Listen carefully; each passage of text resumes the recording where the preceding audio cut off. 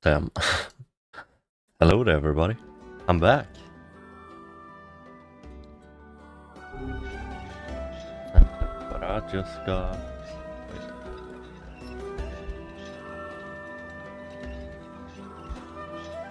I got myself a boom arm. Very excited about that. Now I have all this space in front of me.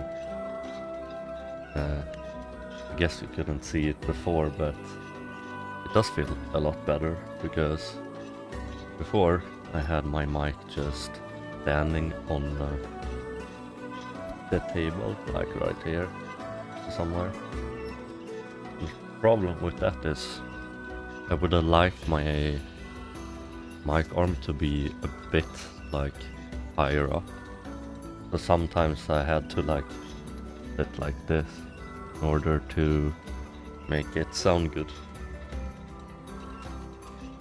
Or like make it sound better at least.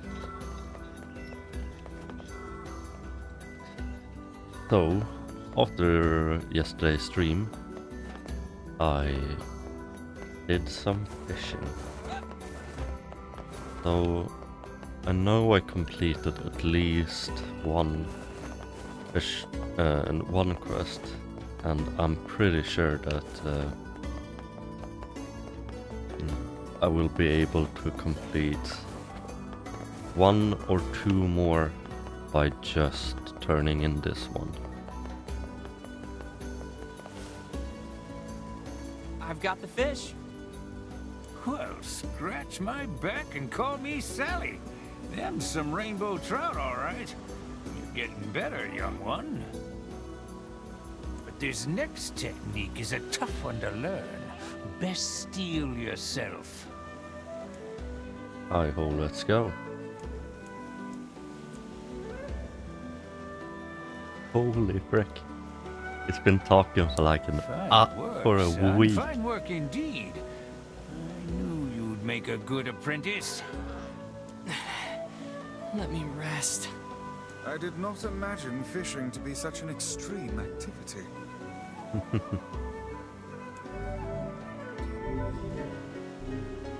So now my level has increased yet again. You've come far, my apprentice, but now the real fishing begins.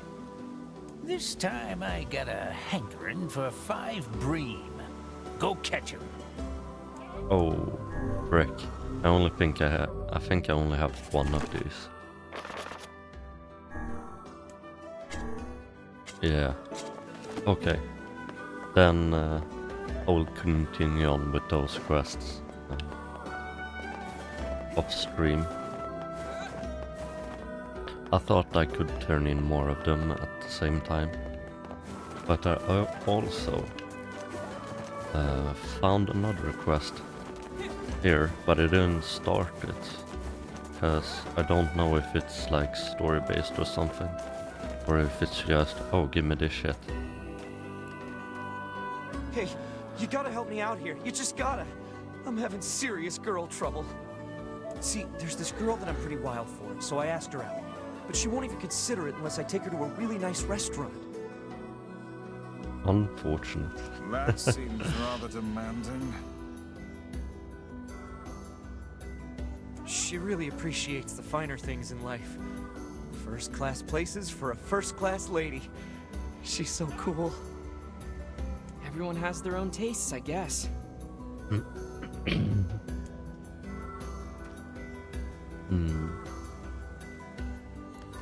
Wait, what? I tell ya, there isn't another girl out there as high class as mine. Okay. You didn't tell me what you wanted me to do, did you? Or did I just not listen? That might have been the case, I'm not gonna lie.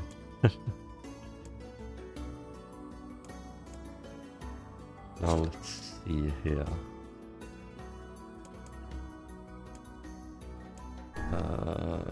Wait, these are only the non-accepted.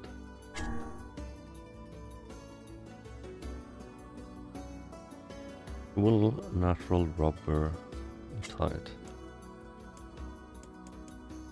Signature dish. No. Fragile item unknown. It's none of them. I was sure. Didn't you say like you needed my help?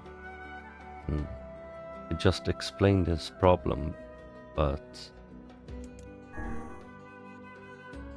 I couldn't do anything about it.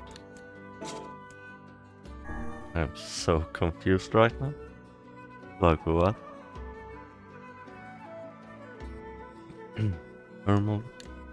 Herbal remedies. Oh.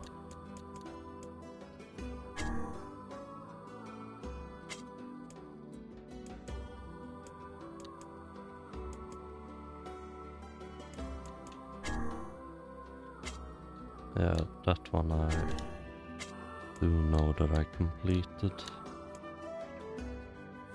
Salad twins.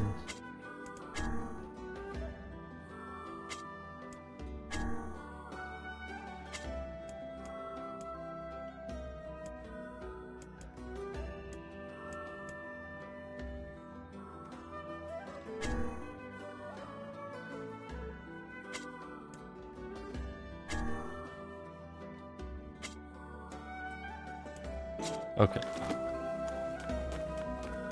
Okay, maybe this wasn't a quest. That confused me something fierce, dude. Because I really thought that there was gonna be a quest here, but apparently not.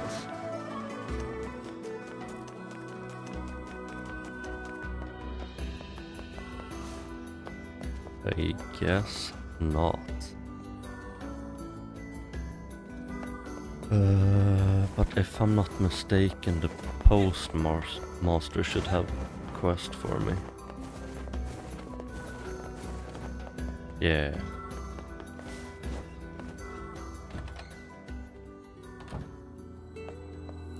Ah, just the kid I was looking for. What's up? I've got a letter for the lighthouse lady, and I was hoping you could deliver it. The other postmen, well, they don't really want to deal with her. You don't say.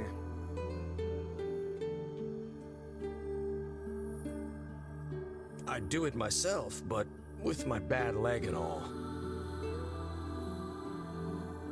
I can't imagine why none of the Anyway, postmasters sorry to keep bugging you, but can you help? would want to go to that very nice old lady. Sure thing. The lady hardly ever leaves that lighthouse, so you should start there. Oh, and thank you.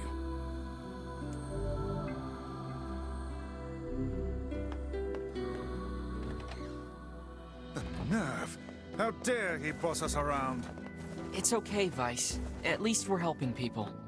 Ah, you are far too soft. And you're just a cranky old man. But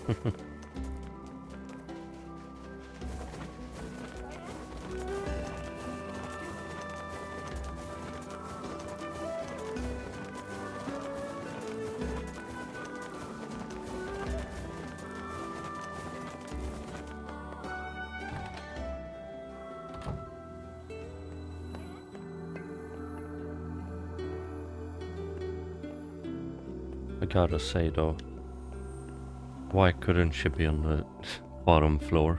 It takes such a long time to go up to these stairs.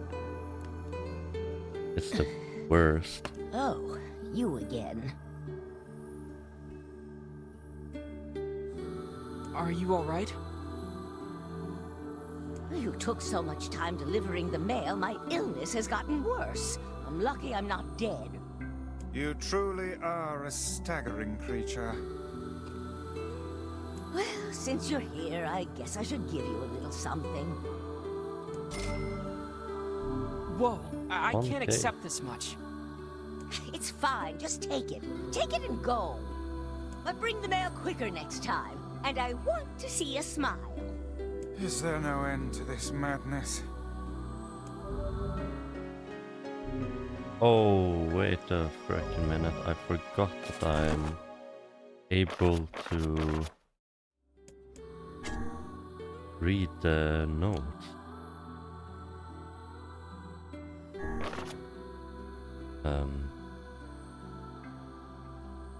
My dearest beloved, again I put pen to the paper when all I desire is to see you with my own eyes. How do the days find you? I'm faring well enough. My illness is stubborn, but my love for you is strong. Just know that you wait for me is enough to keep me going.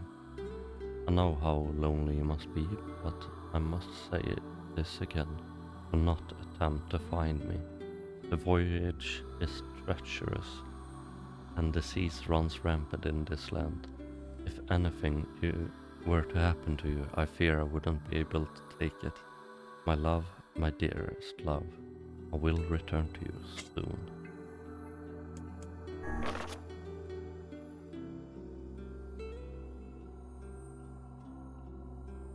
Also, this is from a quest that I did yesterday, but I totally forgot to read.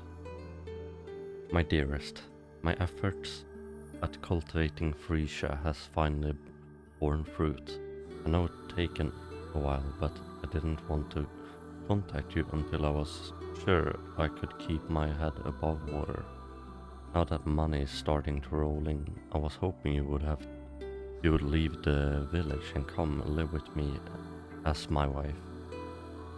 I know it's sudden, but I'm not very good at this type of thing, so I figured I'd just ask and let the ships fall well where they may.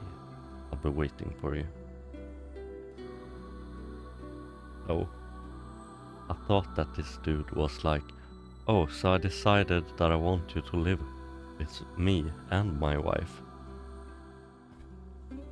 I kind of misread that, but it was supposed to say as my wife.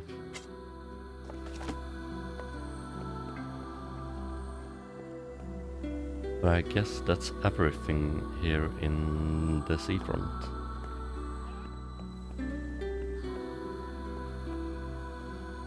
Because like I said, I think that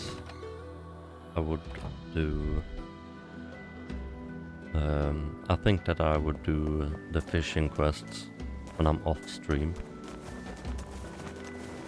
Because I can't imagine it being too interesting to watch me just fish for however long it takes to complete it.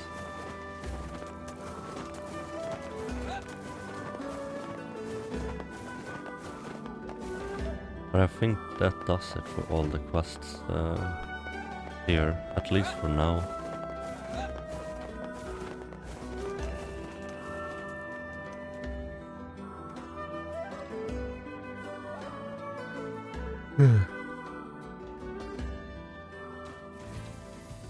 Although with that being said,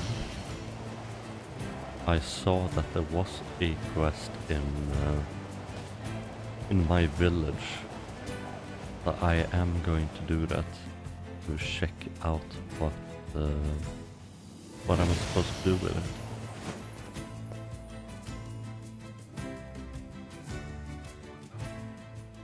Who knows, it might be a like story related quest or like world building quest.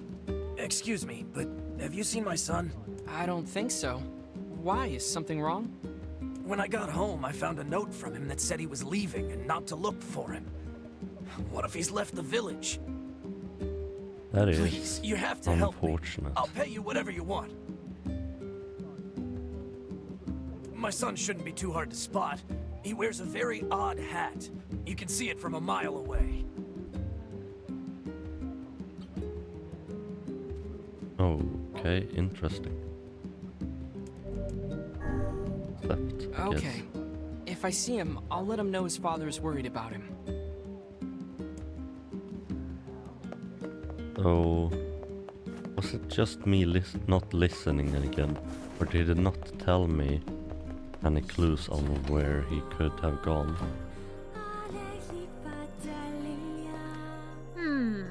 What have we got today? Which job should I give you first? The lighthouse lady's wrath. Oh, frick. I've got another job from that seafront postman. Apparently some cranky old lady is giving him trouble. I wrote down the client's location on your map, so head over there to get the details.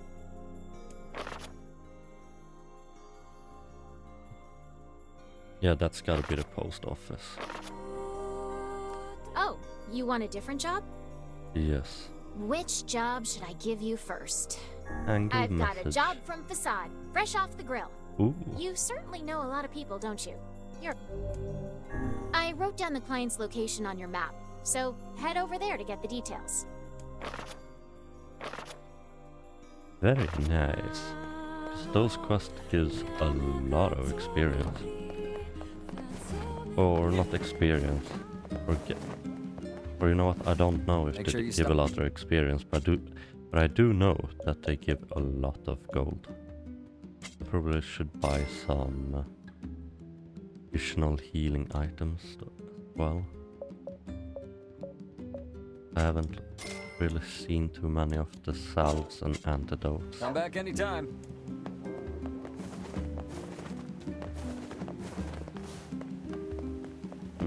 That's the lady Please who get wants that mutton button. shops, My right? kids are driving me crazy. Yeah.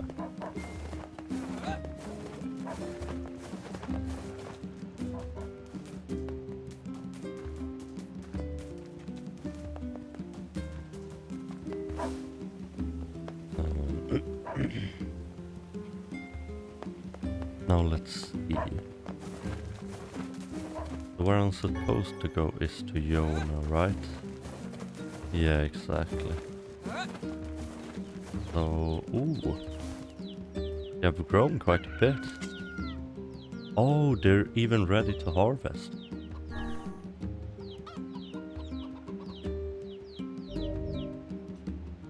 Damn, that's a lot more wheat than I thought I would get. I'm guessing that I'm going to have a lot of watermelons now. Oh, frick. Only one watermelon. It does look like there's supposed to be more watermelons here though, to be fair.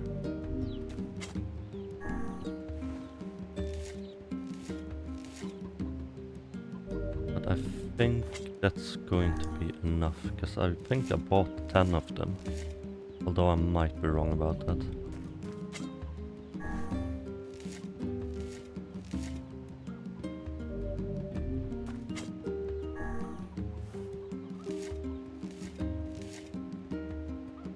But I guess we will have to see. Although my sister, I can complete... Ooh, I can complete the one with my sister, and I can also complete the one with the merchant as well. That's great news, actually.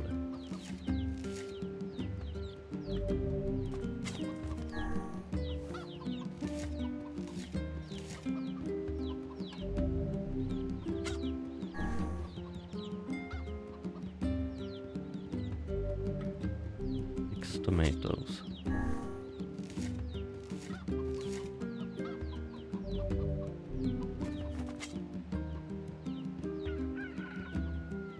So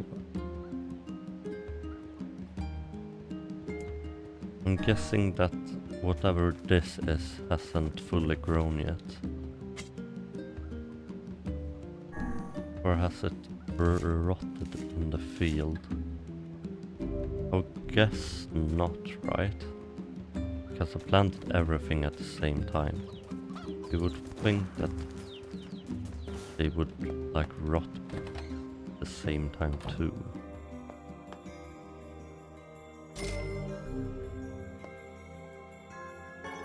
Although I did not expect them to already be done, because Panda told me that it would take like 1 to 2 days.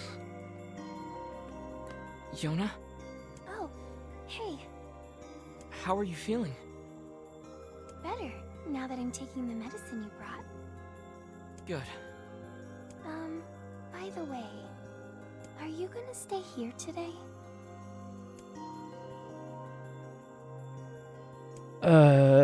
Yeah, sure. You bet. You'll stay with me? Really? God damn it, now I can't leave. She was way too excited for Yeah, that. Yona. I'll stay. Yay! Now get back to bed. She's too damn cute Okay. for her own good.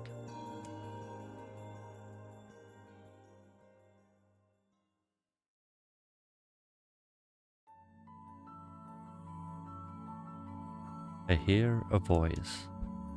I squint and see a boy standing before me. His hair is silver, his skin is pale, and he stares up at me with hard, glassy eyes. Soon his lips begin to move, but no sound comes out. Soon his lips begin to move, but no sound comes out. What is he saying? I can't hear him. I can't hear him. I can't hear him. I can't. Try to leave, but something about the boy holds my gaze. I watch his face, expressionless as his lips slowly flutter. What is he trying to say? Wait, it's a phrase. I can almost make it out. It starts with S, then there's an E. I almost see it now. The letters begin to fall together, almost one after the other, faster and faster. Seal the verses. It's sealed verse. The thing I'm looking for, the key to saving my sister. I stare at the boy with renewed ferocity, trying to desperately make out his next words. Dream. Dream what? What the hell does that mean? Lips move again, fast now. I can't follow them. Damn it, I can't make it out. I want to scream, I want to tear the walls down around me, but instead I force myself to be calm. I can do this. I can do this for Yona. Slowly, ever so slowly, I parse out the letters to make his final words. Forest of Myth.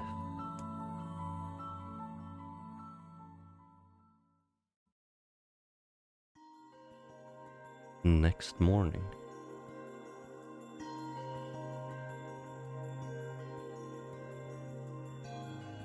Just a dream.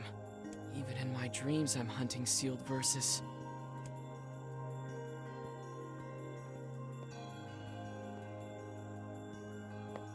Morning.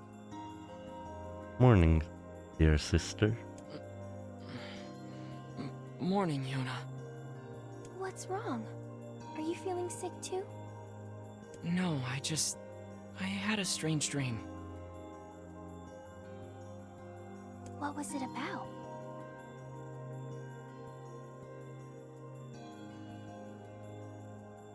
It's nothing. Don't worry about it. 'Cause I had a dream too. Oh yeah? Yeah. Me and this boy were playing a game together. What kind of game? It was called Guess the Words. I think he made it up because I never heard of it before. Oh shit, she had the same dream. Or like, not exactly the same, but basically the same. How did it work? The boy would move his mouth, but no words would come out. Then I had to guess what he was trying to say. It was hard. I wanted to play hide and seek, but we had to play his dumb game instead. So what did he say? I don't know. All I could figure out was dream and forest of myth. But don't worry, I'm gonna study hard so that next time I can figure out everything. We should play a game together sometime too. Sure, Yona. Hey, Yona, I got your ingredients. Yay! Okay, hold on. I'm gonna get started right now. Yona, wait.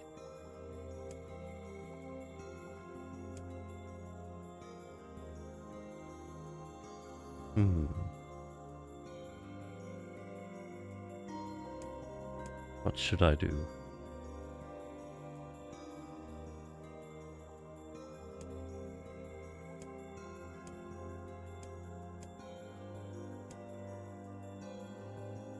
Reminder to cut the meat into you could like chop it up later, I guess.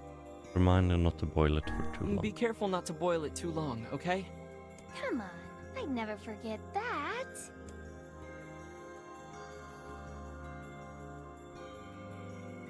I recognize most of the ingredients, but the chunks of meat are so big I don't think they cooked through. Eat up, okay? Sure, Yona. It looks, great. Come tomorrow, Yona's not gonna be the only one here who's sick.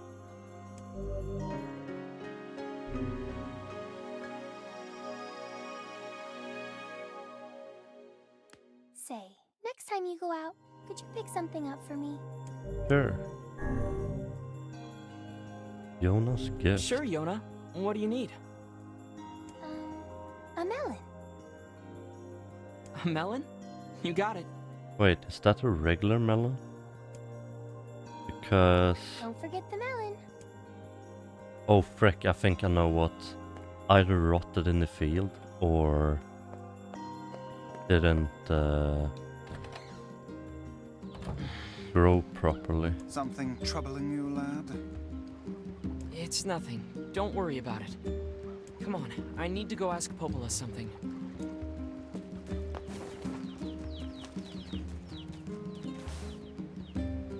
So I'm pretty certain that this once upon a time was a melon field. Like a real regular melon. But I am going to have to do some googling.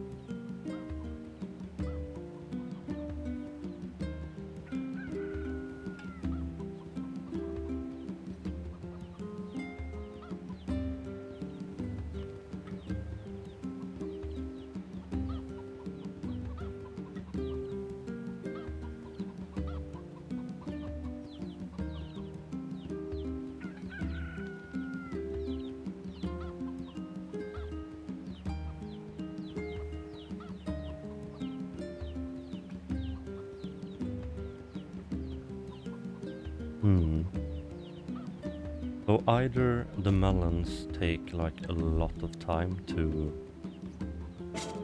grow, or they have already withered. Although it doesn't really make sense if they've already withered, because it's not even been 48, or not even 24 hours yet. They should be all fine. But let's go and talk to the one who has the fragile delivery. Your delivery is complete. Thanks. Here's what I owe you. Now let's head to the Vola to see if I have any other quests to do while I'm at it. Because I believe I can buy a regular melon. If she only wants one, it shouldn't really be a problem to just get one from the shop in Facade.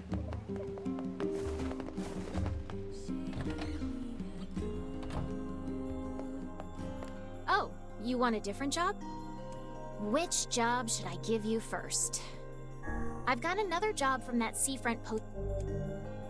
I wrote down the client's location. Wait, didn't I already accept this one? Oh, which job should I give you first? Oh. I Come might back not whenever be able to do both of them at the same time. And I should probably take the Facade one. Oh, which job should... I've got a job from Facade, fresh off the grill. I wrote down the client. We should be like... You taking it easy today? He should be in the middle of the cave. So let's head over there right now.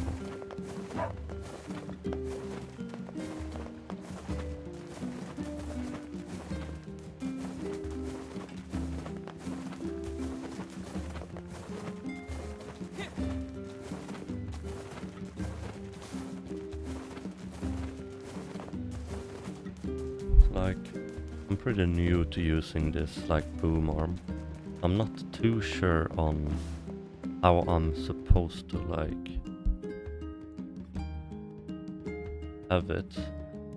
If I'm supposed to have it like this, or like more in front of my mouth, or like directly in front of my mouth.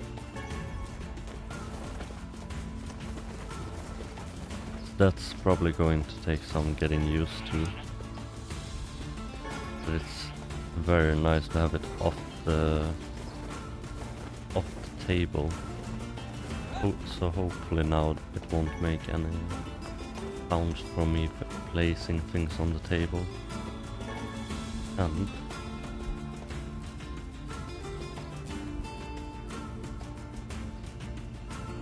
I could like, if I wanted to, I could like sit like way back here, which I wasn't really able to do before.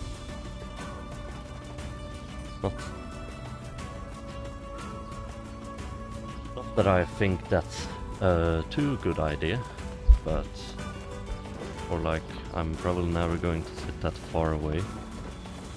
But yeah. Nice to have the option to do it at least. Oh, Jane is back.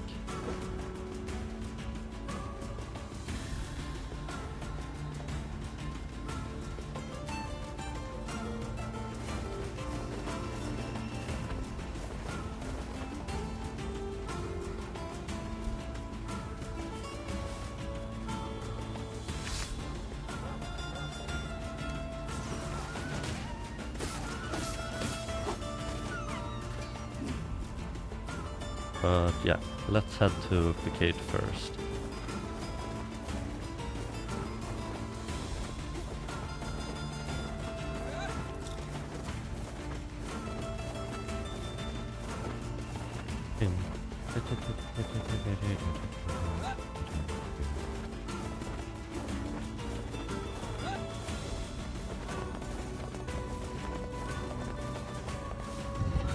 Let's see what quest we have to do here.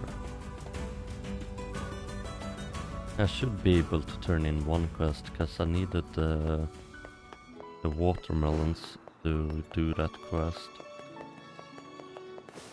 But I should also be able to accept a new one from here.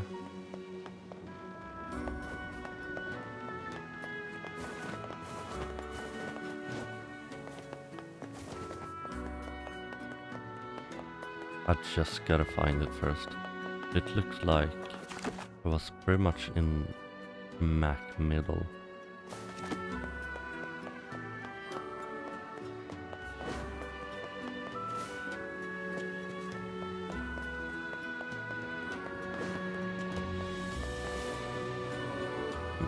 That's not the one.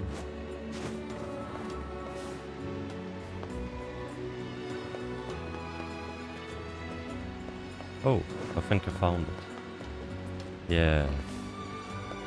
The only question is, can I jump that far? Yes, but just barely.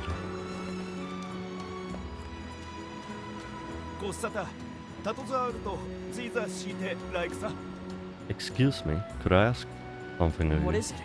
What is it? Alright. Yet another rule says that in order to strengthen community solidarity, we must interact with each other on a regular basis. I've been spending a lot of time in the city lately, and I might be nice to have you join me. What do I need to do? First, I'll tell you who to speak to and what to say. Once you deliver the message, you will receive another message that must be delivered. Do this 5 times. If you make a mistake, you must start over from the beginning. The recipient knows what message you'll have, so don't try to cheat your way through the obligation. Do you truly think this is the best way to increase community solidarity? So, this sounds like a job for my handy-dandy notes. I'm sorry with the rule, but would you please consider it? Yes. Hey, I'm all for making friends. Let's do it. タク、ゾガイク。で、トルと伝存可視と太陽竜。伝存可視デズチとダリルと。テルアとアルテルア対決地。The masked people.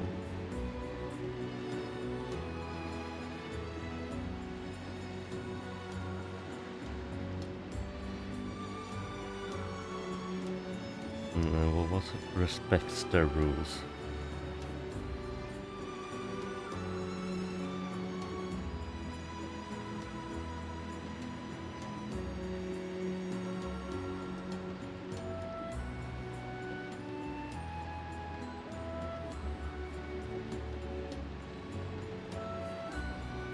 Okay. Wish you good luck. This is one strange game. This is one strange city. That's not untrue. Speaking of which, What? I trust you have not forgotten the message. We'll see. Now I should probably have been listening to where he was. I'm not gonna lie. No, it was a left-hand side guard, but I can't really remember if it was by the entrance or by like... yeah, it's by the entrance, gotta be. Are you the first recipient? I am. Your message, please. Masked people respect the rules. It was, the masked people respect their rules. Correct. Rules are the most precious thing we have. For now. Now for your next message.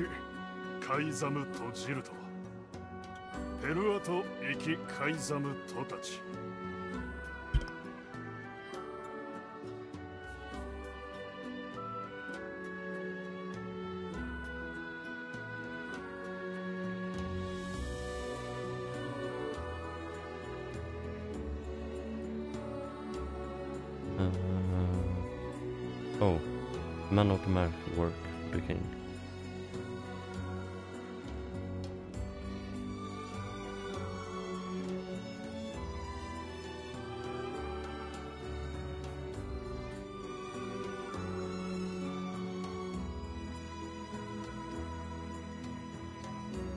Okay, so I'm guessing that I'm supposed to go to the king next then.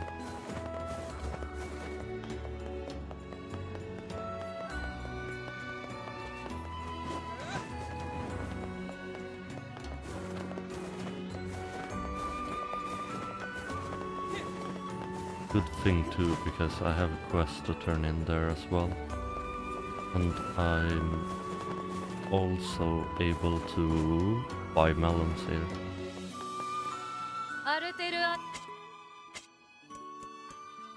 Oh, they were pretty expensive though, not gonna lie. But...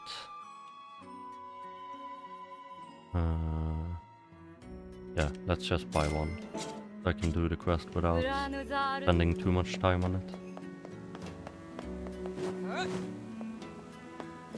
And this is the lady who wanted the striped food. Are these watermelons what you were looking for? Yes, thank you so much. Great! I hope you can make your daughter something tasty. Oh, she loves watermelon cake more than anything. Now please take this reward. 3k. Okay.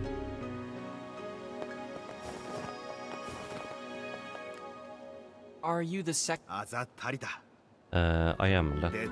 Let me hear your message.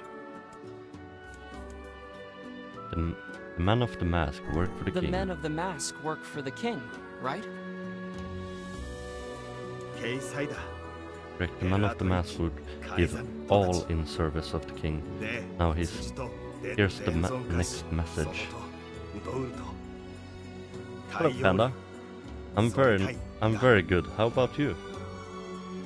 I got myself a boom arm, as you might see.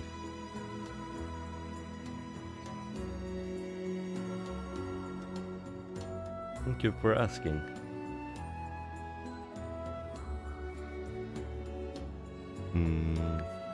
Childcare can be difficult.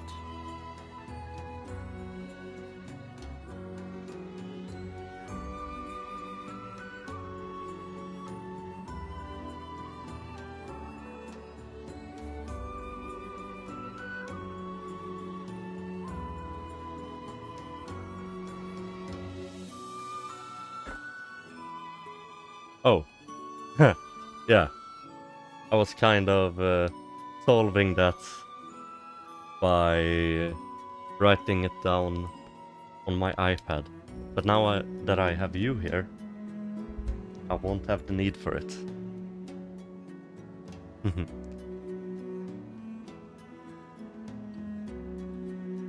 Oh.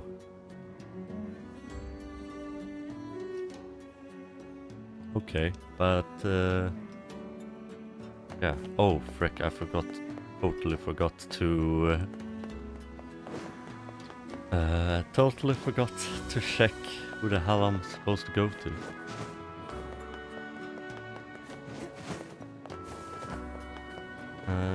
This one, I think.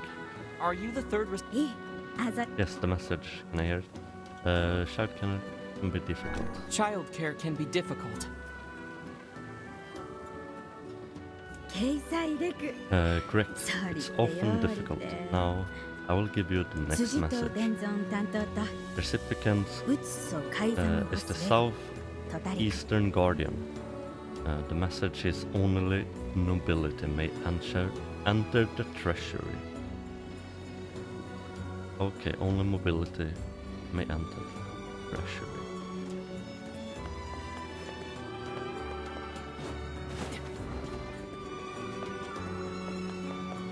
Oh, Panda, how have things been? Hope they've been good.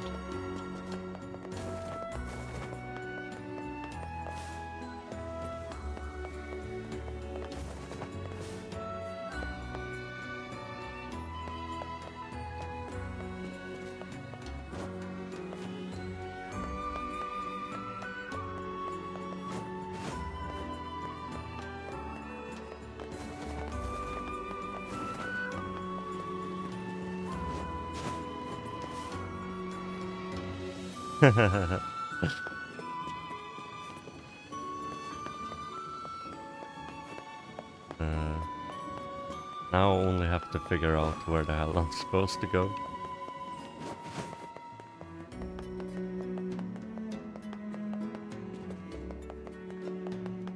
Wait, it said something about...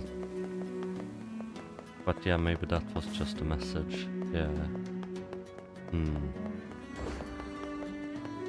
So I'm guessing that I have to find the treasure then. Something about the left guardian, I think.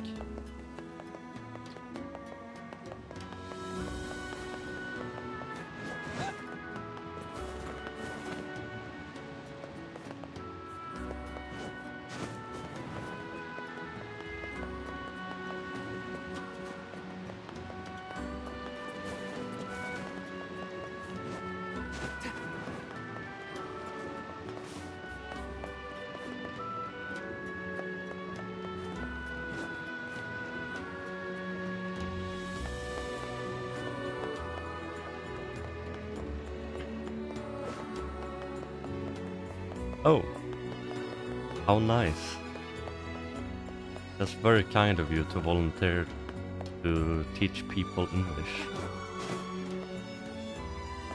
I had the last class this morning, and I went to get my COVID and flu shots, and now I'm back. Oh, hope it went well, and that you don't have to feel a lot of, what else is it called in English? Like,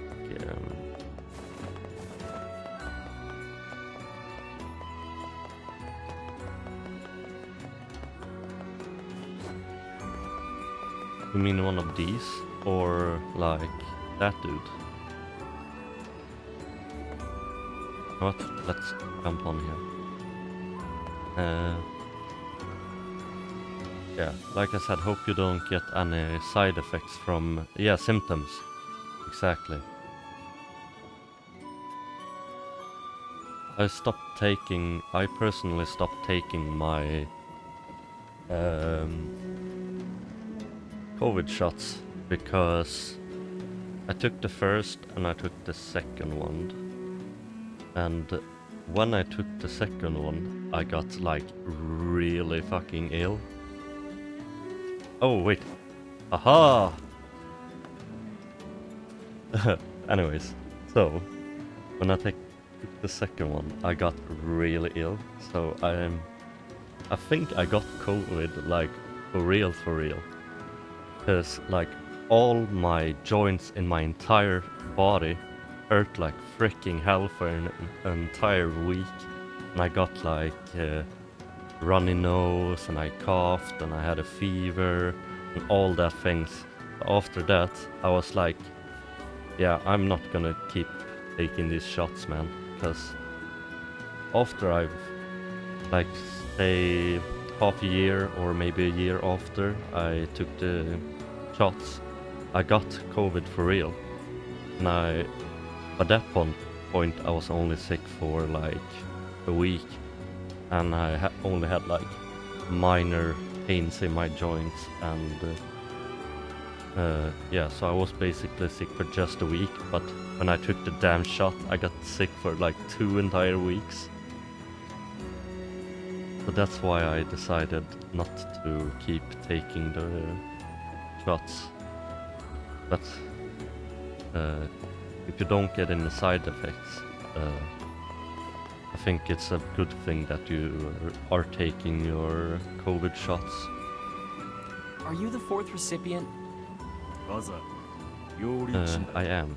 Give me your message.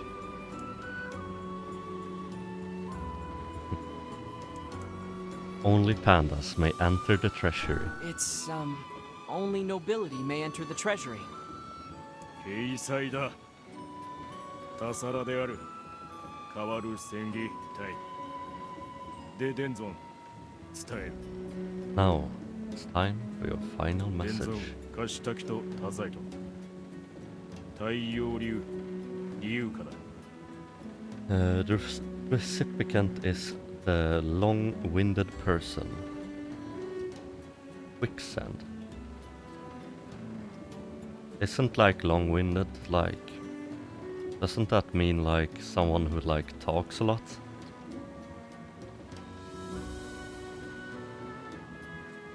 Or have I gotten that part wrong? Well, at least I need to remember quicksand.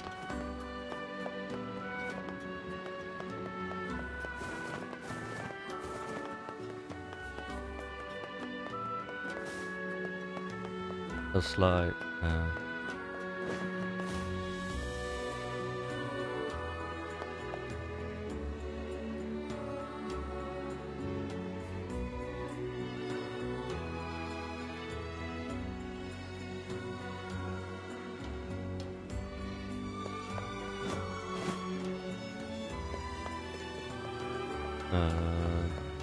yeah, I only say that because like I know that you can't like get COVID like for real, but I had the same symptoms when I took the second shot as but a lot worse than when I actually had COVID.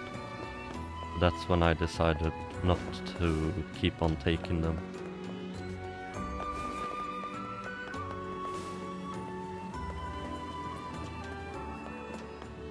Yeah. I wouldn't... But is long-winded something that's like always has a negative connotation? Or is it just stating a fact? Or like something that's long? Or someone who's like dragging on the conversation? Because I wouldn't say that it's long-winded, but or maybe I'm just thinking about it that it's always negative, always have a negative. God damn it! Always has a negative connotation to be long-winded. Are you the 5th recipient?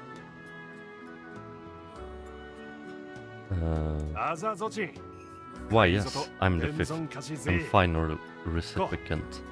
How fabulous that you have made it this far. I'm astounded. Now state your message. Quicksand. Quicksand. Correct. Amazing.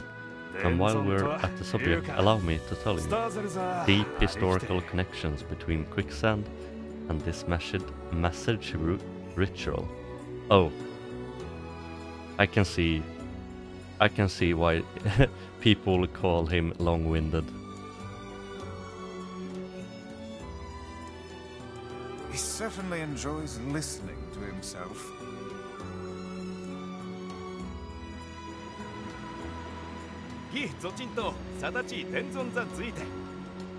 Well, yeah.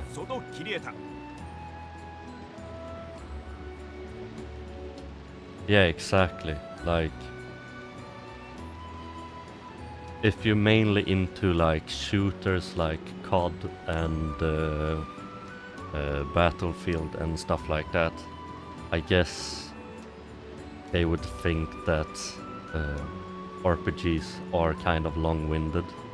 But personally, myself, I do love to have details and like immerse myself into the world. You've passed your message to 5 people. Now those of our city know a great deal more about you. Here's your reward for completing the task. To build connections? This blasted town is beyond my comprehension. Damn. Also, all my crops has grown, so I could harvest them before I got here. I did the quest with the watermelons, and I also did the quest where I'm supposed to go to give my sister some ingredients so she can cook me a meal.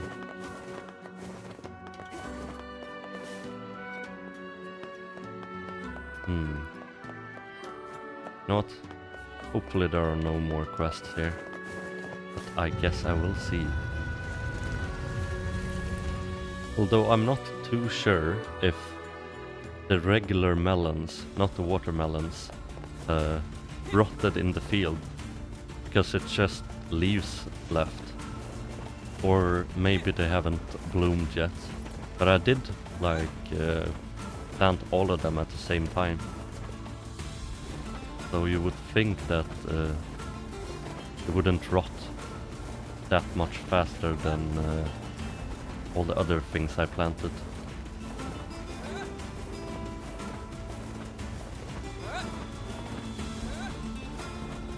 But I can show you, because I'm supposed to go back anyways.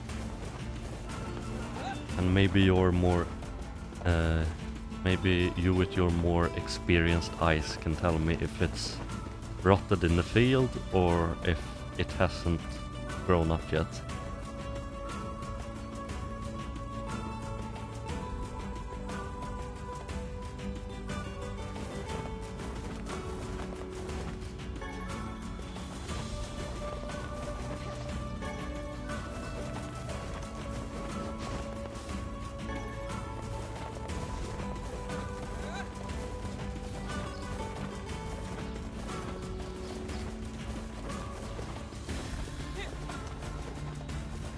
Gotta say though, I do love to have a microphone arm, or like the boom arm, or whatever we call it.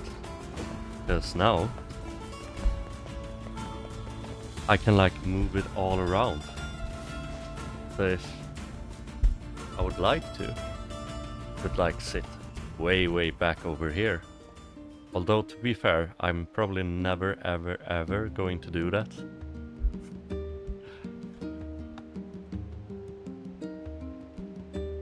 But it's also very nice to have it like up from the table, because previously it was only about here, like the very top of it.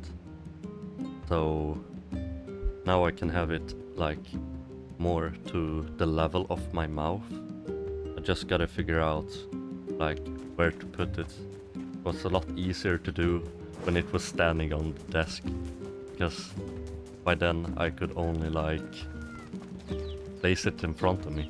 Now I can place it like over here maybe, or like directly in front of my mouth. But I've heard that it's not too good to have it like directly in front of your mouth, because then there could be like some pops and stuff like that. Asking for gardening advice. Wait, can you actually do that?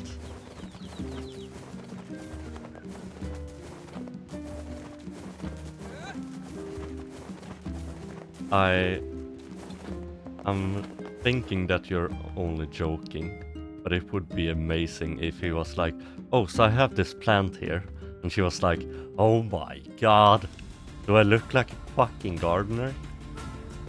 Oh, no, damn it. It would have been really funny though.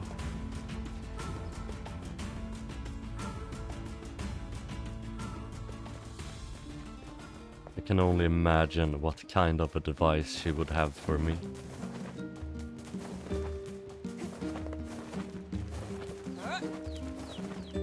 So yeah, this is the one.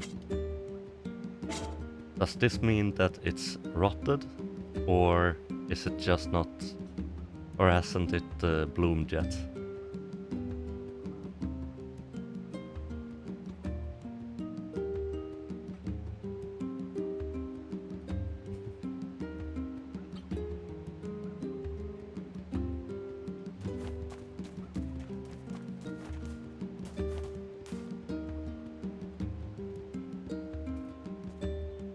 Because click the icon. It only says like discard or do nothing. Previously it said that I could water it. That's kind of why I'm thinking that it might have rotted in the field. But like I said, I'm not too sure, so I don't want to do anything about it until... Because I did some quick googling and it said like basically... Oh, okay, and I can just discard it. Damn though, that makes it... Damn, it had to grow like really freaking quick though. Because it said like, at least for the original NeiR, that the rotting time was like from 24 to 48 hours. And I was only gone for like less than 24. Thanks. If there's anything else you want, just let me know. Well, since you offered, would you mind getting me a watermelon? God damn it, I Watermelon don't this think I time? have any left. Sure thing. Although, to be fair, they maybe sped it up for this game because they thought that because the backlash, because I imagine that it would be, they gotten quite a bit of backlash from having to just wait to do quests, or like spend all your gold to be able to buy the ingredients for the quests. I'll be waiting for that watermelon. Well, it's too damn bad that I didn't plant 11. Frick.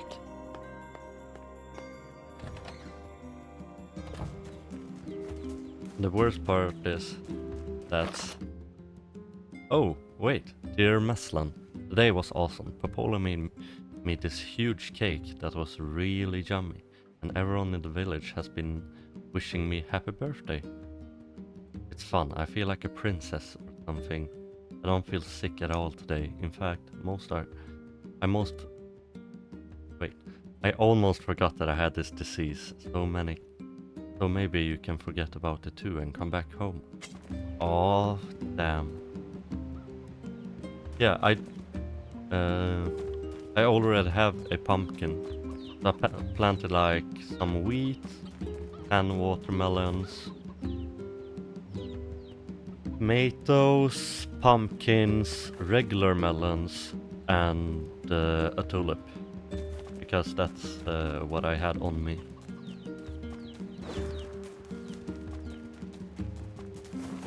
But for now, I guess I should go to Popola and see if she has any new quests for me.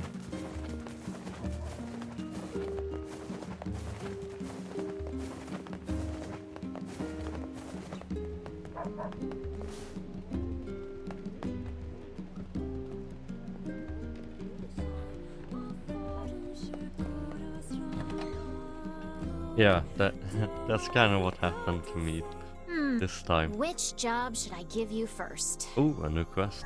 But I've got another job from that seafront. That's very nice to... Apparently some cranky old lady is giving him trouble. That's not very nice of you to say that I client's needed a location on your pumpkin. map. So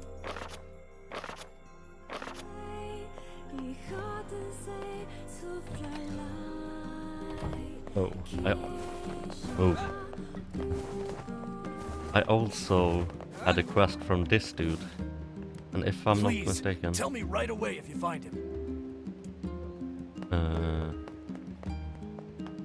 This dude only said that his son is gone, and I need to find him.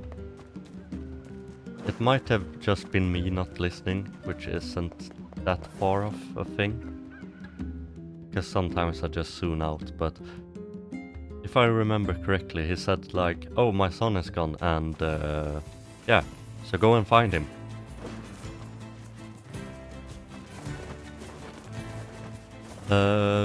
I have done 2 at this point, I think.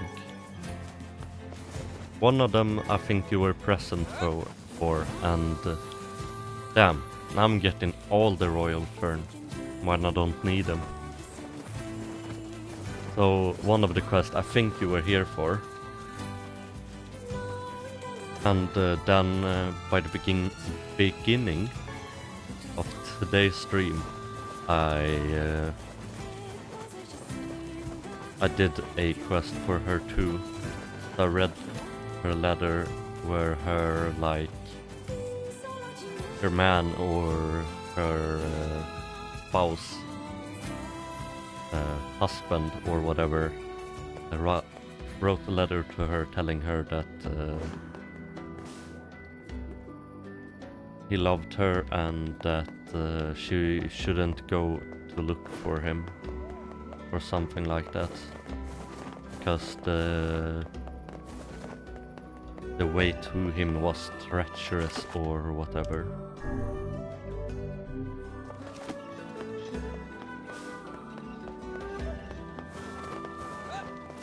Hey, are you the kid who ran away from home?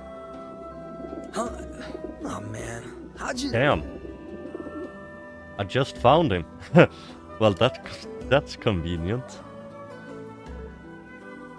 Your father's worried sick about you. Why'd you leave anyway? Because he wants me to, like, take up the family business. And I ain't doing it, man. I'm a rebel. Is this dude a stoner?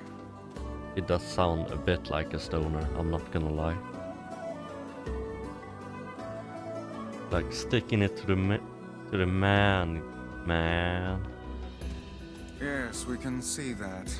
Well, perhaps you should let your father know that you're alive and well, and also explain to him why you left. Oh man, why do people always gotta hassle me? Yeah, alright, I'll do it. But first, you gotta do something for me, man. Yeah, exactly.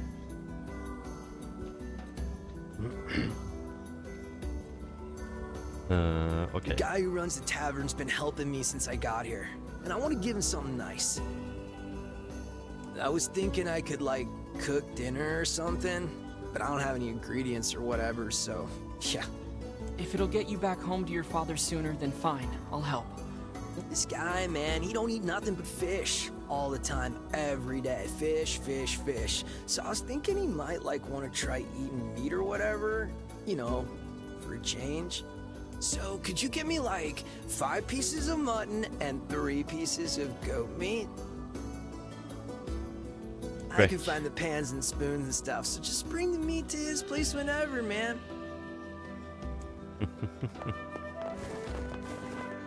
I also think I have enough to do the merchant's quest.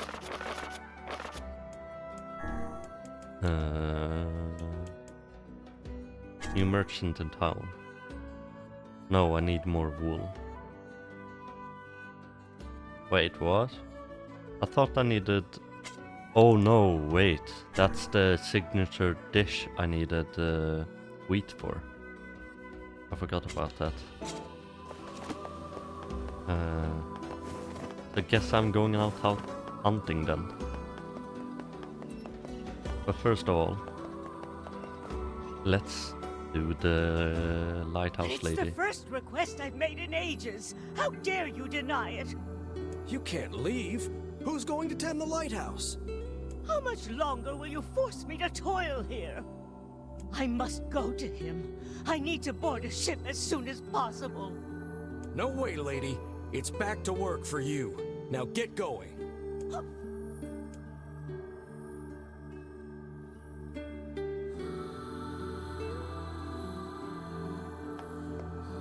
What's going on? There's no one else in town who knows how to keep the lighthouse burning. We need her. Look, she seems to trust you. Think you could maybe talk her into it? Sure. I wouldn't say that she seems to trust me, but... I suppose a visit is in order, yes?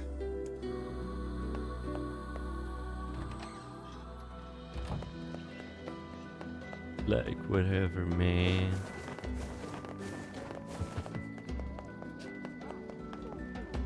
So, if I'm not mistaken, I could buy some We got the sardines and also buy some herbs. It's probably not going to be worth it, but that way I don't have to fish for them. If you're ready to get serious... Carp sardines. Oh, damn, they're expensive. Although, it's pretty much nothing to all the gold I already have, so Come back let's if you do run it. out of bait. Yeah, well, yeah, that's true. Just because she's rude to me doesn't mean that she's not even worse to other people. I found your ingredients. Oh, you are a lifesaver. Let me just get your payment. Oh, and a meal on the house.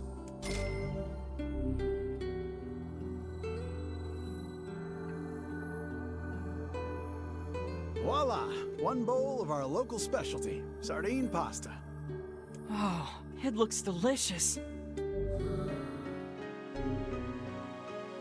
Excuse me, but can I get your help again? Let me guess, you want more sardines. What's up? People are finally tiring of sardine pasta. Oh? I'm fresh out of ideas for new dishes. You seem pretty well traveled for a kid. So if you run into any interesting recipes during your journeys, could you let me know? Sure. Well, I don't have much of an eye for cooking, but sure, I'll see what I can do. Thanks so much. Recipe ideas, huh? Maybe we can find a cookbook somewhere. Let me know if you find... Okay, I haven't found a cookbook. I just found old school books. Oh, right, and that dude wants me to get some fishes who's pretty hard to catch. Oh, and also after yesterday's stream, I got a freaking shark. It was massive, my dude. Holy frick.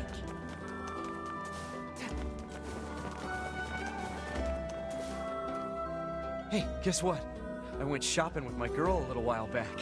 You mean the one who only goes to super expensive places? That's her, all right. Anyway, there was this nice accessory that I thought would look great on her and didn't cost much, so I bought it for her. But she refused to take it. She said she doesn't wear cheap accessories. Well, that's not too surprising. Yeah, I should have known better than to try and impress her with such shabby flim-flam. Next time, I'll get something high class all the way. It'll cost twice my yearly salary. No, 3 times! No, dude, my dude. My dude. Listen to me, alright? Don't do that. I suppose this girl could be lovely, but don't do that. Not even close. Cause I have the feeling that she's just in it for the money. So listen to me here, Miss Resident. Mr. Resident, I mean. Don't do it. Don't you dare. Cause if she loves you, she would love anything you give her. Even if it's expensive or if it's like cheap. Don't do it, okay? I do have a feeling that he might do it anyways though. Even cares for you. And that's also the case that he's not really able to hear me. That's also a fact. You humans certainly have complex and exhausting mating rituals. Dude, I'm gonna go back to this dude again and he's going to be like in rags and be like, oh, that girl didn't like the thing that I bought for like 3 years of my salary. This, mark my words, this shit ain't gonna work out for him.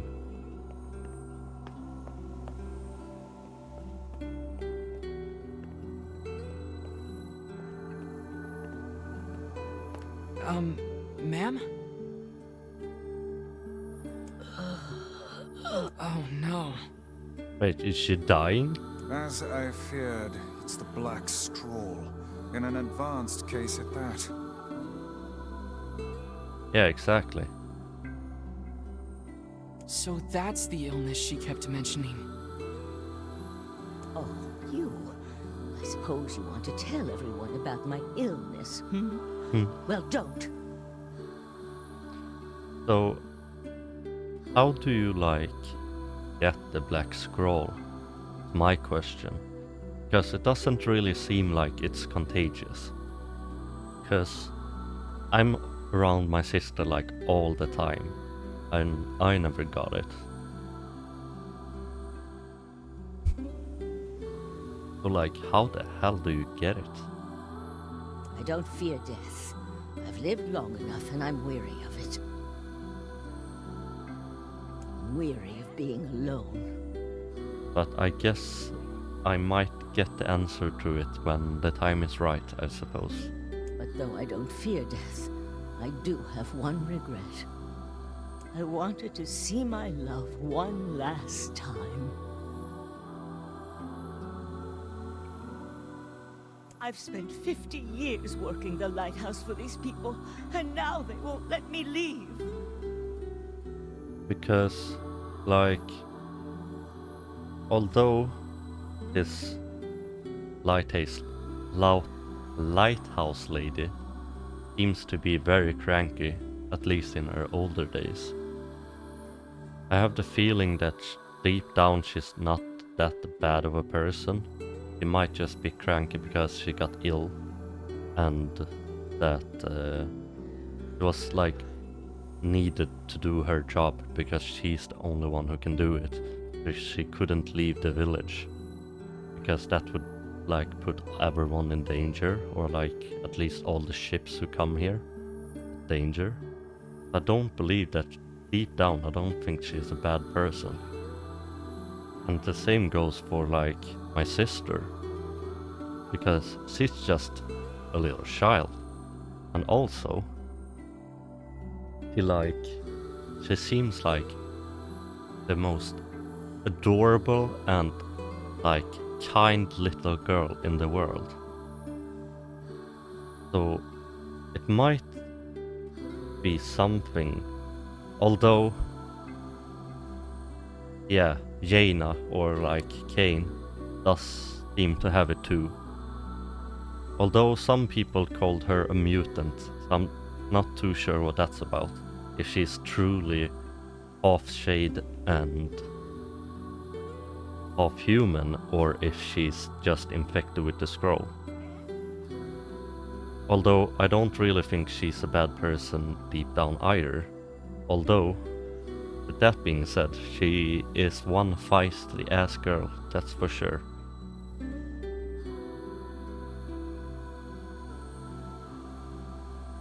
You're no think?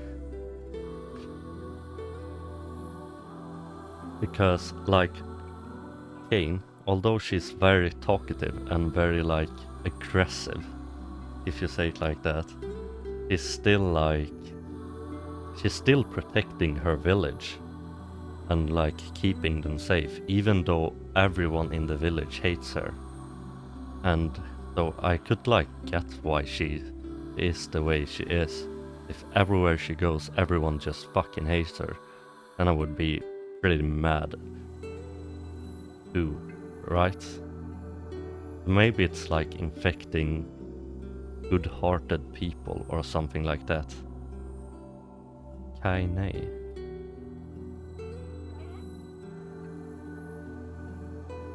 So is that how you're supposed to say it? Like NeiR? Like NeiR.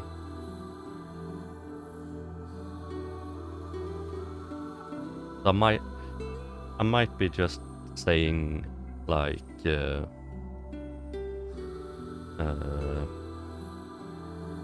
be saying like Jaina because it's a lot easier for me to say. And yeah, that's where I first heard the voice actress voice. Okay, well I guess I could try to say NeiR. I just want to see him. I want to board the ship that will take me to him. Oh, cruel world. So it's a dying wish now, is it? We should help her out, Vice. Yeah, We've better things to do than stay here and operate a lighthouse. You'll have to convince the villagers to help. Yeah. Come on, let's start with the postman. Cause like now, even though this lady is like hella mean to everyone, I think that's because she's dying and her only wish is to be with the one she loves. And the village is not allowing that, and also her like husband or like spouse or whatever doesn't really want that either, because of the danger it could cause the village and like their import business, or like all the vessels surrounding the city. But I guess we will have to see.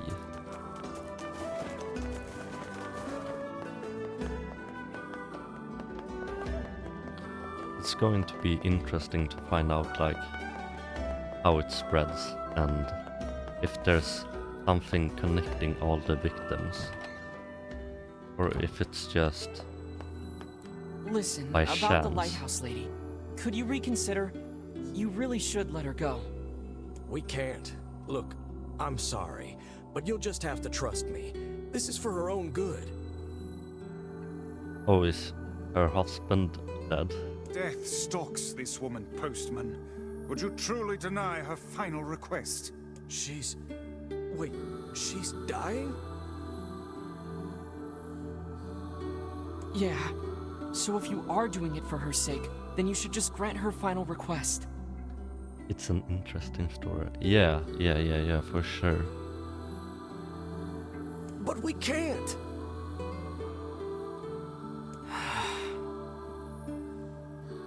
Look, I have things to attend to. Come back tomorrow.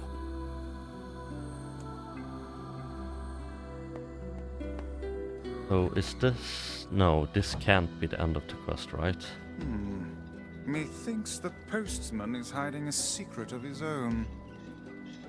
I Yeah. suggest we go back. I have a feeling we might discover something. I also have the feeling that her husband might be dead. I can't believe she's going to die. I suppose there's no need for this now. Or what now? Listen, Mr. Postman. Hey! What are you doing here? I would ask the same of you. Work! Just some work! That's not shady at all. Or like, not that he's here, but the way he responded. Wait, are you writing a letter? I don't see how that's any of your business. Oh. Damn, her husband is absolutely dead. Well then, allow me to ask about something that is very much our business. Why are the old lady's letters, and only her letters, postmarked from this very office? What? Well, that's because... The other deliveries bore postmarks from locales far and wide. What are you getting at, Vice? A woman was not receiving letters from a lover in some far-flung land. They were penned by the hand of someone in this very town. Well, crap. Go to the back room. There's something there you should see.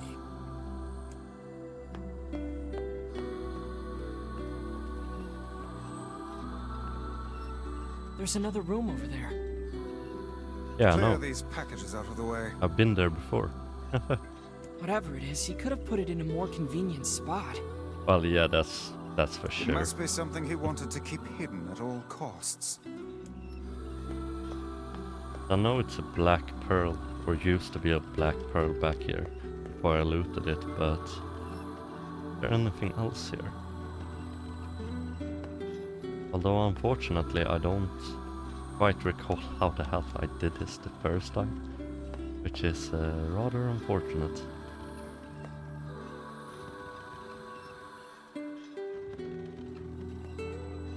Oh right, this is the way I did it. They're... letters. Yes, and a rather sizable bundle. Oh no. Don't tell me that the postman has like...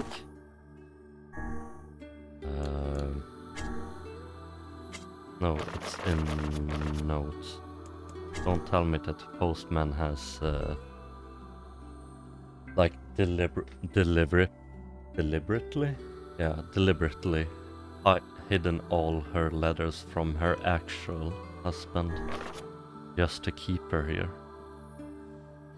Yeah, that's the... Oh damn. Wait, can I go back to her and like wish her a happy birthday? Letters from... No, that's the one with the tulips.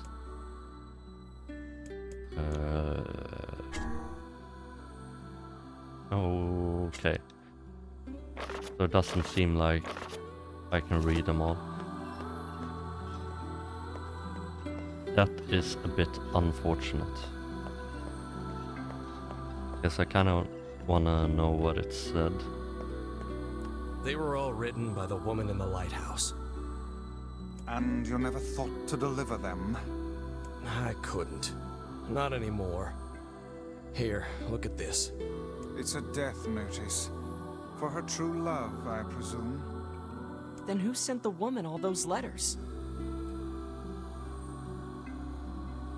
We just went through this, NeiR. It's him. He just admitted it. Are you having like memory problems, my dude? I did. What manner of cruel hoax is this? I didn't mean for it to be cruel. None of us did. The whole town agreed to help. So you're all in on it? Those letters kept her going. They gave her hope. She believed her love to be alive in a foreign land somewhere, and we couldn't bear to tell her otherwise. So we just kept the lie going. Oh, I'm going to have to make a difficult decision now, am I not? It started with my father some 50 years ago. What? Are you gonna keep lying to her? So you're telling me that this dude she thought that she loved isn't... No, wait, I found the death notice. Then how... For 50 years? What? Yes. The truth can only cause her pain. Are you sure she's better off this way? I'm pretty It's certain. not a very happy truth now, is it? What about her final request? I don't know. How should I know? I'm just a damn postman. Damn, her hubby must have died like a long time ago then. I don't know what to do anymore. What's the best thing to do? What's the right thing? Here, I have a new letter. Take it. It says that her love is coming, but that the journey will be long. It tells her to wait. You wish us to deliver another letter filled with lies? You uncovered our town's deepest secret like it was nothing. I don't think that's an accident. Look, I've told you what I think. Deliver the letter or tell her the truth. It's up to you. Frick. Oh man, this is tough. What do we do, Vice? What do we do? Calm yourself, lad. There's no need to get in a froth over a problem of someone else's making. It's hard to believe the entire town was lying to her.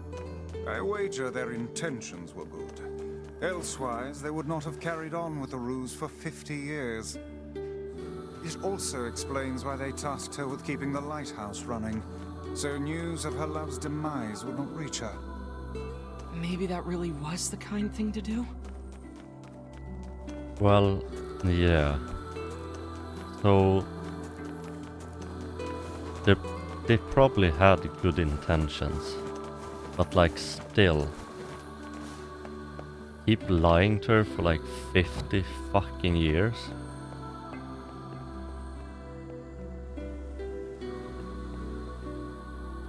Now I gotta figure out if I would give her the letter or if I would just tell her the truth. Because obviously telling her the truth is the right thing to do. And Do you have any further news for my love?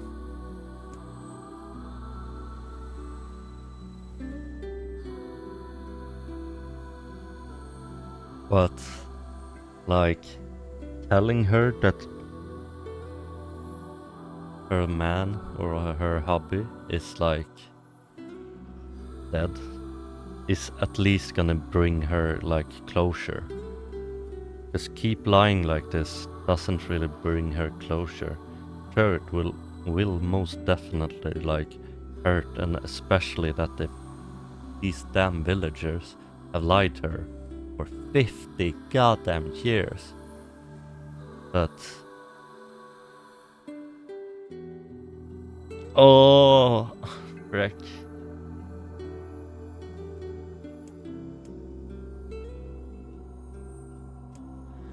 Because she's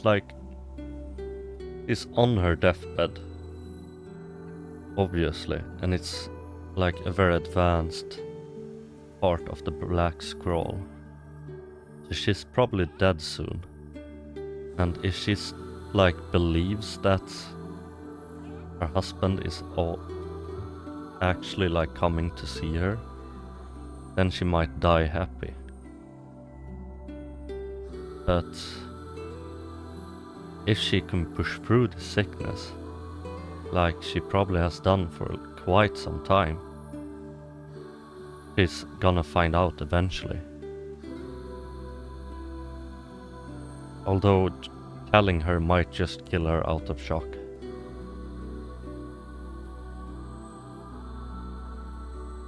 Yeah, exactly. Like, it's a fantasy world and like made up and stuff like that, but it doesn't really like make the decisions any easier. Cause like mostly I can't like just think about it as a game, or like it's not like I lay awake at night thinking about these decisions, but like I can't stop thinking about how I would like to have it if it was like me in like the real world.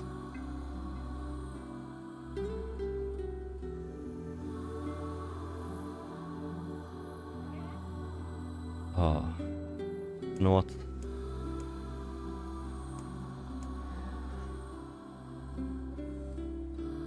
It doesn't really help that I can't control what he says when he says her lover is like dead. Because I have a feeling that he's gonna be like, oh, your lover is dead, and like also this entire town has like lied to you for like 50 years, so bye.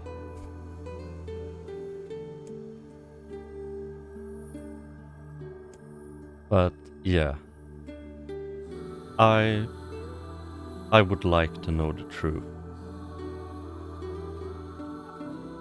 I honestly would. Because like living in a lie, even though it's not you constructing the lie, is like still living in a lie. And she might die happy, but if she knows that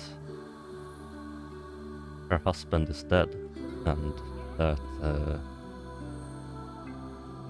he will maybe, or at least that's what it's like, seems like she will be with him soon. Maybe that could bring her like closure.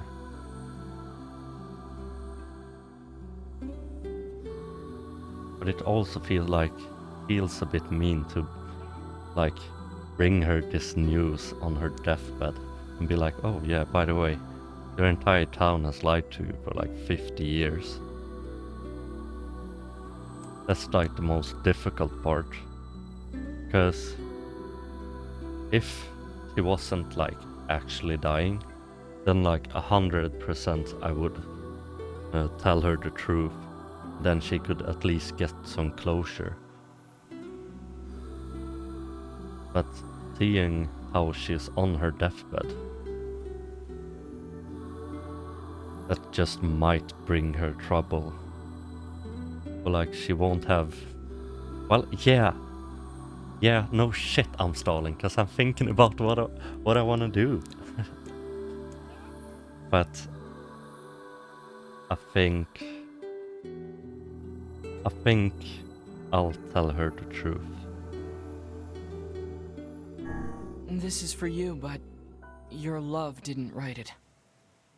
Oh, Posh, it's his handwriting, and I recognize the stationery too.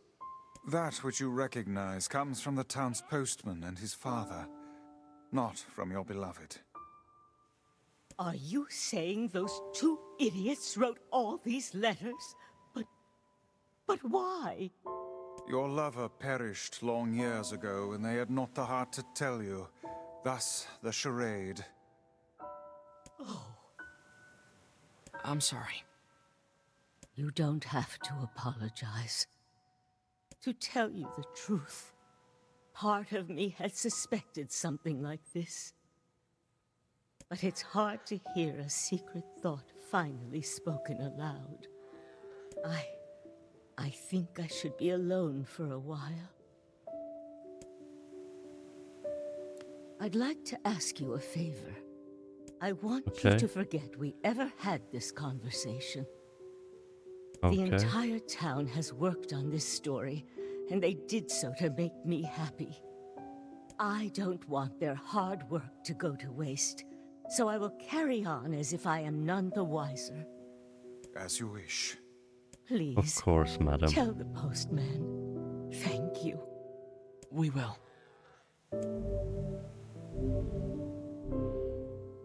That does make me feel a little better about the choice.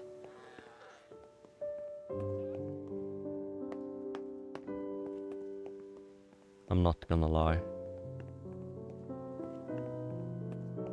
Does feel better to like tell her the truth, and that she could like see that they didn't do it out of spite and they only did it not to break her heart.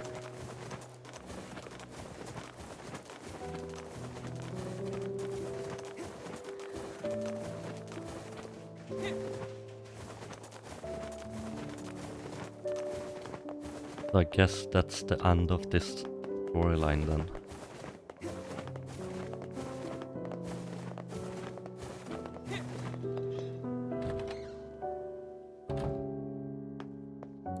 My leg's still bothering me, so I don't think I can get back to my rounds for a bit. Wait, didn't he... No. Maybe I was just wrong. I imagined he said that I was supposed to talk to him, but I guess not. So what other quest could I do now? Fisherman, that one I'll do off stream. This one I'll probably do off stream too. There's one more quest, but you have to return. Well, oh, okay. This one I could actually do. That's a very fitting name for a quest. Or like it's a very fitting name for the quest in question. Seafront traveling masculine 5 meals. Head to the library and see what you can find. This one I could actually like do.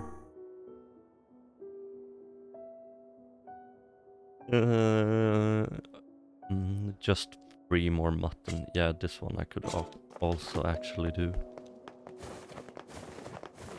So I need to get 3 more mutton. You better watch yourself around that old lighthouse lady. And I also need...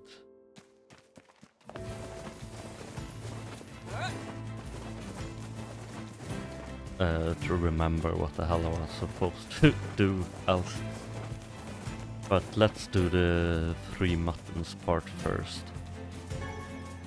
I'm also guessing that there's a quest up in this manor.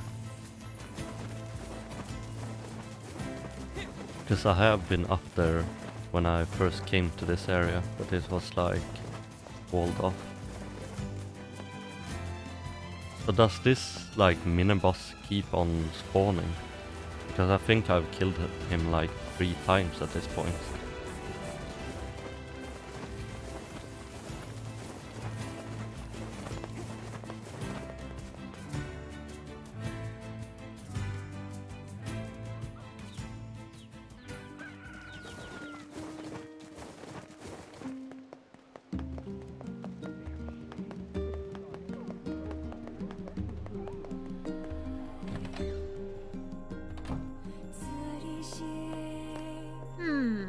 What have we got today? Which job should I give you first? Oh, brother. This one's rich. Some guy wants to give a gift to a woman, and he needs your help. Oh. Oh, okay. Oh, brother, this one is rich. Some guy wants to give a gift to a woman. It's the same dude, isn't it? The one who had a gold digger for interest. Who was interested in a gold digger. Isn't it? I wrote down the client's location on your map, so head over there to get the details. Yeah. It definitely is. Oh, you... Which job should I give? I got a letter from the seafront postman. Apparently he has a message for you. How mysterious. I wrote down the client's location on your map, so head over there. Yeah, so before I go back there, let's go gather the mutton.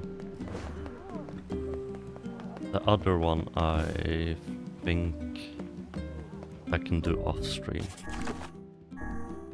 Yeah, that one is off stream. This one is also going to be off stream.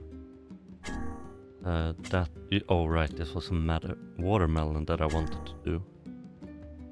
Let's go and gather some more mutton before we head back. I also need to stock up on some healing items. Because I just gave away all my healing items for a quest. Or at least the medicinal herbs ones.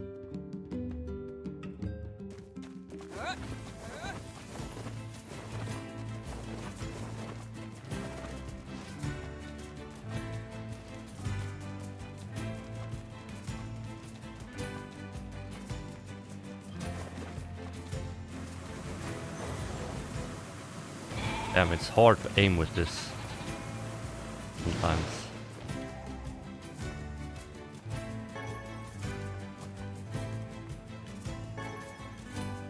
That's 1,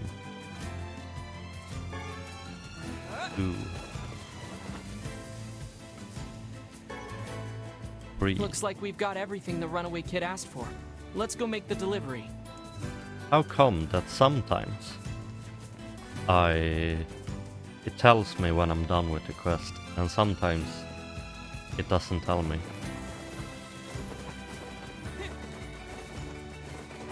That's very strange. When I was fishing for all the fishes off stream, I had to keep track on how many I needed.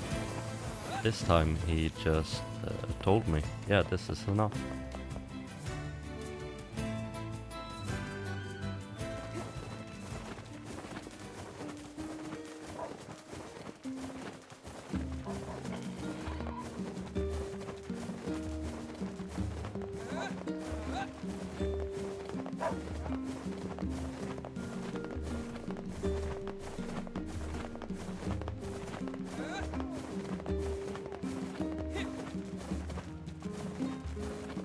I'm not gonna lie though, I would kinda love to have fast travel. It would make things a lot easier going to and from places, especially when I had to go to my village, or like when I was in Seafront I had to go to my village and then go back to Seafront to be able to have new quests there.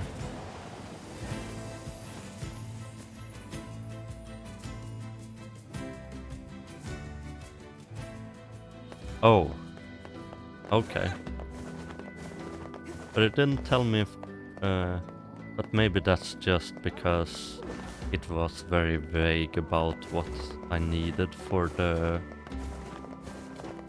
melons, or like the watermelons. That old lady in the lighthouse is a real pain.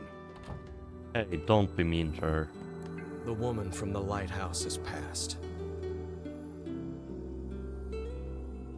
Oh, frick. Ah.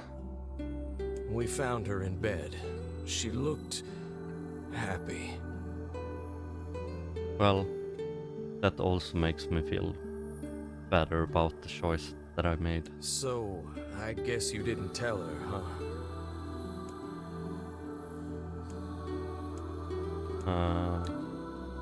You know what? she said that she didn't want me to tell them that I knew, or like that she knew. So no, let's not do that. No, I didn't. Thank you. I think you did right. Hard to believe she's gone. I always figured the old girl would outlive me. I hope our plan was right. I hope it made her happy in the end. I think it did. Did we do the right thing? Was she happy? I do not know. None can say what true happiness is. Humans, and perhaps even magical tomes, are far more uncertain creatures than we know. Yeah, for sure. Yeah, I guess.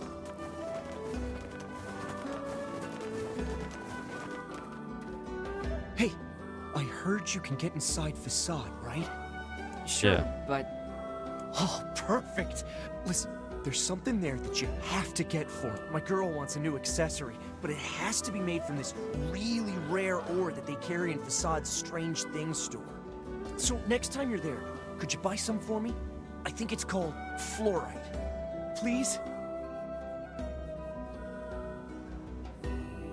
Okay. I mean, Sure. I guess.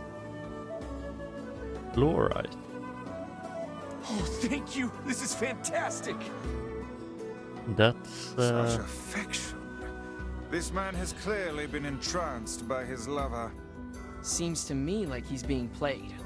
Whatever do you mean? You know, this may be one of those things a magic book just can't understand. Ridiculous. There is nothing beyond my knowledge. If you say so. Man, my girl is gonna freak out when she sees that accessory. Sounds like this guy's partner measures love by the price tag. yeah. Gotta say though, fluorite is a very interesting mineral to be craving.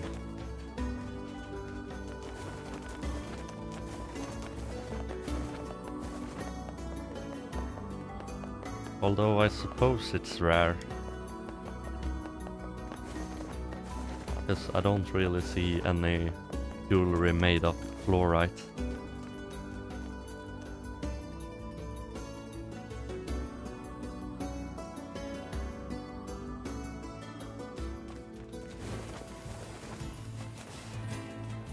Oh. Here's our warrior friend. The victory!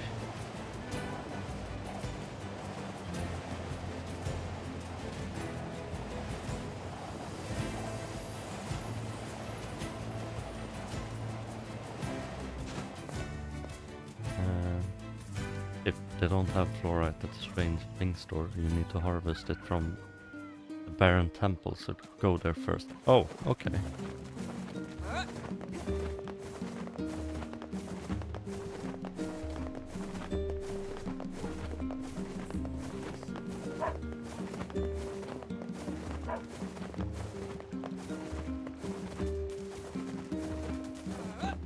I should go and tell my sister happy birthday and that I love her.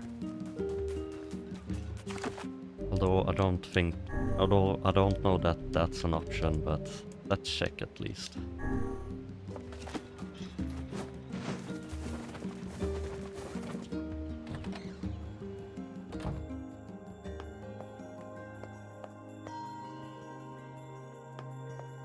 I'll be waiting for that watermelon.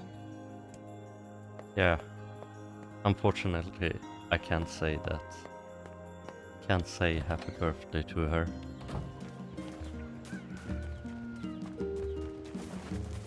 Well, guess we're going to the temple then, and then to Facade to get some watermelon.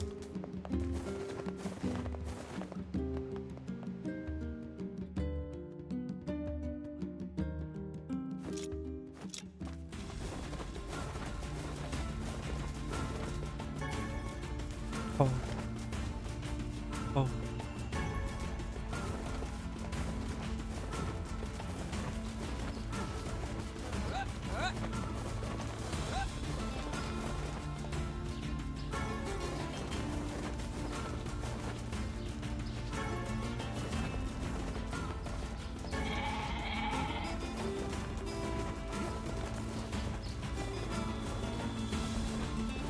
it is up this way, right? Because that's the temple where I found my sister, like, pretty early on, right?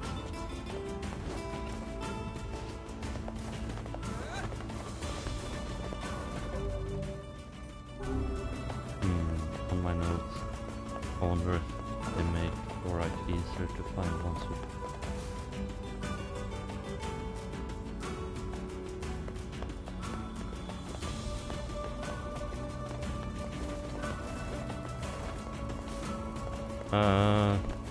While I'm still here, I might as well...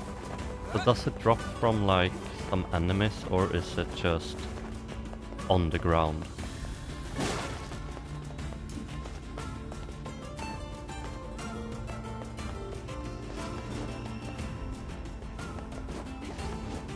Oh wait, that's the way I came from.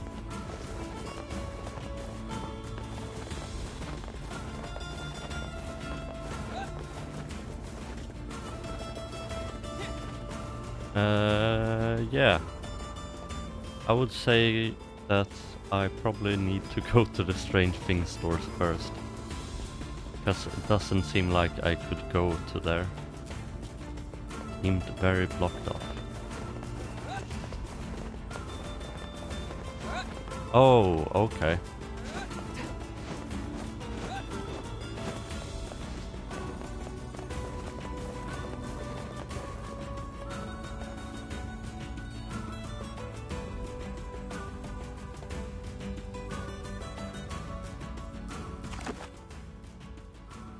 Oh wait, that's the Lost Shrine. Is that the same thing as the Barren Temple? Or is the Barren Temple... Oh, right.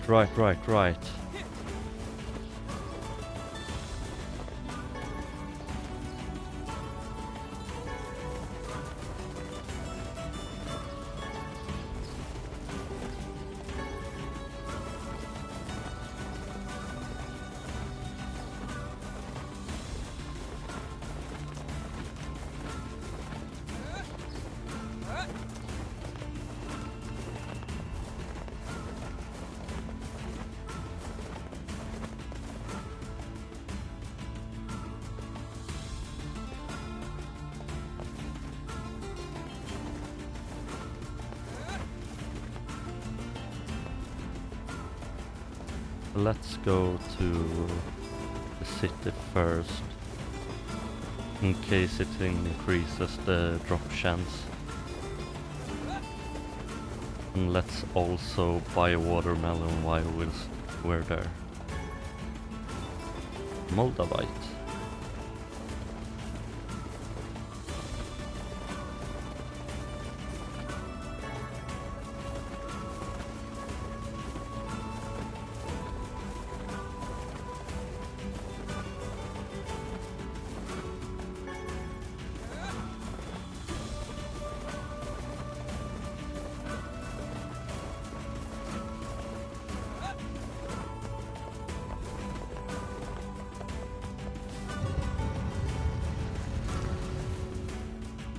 Oh wait, by the way, did I buy that sword?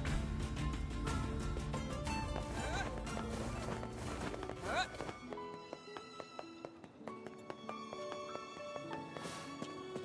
think it was down here, right?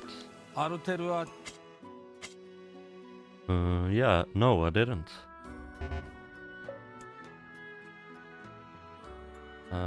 While I'm... no. Or...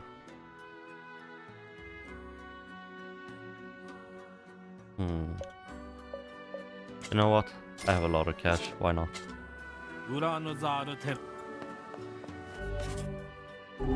And then down, right? Yeah. That's the Beast Bane. Wait, that's a heavy weapon? But it's so small. I thought it was like the big ass sword.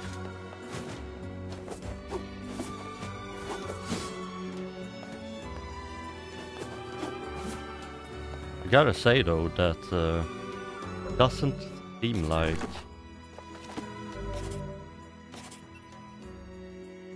doesn't really seem like this weapon is any slower than the one I got.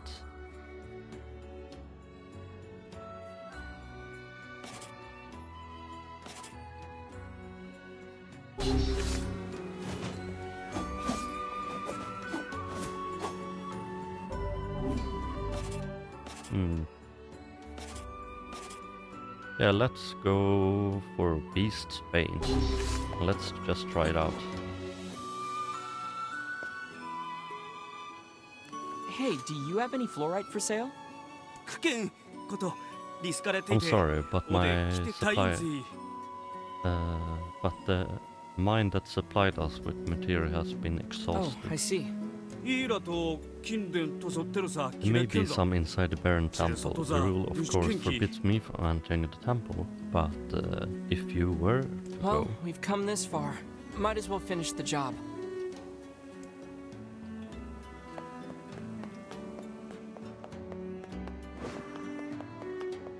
I thought that this weapon was the, like, big ass beast sword from Automata.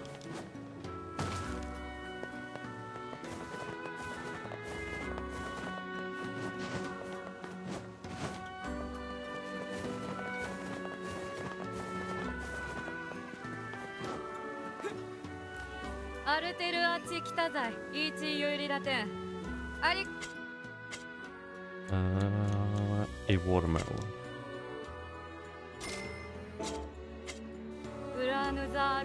And hopefully I only need one pumpkin, because that's the only thing that I have.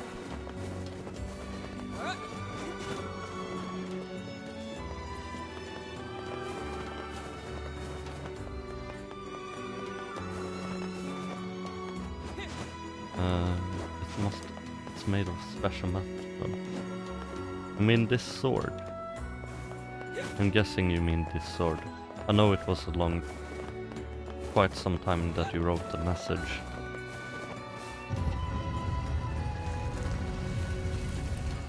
But yeah.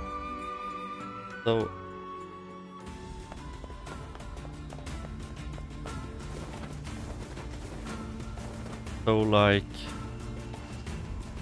what difference does it make if the weapon is like moderately heavy, or like heavy, really heavy, or like very light, or things like that? But because this weapon doesn't seem like it's swinging any slower than my Virtuous Contract.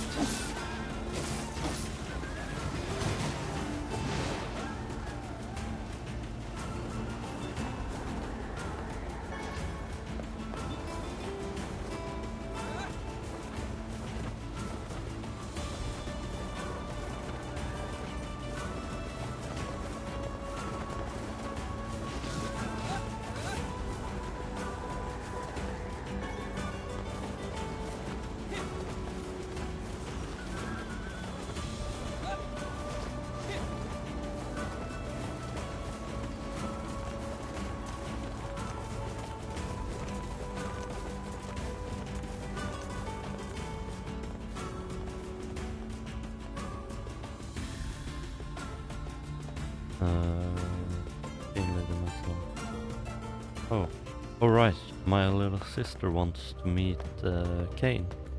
Kanye.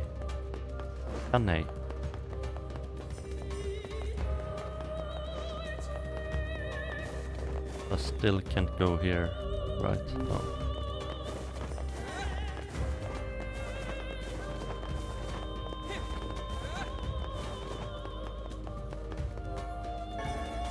Well, that was easy. I just found it on the ground. Damn.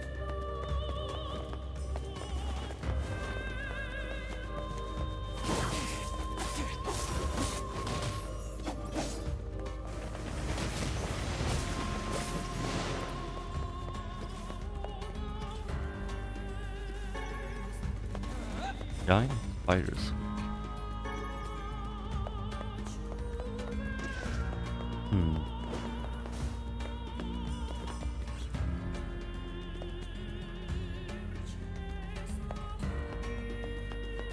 Oh, okay. If you end up leaving the stream, I wish you a very good night of sleep. Hopefully you'll sleep like a baby and have no like interruptions to your sleep.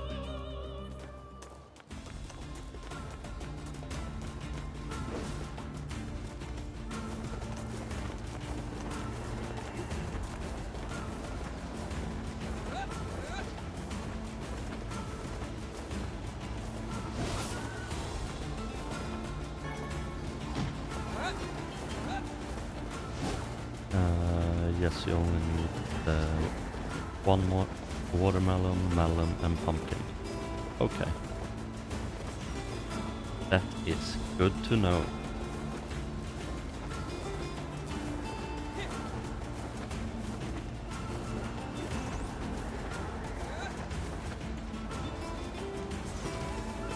And also, thank you for coming and interacting with me on stream and giving me all these tips.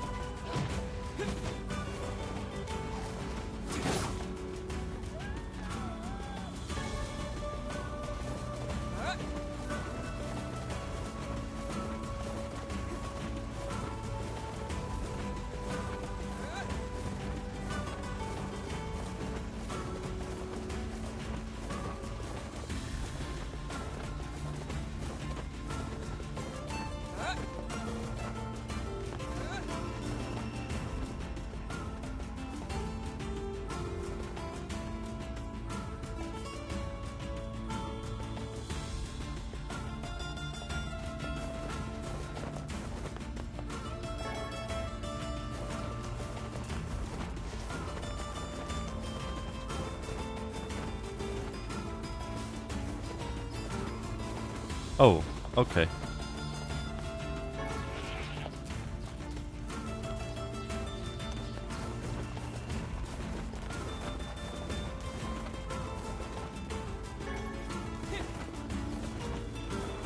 You're always welcome to stay if you wanna. But I get it if you're feeling really tired. You gotta like take care of yourself and don't mess up all your sleep just to see me progress through this game.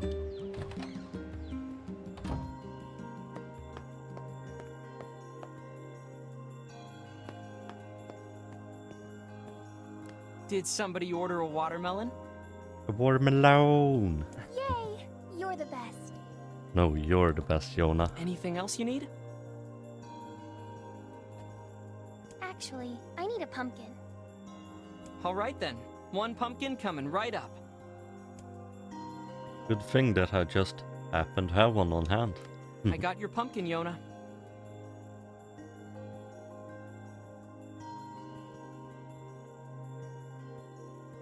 Yeah.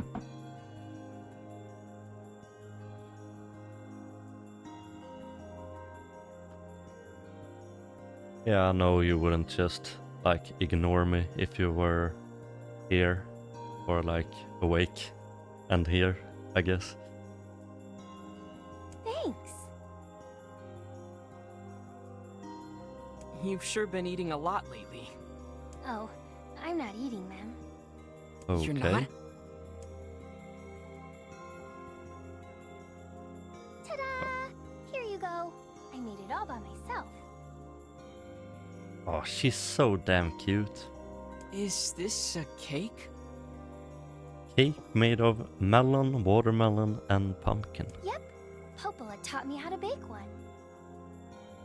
I made it for you in secret. Aww.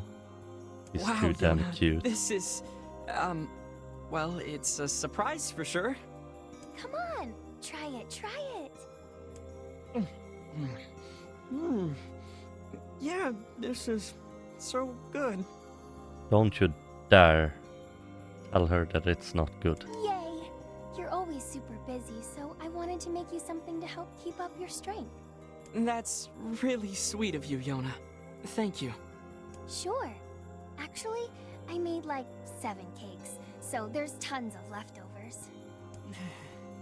The life of an elder sibling continues to be a trying experience. You're telling me.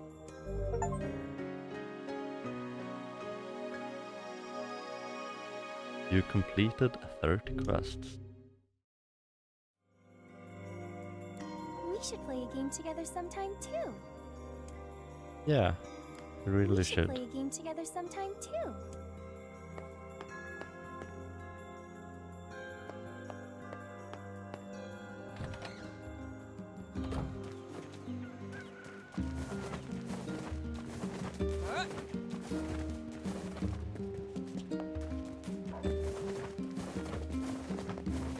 So I think that's the final quest that I'm going to do on stream.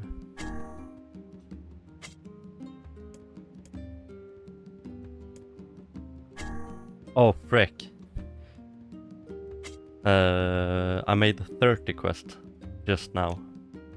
Frick though, I forgot to turn in the one with the runaway son while I was still in town. Oh wait, I forgot that I was supposed to go back anyways, because of the pride of a lover.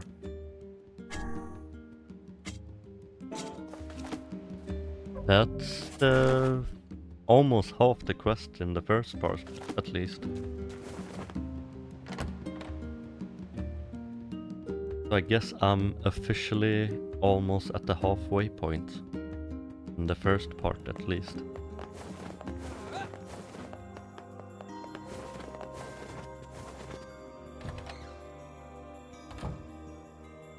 Ooh, more bosses.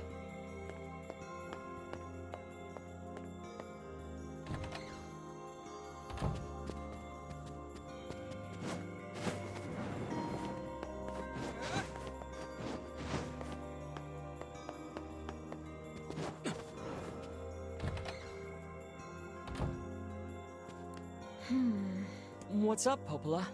Oh, hi. I just got a strange letter in the mail.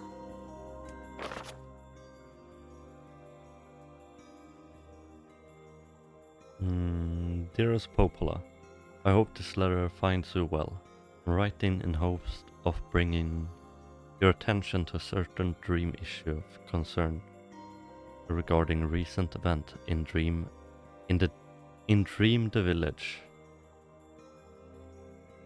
The village called Dream? Or am I just not reading it correctly? Concern regarding recent event in Dream the Village. Yeah, must be, right? Anyways, I was hoping I might be dream able to get your advice dream on the matter. Recently there have been dreams reports. Dream of certain dream. Damn, that's... Oh my god, there's a lot of dreams here. Dream of dream, evil dream. Dream, empty dream, curse. Dream, evil dream, words, dream, and dream, someone. Dream. What the hell? That is certainly one bizarre piece of writing. Yeah. Who's it from? The mayor of a small village in the Forest of Myth. It's a wooded area up north. The Forest of Myth? They're usually a bright and cheerful group of people.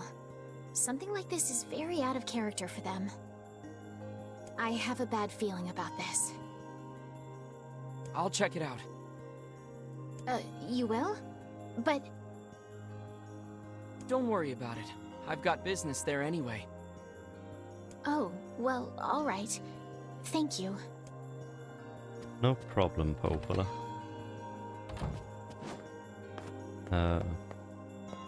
So yeah, that's a very interesting way to write a word. Yeah, exactly.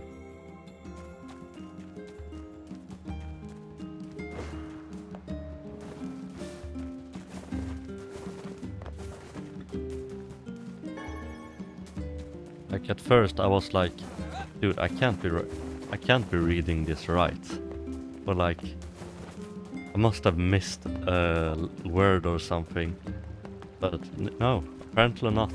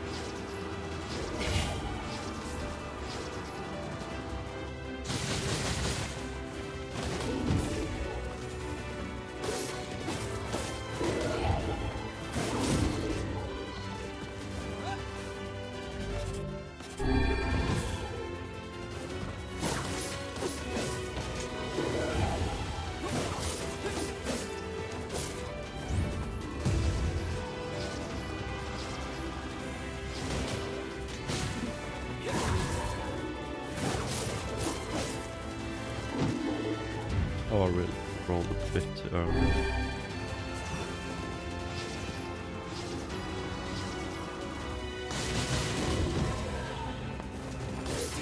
I did not expect that to hit.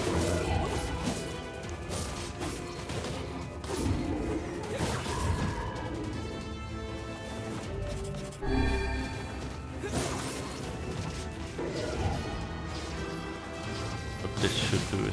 Yeah. Ooh, a new word. Martial art, physical strength. Ooh, that sounds very good. Oh, right. I also forgot that I had to put a word on this new weapon.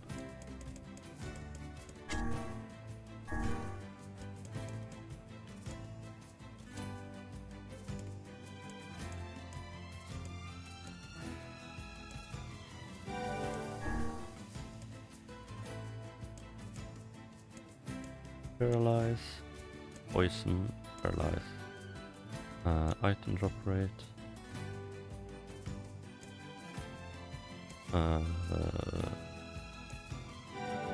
this one I guess. So is that word? Wait, I can set words to my dodge.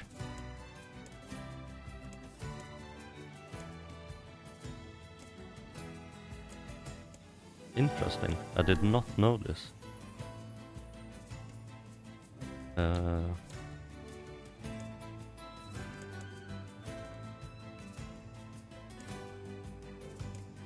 I seem to have a lot of words that don't do anything though. I'm not quite sure what that's about.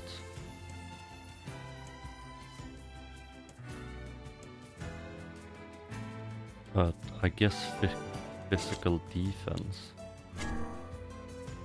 Oh wait.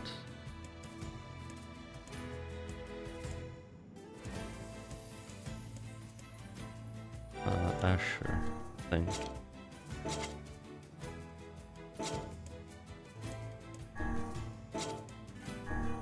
Magic.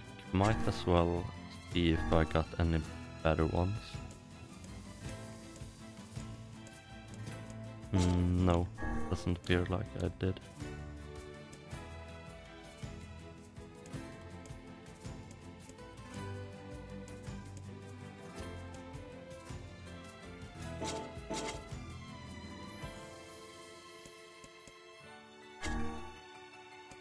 Or did I? MP. No. And this one I should probably take. Yeah, log.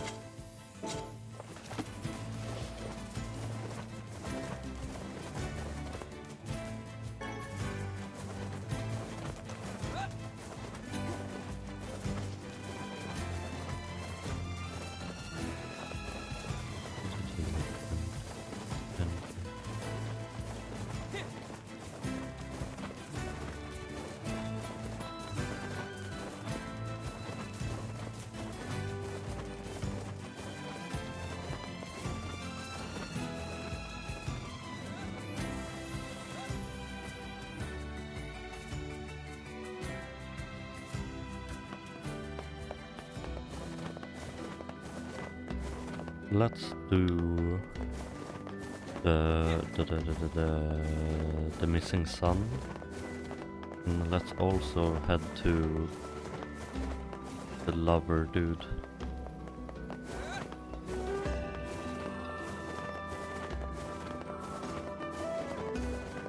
And see what he could possibly want next.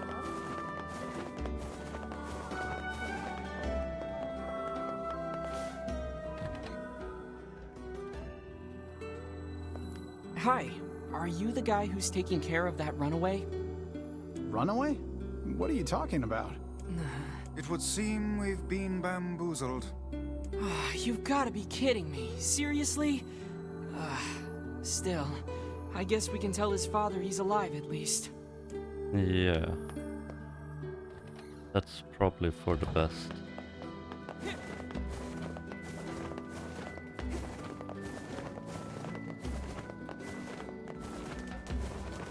Let's go up and see what this dude says about the fluorite.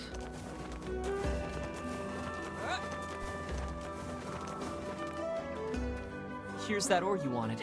Oh, thank you! Now maybe my girl will let me hold her hand. Oh my god, this dude. Here's the money for the material and a little extra for your time.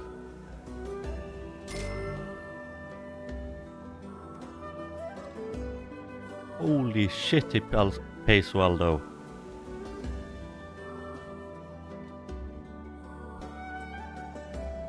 Not only did he get, like, this girl a super expensive thing, he paid me like 30,000 gold. Huh? Holy hold on, frick. this is way too much. Am I now officially your sugar babe? Are you kidding? That's what fluorite costs you on the open market. I only threw in a few coins for your trouble. It's really that expensive? Hey, I learned my lesson last time. From now on, it's nothing but the best for my girl. The human soul is an unfathomable thing indeed. Yeah. You got that right. Do you think it possible that this man is being deceived by his lover? Yeah, I do. Yeah. Then we shall inform him at once. Yeah, probably better if we don't. What's this? Have you finally found someone you are unwilling to aid? Look, relationships are messy, and sometimes you can't always understand what's going on between a couple. There is nothing in this world that Grimoire Weiss cannot understand. Yeah. I tell you, there isn't another girl out there as high class as mine. Oh.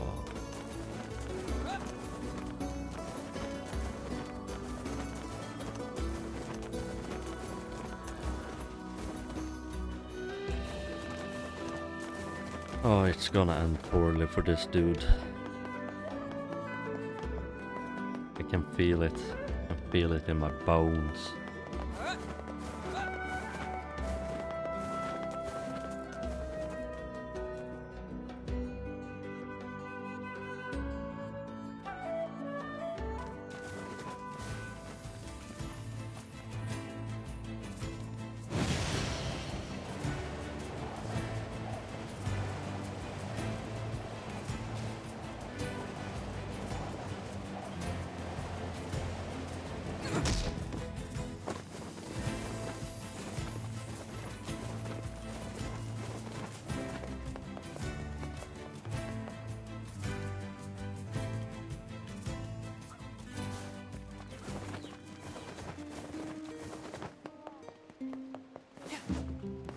Hey there, your son come back yet? No, I haven't seen him. Where could he be? He's in Seafront. Or he was, until he ran away again. Oh, crud. Let me guess. Did he tell you an elaborate story and then ask for help? Yeah. That boy is... well, he's a bit of a dirty liar. I probably should have mentioned that. Yeah.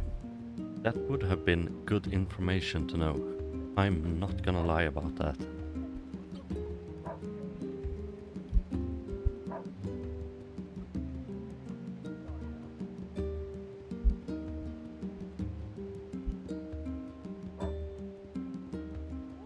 So that whole story was a setup.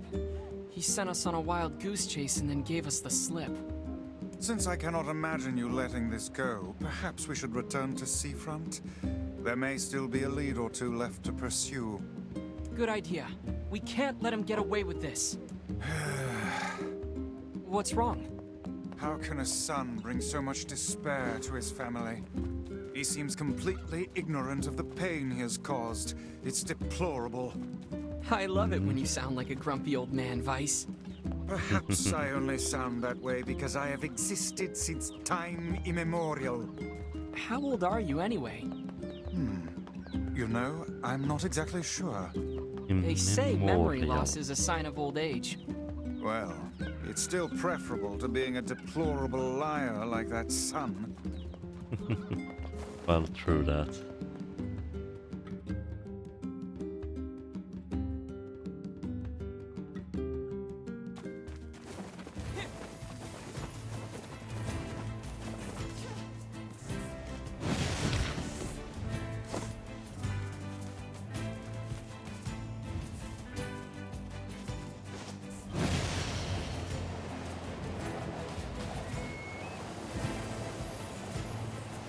Oh, god damn though.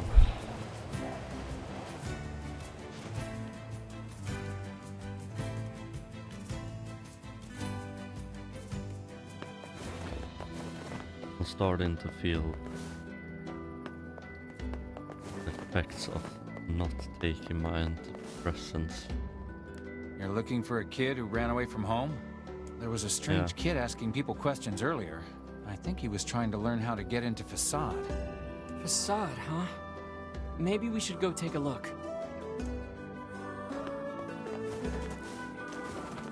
First off, let's go and grab some help.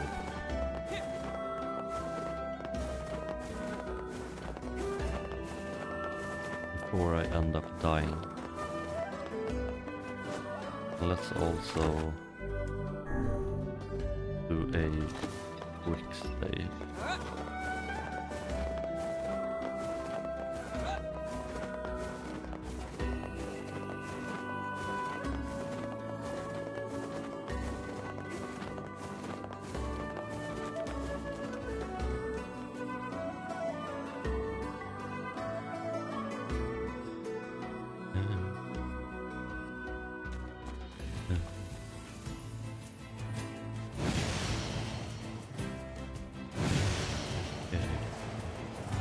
I wonder when I will get the quest to go into that manor though.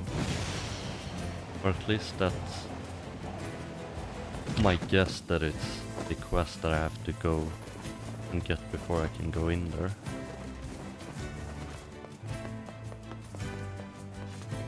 Because like I said earlier, I haven't been there before and I found the door, and on the map it looked like I could get in there, but I couldn't open the door.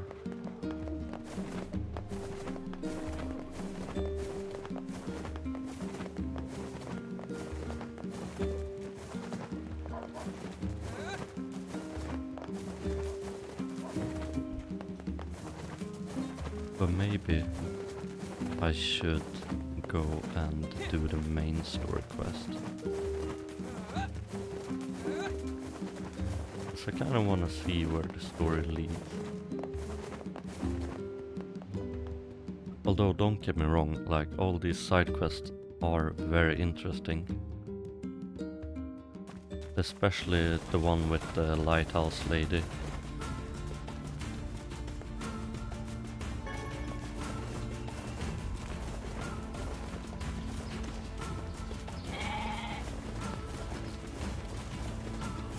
But yeah, let's just go to Arcade, and after this quest I will continue on with the regular ones, or not the regular ones, the like main story quest ones.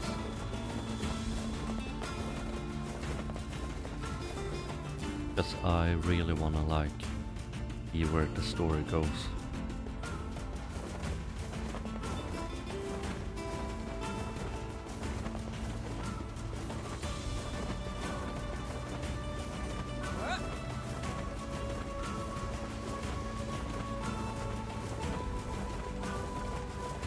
also kind of wanna find out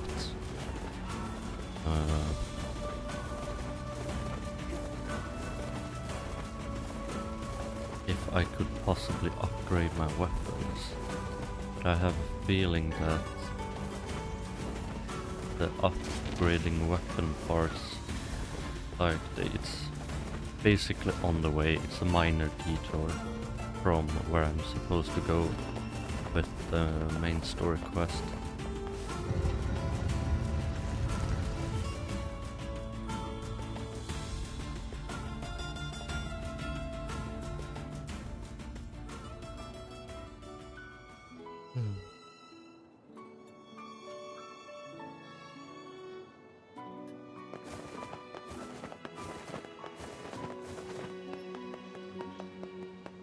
So is he in here? Yes. Appears like he is.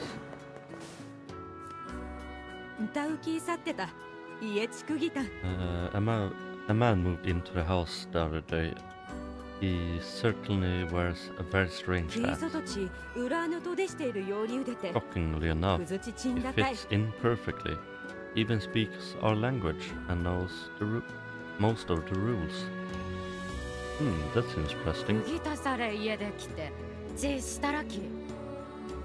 I hear this new outsider came here after fleeing a terrible home life. So he's disguised himself as one of the masked people, eh? No wonder his trail went cold.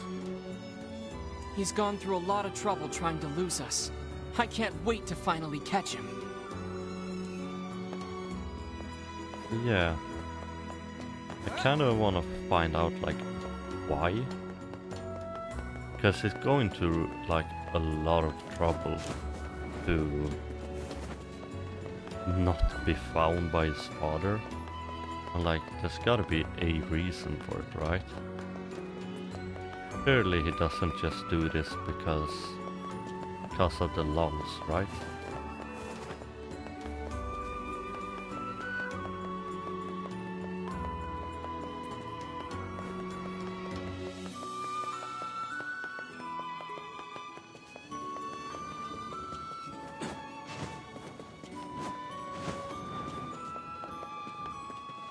But I can't seem to find him.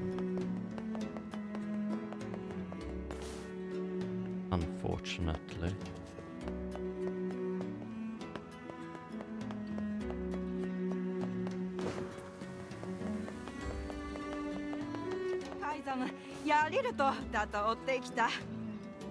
I always knew the king would prevail then. Maybe he's in the king's quarters? Oh wait, there's right, there's a lower level here too. I forgot about that. Let's see.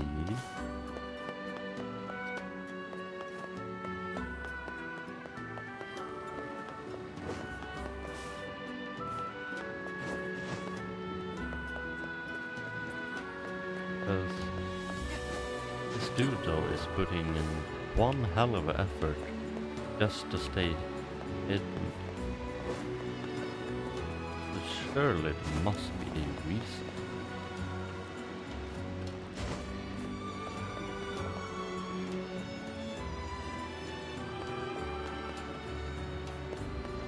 That dude. I was hoping to become a soldier, but I failed. That's unfortunate.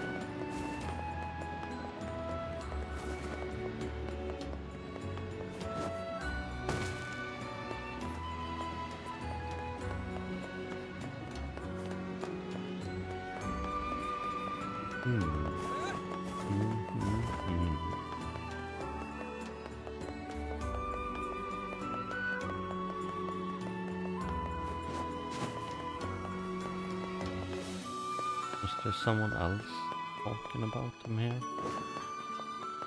Oh.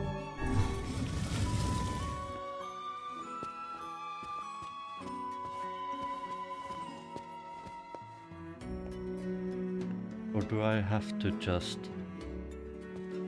literally check talk to every dude.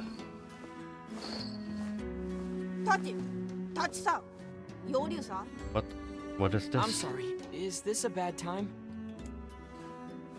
No, it's fine, right? I'm not going to turn you away. But certainly wouldn't mind if you An left. honest answer befitting of a king. Vice, let's get going. Okay. They're preparing to restructure their entire society. Yet the king is preoccupied with wooing some girl. Yeah, but did you see how happy Fira looked? How? How did you see that? Of course not. She was wearing that infernal mask. Yeah, exactly. Oh, right.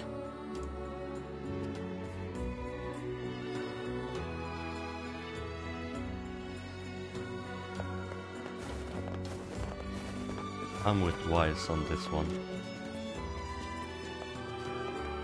Grimoire of Wise.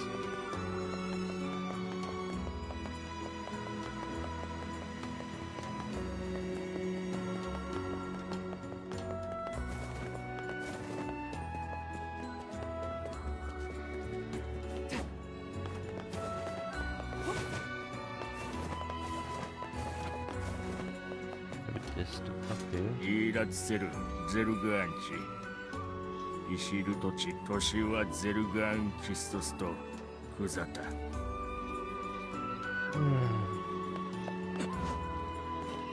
How am I ever going to find this dude? アルテルアチアットってアルテルはルソト警察ソドたちいつとたさらず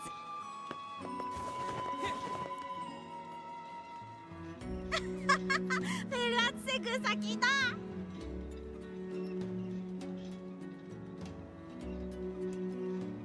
What? Yeah, how embarrassing that everyone can see my face. 恩銀と有流銀 Friend or benefactor? 恩銀売らぬと有流銀 Okay.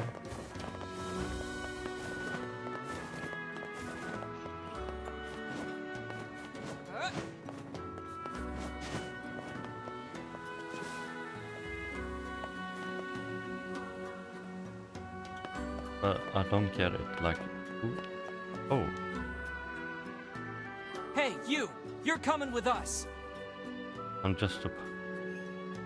That would have been a lot more easier than to search all over for Kate. Oh man, why you gotta be all like following me and stuff?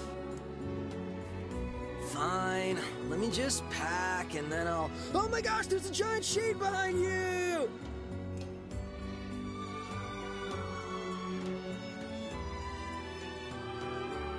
Oh, Oh, are My you God. kidding me? He surely aims to flee the city, though he can't have gone very far yet.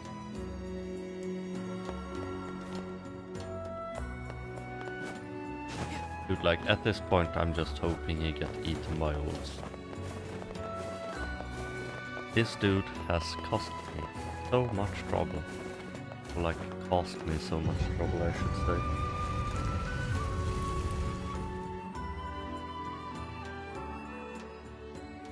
Oh man, again? Alright, fine, let me just... He's heading for the eastern road. We must catch him before he leaves the desert. It's a good thing that I'm hella fast when I'm rolling.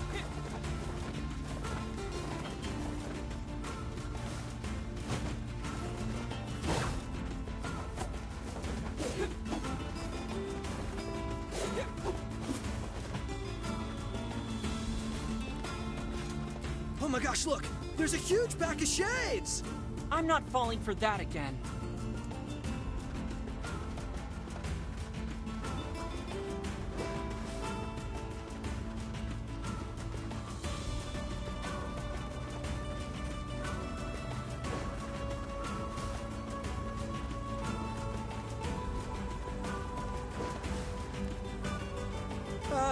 what's that big thing on the right?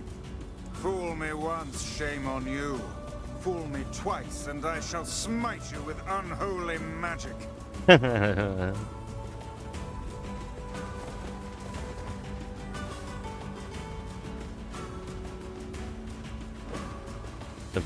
The well-known phrase, fool me once, shame on me.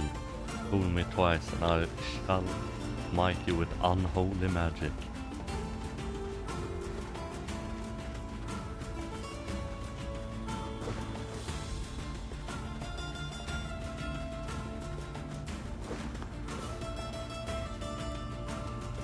It's a pack of wolves, man! I told you, I'm not falling for... Oh, crap. It is a pack of wolves. Well, that's too damn bad for you then, I suppose. I really shouldn't help him.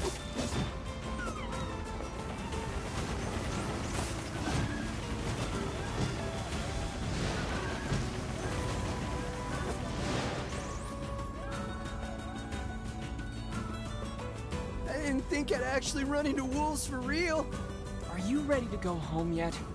Hell yeah, man! This adventure stuff's like way too scary for me. From now on, I'm gonna stick close to home and stuff. Good. Now let's go tell the family.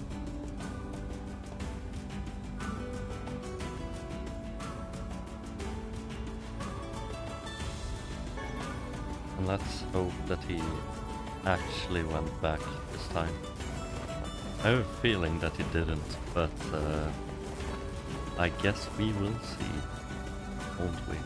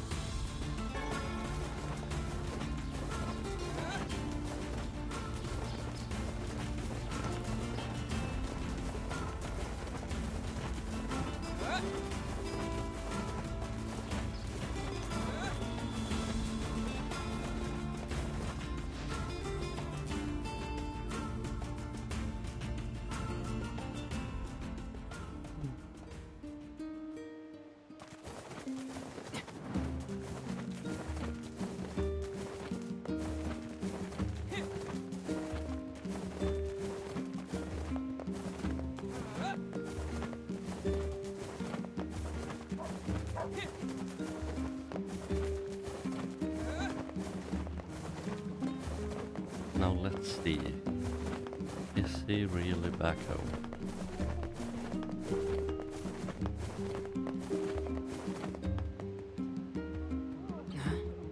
Nobody's here.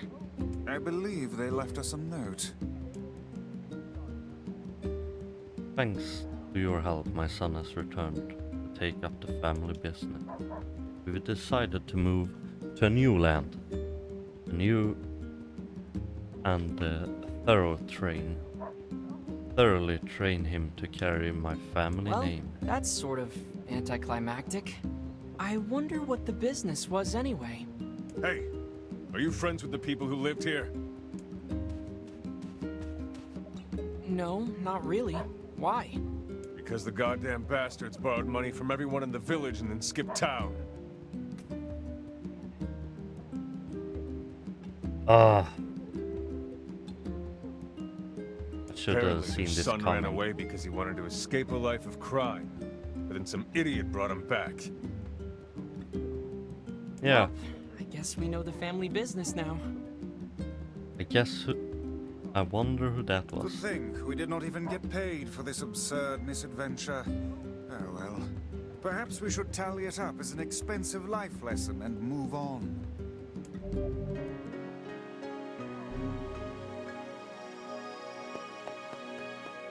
Well, if I see them again, there will be hell to pay. Let's just say it like that.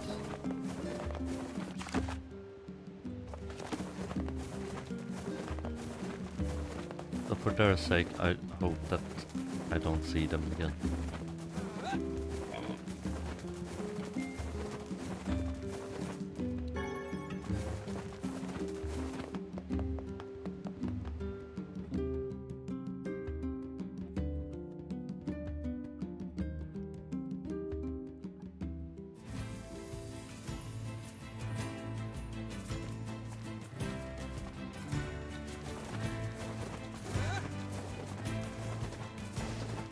first things first. Now, we are gonna wanna go to this bridge and upgrade our weapon, if it's possible. I can't upgrade the purchase contract, unfortunately, but hopefully I will be able to upgrade this weapon.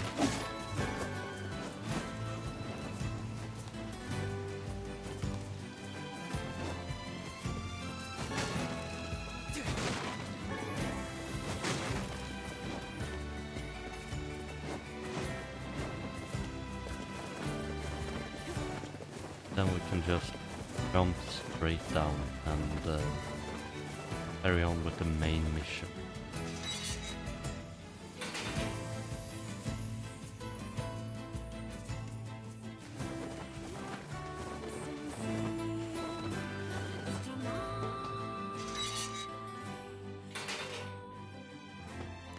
How can I help you? Hello again. Need some work done on your weapon? Yes, I do. Oh, frick. Need some more iron ore. Maybe I can actually buy the iron ore from this dude. I might be able to.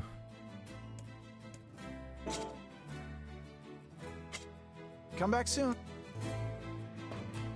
How? Need some work done on your weapon? Buy iron ore, yes. I can.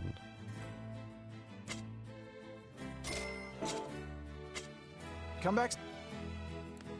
How? Need some work done on... Forge.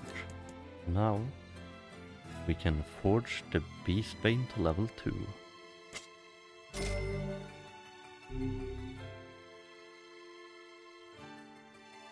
Now I just need machine oil and iron ore.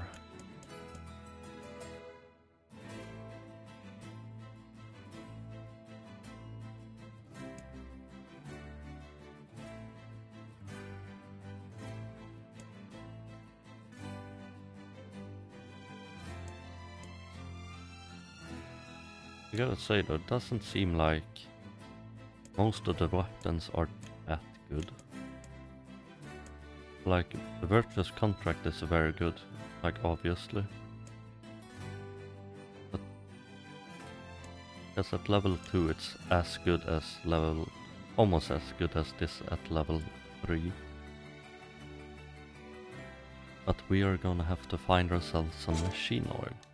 Come back soon. Which I'm not too sure on how to get, but maybe it's from killing machines in this area. At least this is the only area that I've found that has machines in them. And that's pretty much the only need I have. But it's quite a bit better now, actually. So... And it also buffs my magic by like 50%. That's hella nice.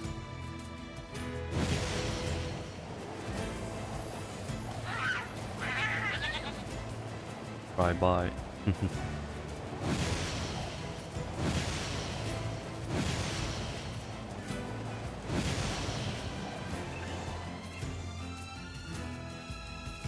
But guess we're going here now. And continue our adventure in the main story. I'm not gonna lie, today's stream has basically just been side quests. But I found it pretty interesting anyways, even if we didn't push through the main story. Beware the words. The words? What do you mean? Contagious words. Those who dream those who dream? Hold a moment. There is a strange new sensation in my mind. Vice's voice rose in quizzical way. In a quizzical way. It is not quizzical. What's going on?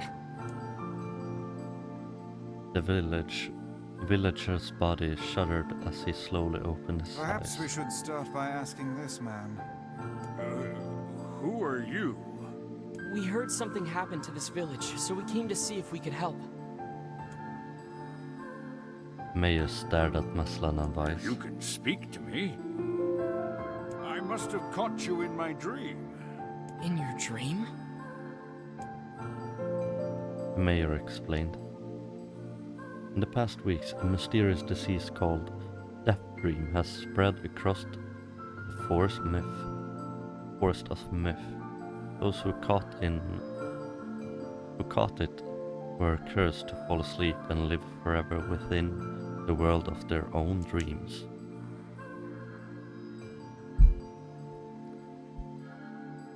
Village mayor has determined the death dream was spread from person to person by spoken word, but before he could learn more, the disease took him as well. Weiss stared at the mayor, his mouth twitching slightly. Now see here. Are you saying that we have been absorbed into your dream? Yeah, it seems like it. Well, yes. I think you have.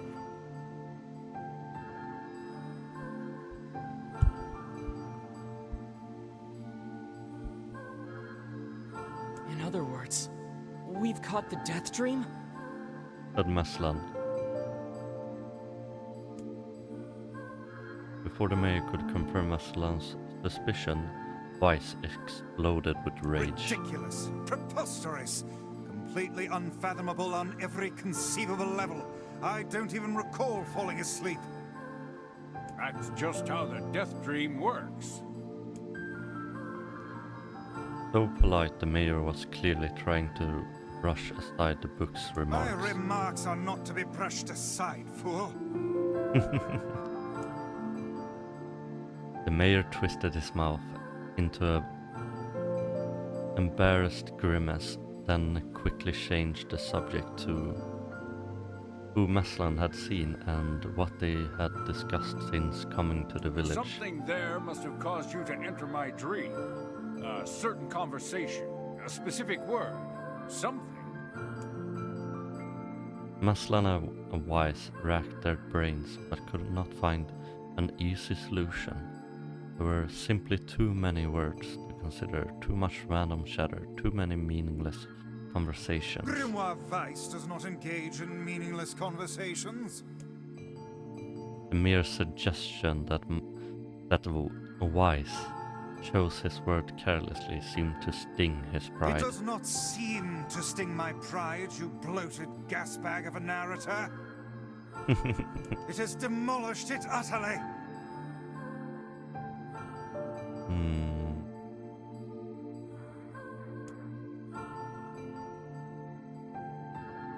Iterated Weiss looked skyward as if to search for answers in the heavens. I was doing no such thing. Just leave me alone already. Anger created by his harsh words bled over to Messlan like a contagion. Wait, Messlan said suddenly. Did someone just say contagion? Yes, I believe so. What of it? Well, that villager told us to watch out for contagious words, right? May learned forward with renewal, interested, pushing a startled Weiss aside in the process. You must have said something, right? Asked the mayor some specific combination of words. What was it? It was about dreaming or something that dreams, or what the hell was that? A sheep? Cried Weiss suddenly, blurting out first thing that popped into his head. The others stared at him for a moment before slowly shaking their heads. After a few more minutes of tough, Messlan's face suddenly lit up. Remember what he said, those who dream. That's what he said, I'm sure of it. At this, the Major produced a thick sheaf of paper from his pocket. He flipped through them a few times before finally nodding his approval at Messlan. That sounds right, he said, as grey sheet paper fluttered to the ground. My note also mentioned something about that. I bet it was the last thing you heard before you fell asleep. The Mayor shook his head, his worn pencil stub tracing lines across the lone piece of paper.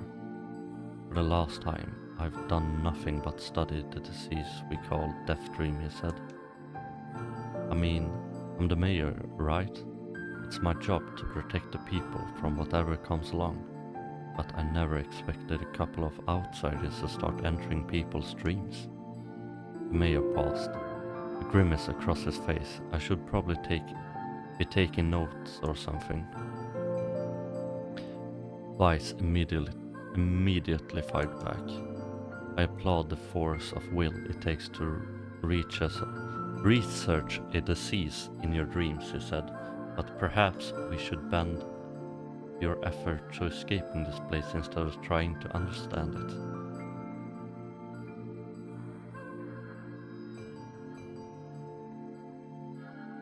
The mayor's hand tightened around the pencil, snapping off the tip. I've tried to escape. From the first moment I realized I was locked inside my own dreams. I've been looking for a way out, but I don't think it exists. I mean, this is my dream, right? If there was an exit, I'd know about it. Damn, I'm struggling with words right now.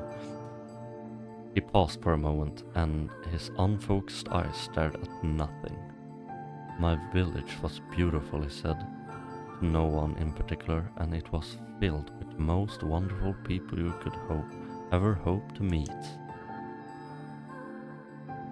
But once this disease took place, things changed. It's like someone took a sponge and soaked all the color out of our lives. I just wanted us to be whole again. I just wanted us to be free. And I won't stop trying until it happens. Messlan nodded in agreement. Huh? Wait a second. I didn't nod. Look, if we can be of any help, said Messlan, just ask. Now hold on, I did not just say that. Silence, cried Weiss. Grimmer looked from Messlan to the mayor and back again, his face filling with confidence. Grimoire Weiss' face is always confident, thank you very much. Now see here, Mayor. You told us that nothing can exist in this dream without your knowledge of it, knowing of it. But yet, you seemed surprised to see us when we first arrived, yes? The mayor slowly raised his head, realization dawned on his face. Oh my god, he said. You're right, I had no idea you were coming. The human imagination is a limitless engine, said Weiss, and dreams are few. If you can imagine an exit, then it must be so. With your permission, I shall search it out. Thank you, said the mayor. I don't know how I can repay you. Payment is not required. We are eager to help, eager as you to be done with this place. The mayor suddenly left as if he could breathe again. He'd almost forgotten what it was like. Good luck, you two, he called, and departed from Messlan and Weiss. We're all counting on you. As Messlan slowly faded in to the misty forest, the mayor was struck by a sense of déjà vu. I saw this man once before, thought, but where?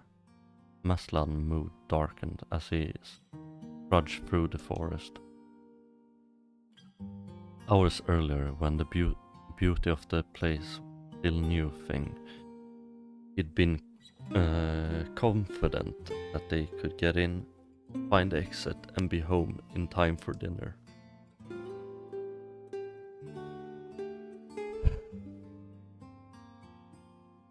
But the deeper they went, the more the forest closed around him. The mist made it difficult to see more than a foot in any direction. Moss-covered rocks seemed to determined to twist his ankle. Damn, has this game turned into like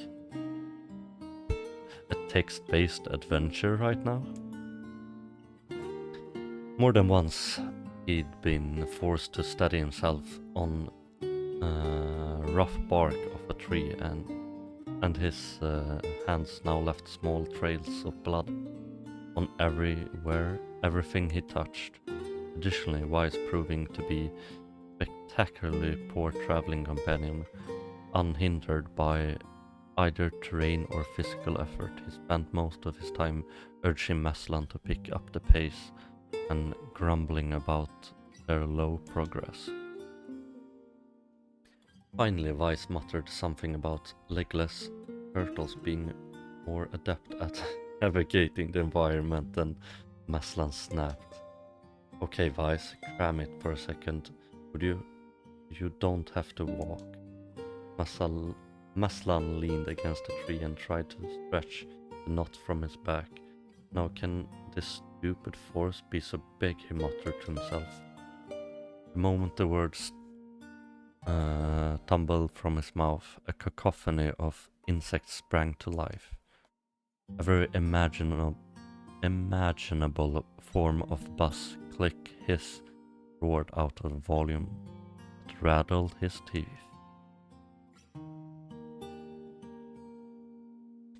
Messlan slapped his hands over his ears and screamed to be heard. Weiss, what's going on?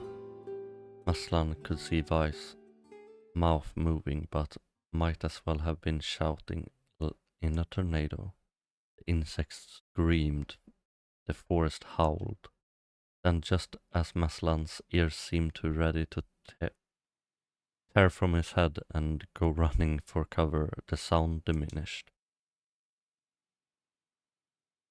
Hesitantly,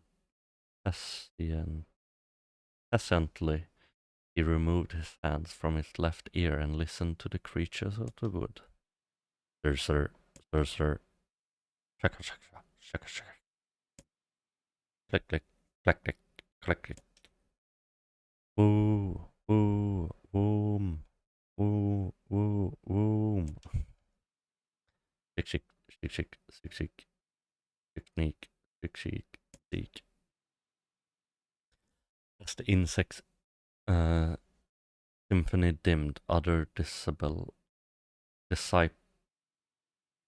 Messlan began to detect patterns in the sounds. This isn't random, he thought. Not just white noise, it's something else. Insects were just calling out, they were asking a question.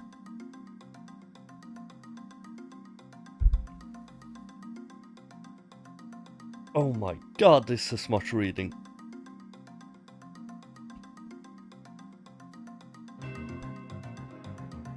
One with the lacking, two with the ideal, three with the dangerous. It's dangerous. What is it? By my pages, it's a riddle. Yes, so, I mean, I feel sort of forced, but maybe it's the key to getting out of this place. Then I leave it to you to answer. One with is. One with is. It is lacking. Two with is ideal. Three with is. With it is dangerous. What is it?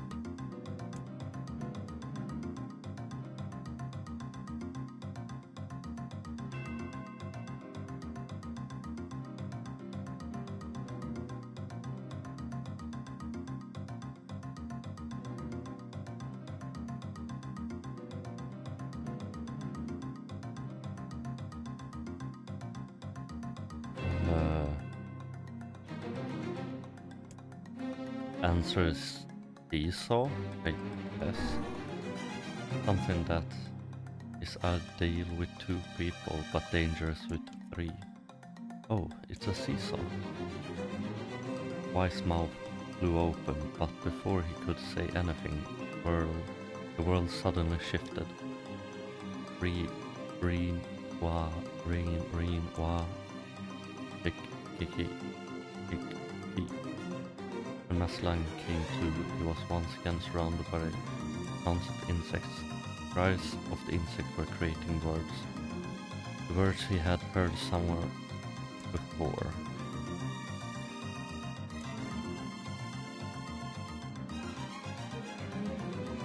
By my pages, it's a riddle, I guess. So I mean, it feels sort of for. Suppose I failed it. Okay. Then secrets, I guess. Inwardly furious that Vice left that task to him, Messlan's side and gave the one answer that made sense. The secret, right? Sound of insects stopped and suddenly it began. The forest undergrowth parted before Messlan like a rippling wave, opening a new path. Forest anthropods are making a road for us, said the Wise with glee. Pleased at passing the test, Messlan moved on with the new intensity.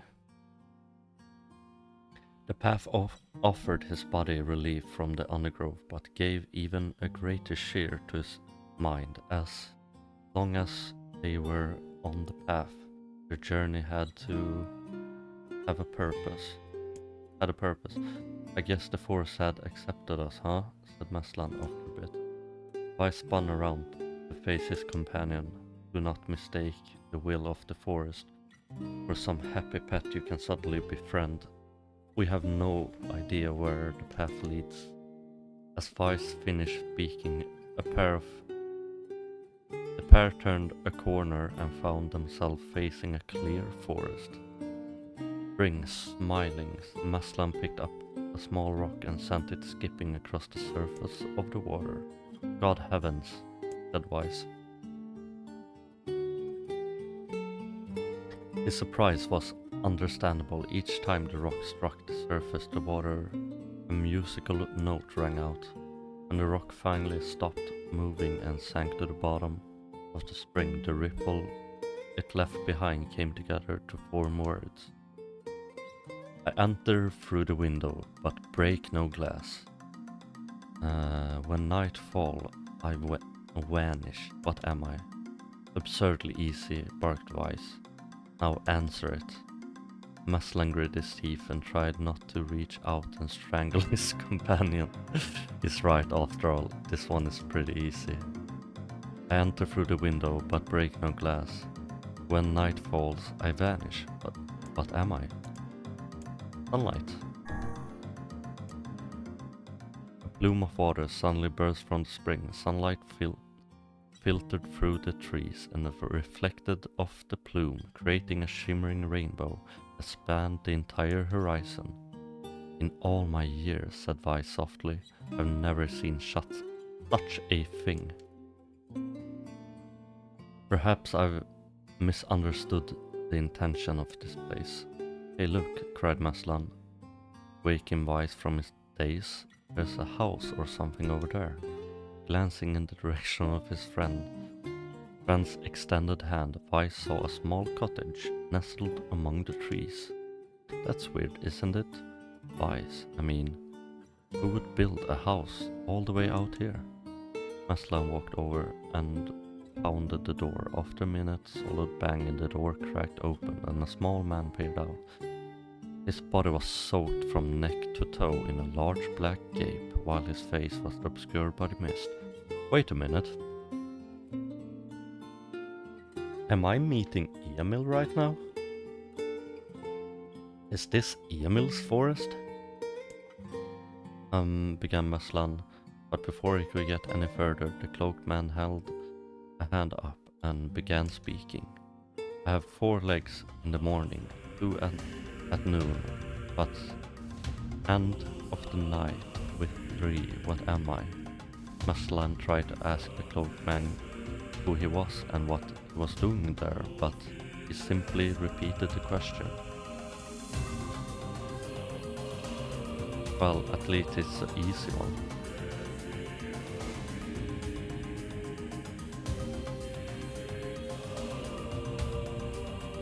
What has 4 legs in the morning, 2 at noon, by the end of the night, 3? It's not a man, right? Because you don't sleep on all 4s. Makes sense with the like 2 at noon part, and at night with 3 doesn't make sense either.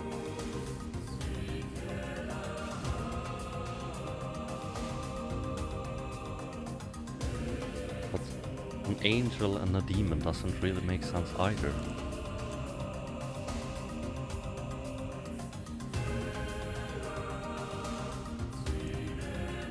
But I guess a demon, as soon as the word was spoken, the forest began to swirl around them. Leaves browned and fell from the tree, branches withered and died. The tall green grass shriveled into a dark curl of ash. Suddenly, a massive demon appeared from before Messlan and unleashed a tremendous roar. Wrong, now try again. An angel then. An angel.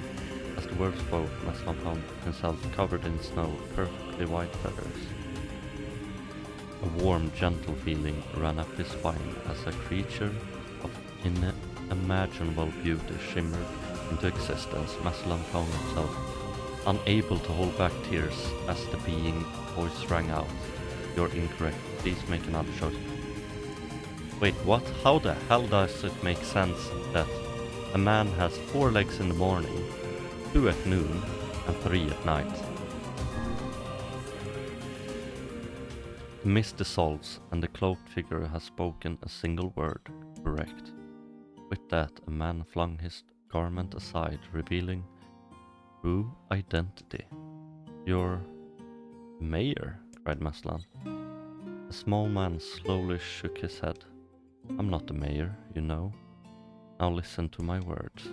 Long ago, I saw a version of you that was not yourself. I'm sorry? What's that mean? It will make sense in time. At present, I simply congratulate you on cracking the seal of the death dream. Now you must go to the person in the forest entrance. With that, the man turned his heel and slammed the door behind him. As Messlan watched, the mist seeped from the ground and enveloped the cottage, erasing it from existence. When Messlan and Vice returned from the forest entrance, they found the mayor leaning against a tree.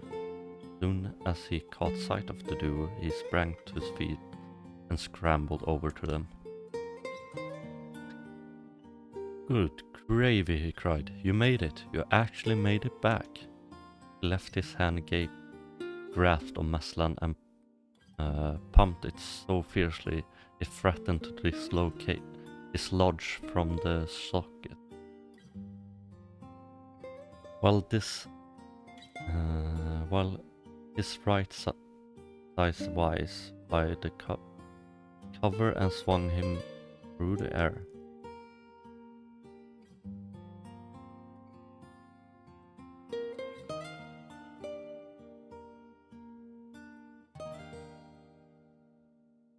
Gah, by the heavens, stop shaking me, fool.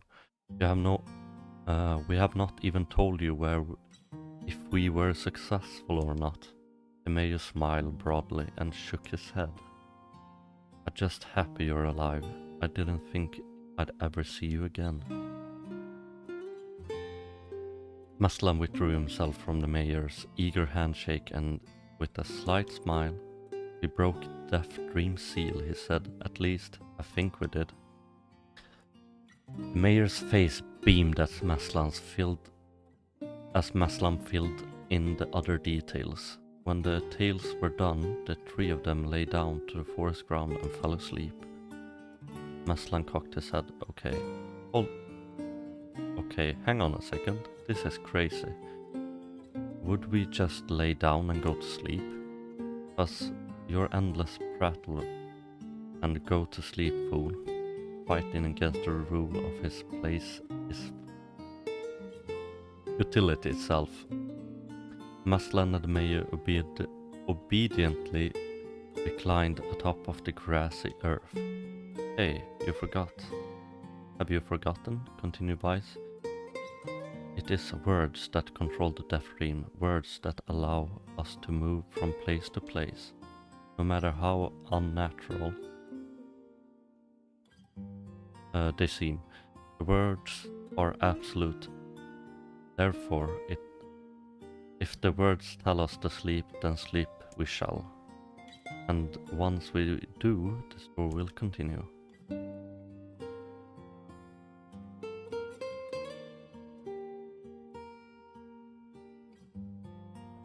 I need my damn glasses.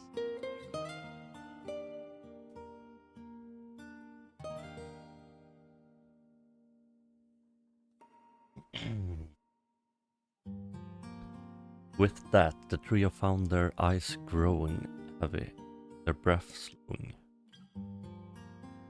This is the first time, began the mayor, the first time I felt tired since I was imprisoned here. His words were cut off by a loud, long yawn, and he remembered nothing more.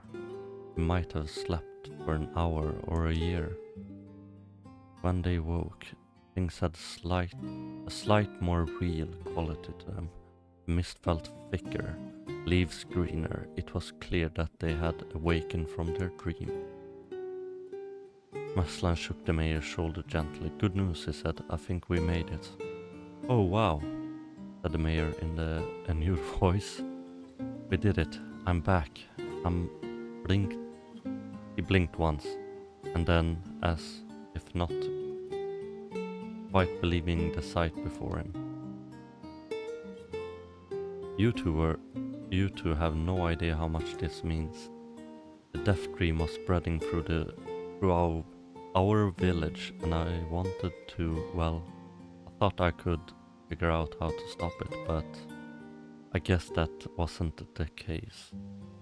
I must have caught the disease and become trapped in my own dreams.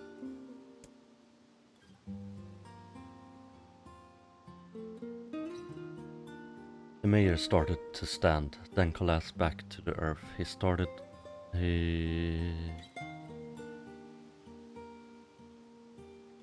at his leg as if trying to remember how they worked, then glanced at Messlan and shrugged.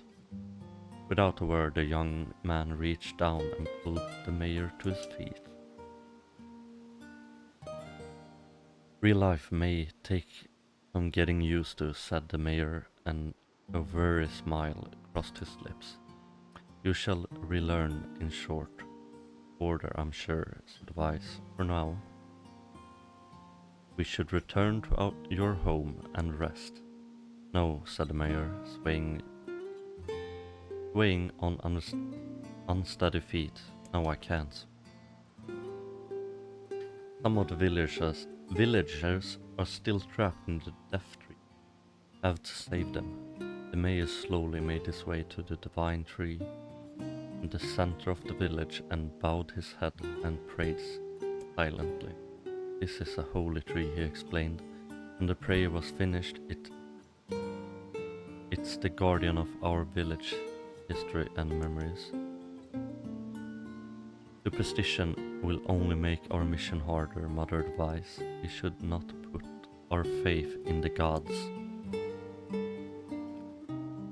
The mayor shook his head. The gods, the words, legend says that our tree is home to a powerful magic known as a sealed verse. Ooh! Messlan and Vice could not contain their surprise. It seems a goal had been found. In the most unexpected place. I say, Mother Wise, this is certainly a stroke of luck. As the three of them said their goodbyes, Messlan mentioned the strange man who have given them the third riddle and the mysterious words he had left them with. Once I saw a version of you that was not yourself, muttered the mayor. What in the world does that mean? Lost in thought, he stared into space for a long moment. You know, he said softly, this is going to sound odd, but I had a feeling I'd seen you before, too. Messlan tried to keep a straight face and failed, but the mayor didn't seem to notice. Deja vu, right? Anyways, I figured out just some kind of illusion created death dream. It probably doesn't mean anything. Messlan gave the mayor a nod and smiled, but inwardly his thoughts were racing. Something wrong about the mayor and his words. And what exactly is going on here? That's the riddle. Welcome back, Panda. You missed me struggling through a text-based adventure. I've never read so many... That's very nice to hear. I've never read so many English words in a row or like in a continuous manner without reading a book. I think I've honestly been reading for like half an hour. Oh, Breck, I'm sorry. I didn't mean to wake you.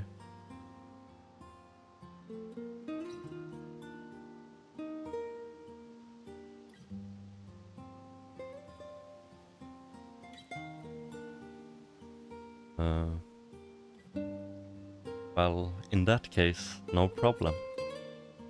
That riddle would prove to be the most difficult one of all. Oh, thank you so much. Oh, finally! Finally, I don't have to read anymore. Or like, read what I'm... say what I'm reading. Oh, thank you so much. Now I can finally return to a normal life. This is one of the most bizarre diseases I have ever encountered. I know. That's why we have to help the other villagers, no matter what. Yeah. I'm kind of like Mr. NeiR, or Messlan, my character in NeiR. I waked you up with 3 riddles.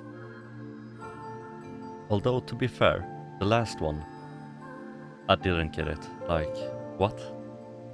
How the hell does a man have 4 legs in the morning? Oh, no problem at all. I just don't get, like, the riddle. Because how does a man have 4 legs in the morning? 2 in midday and 3 at night? Because, like, I understand the 2 in midday part. But how the hell does a man have 4 legs in the morning?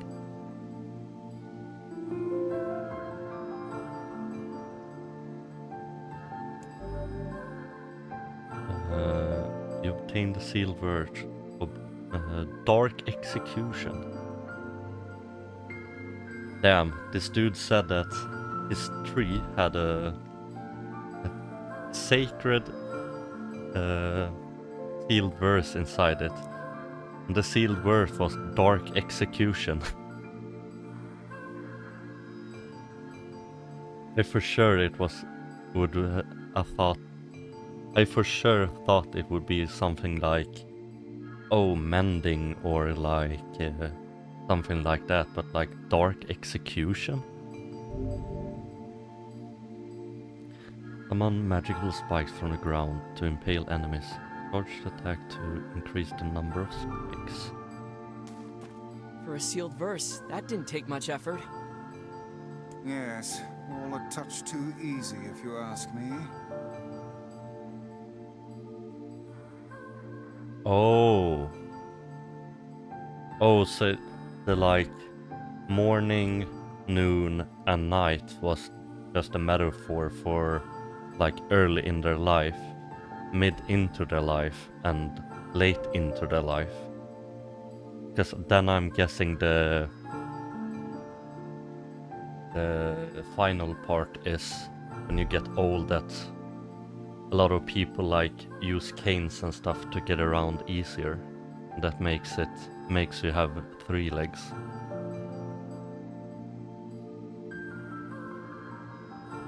I thought that it was like literally in the morning, in the noon, and in the night.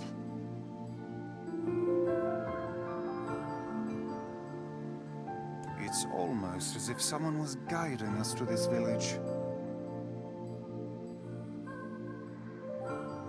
Yeah, exactly. I have a theory too. I have a theory that the one who's caused these dreams, right? I think that Emil caused all these dreams. Because I had like... I can't remember if I told you that, but... Oh, did not know that. But like, I don't remember if I told you this, but I kind of had a minor spoiler by getting a card from playing the game. So I'm playing it on Steam, right? So when you play games on Steam, you get like trading cards. So I think I got one for grown-up Messlan, or like my grown-up character. I also got one for Kaine, or as I like to call her, Jaina. And I'm pretty sure I also got the king, and I think I got Emil. I know Emil is in this, and also when I open Steam, he's like on the front page, and he's standing to the left of who I'm guessing is me all grown up. Don't overthink advice.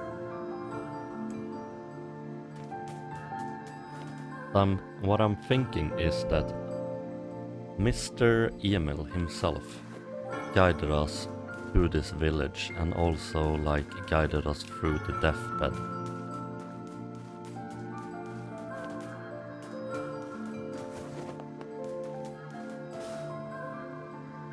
Although it did say that it was the mayor, but I'm kind of doubting that. This person must be dreaming too. It would appear that way, yes. Oh, Can't god say damn I'm it, I'm very gonna excited have to to go read a back lot there. more again. That dream world sorta creeps me out. Perhaps you should spend less time complaining and more time getting on with the mission. Yeah.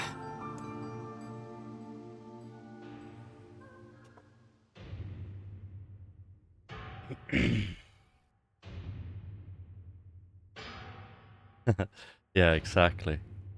Although I'm not sure if I'm going to meet him before I'm getting older. The man also said, or like the hooded man, the mayor, said that he saw me, but not me. Or like, not me right now. I can't really remember exactly what he said, but what I got from it, that he saw me, but I think he saw me in the past, so like 1400 years ago. Or at least that's what I thought about it. But I might be wrong about that.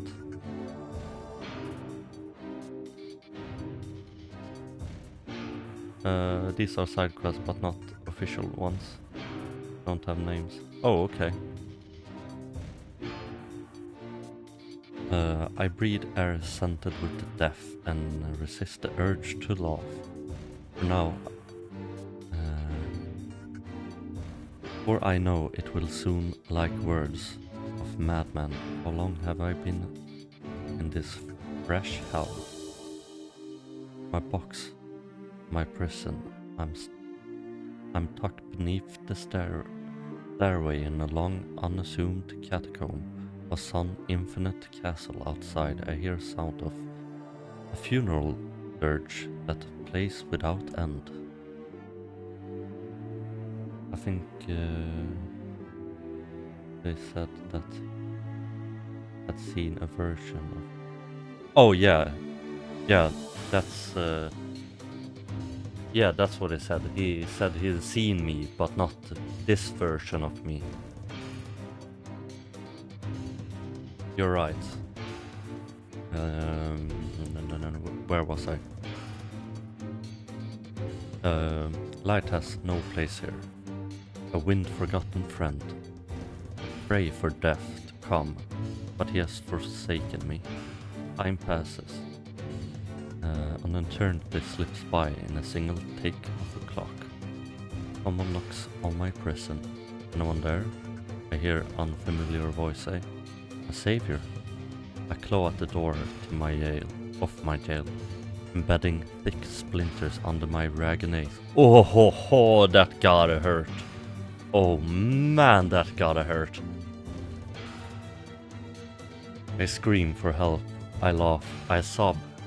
Surely this isn't a product of my adult mind. Surely it cannot be true. Help me, I cry. For the love of all the gods, help me. Impossibly, I hear the sound of a lock being torn out and falling to the floor. The door slowly cracks open. I have just enough time to see a silver-haired boy floating book before the light pours aside. My eyes, accustomed to the blackness, explodes with pain, and I'm forced to turn away. Who are you? I ask, taking hands covering my face. How have you come to this place? I am Grimoire Weiss. This is Messlan. That's me. Long have I been searching for you. We shall awaken from this nightmare together. The one known as Messlan extends his hand and pulls me from the cell. Though my eyes are slow to adjust to freedom, my ears are keen as ever. They recognize the echo sound of a heavy rain. I never thought to hear that again, I whisper. Would that this were not much... Wait.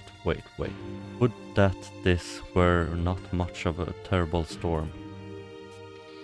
Said Grimoire Wise, look at your feet. I force my eyes open to see water pooling around my ankles and lapping my shins. There's so much of it. Yes, and more comes. Each moment we delay. If we do not make good our escape, we shall all drown in this castle. We know you're weak, but you're our only hope to survive this place. Time, that long-forgotten friend, made itself known, and I nodded my head and swore to save my rescuers no matter the cost.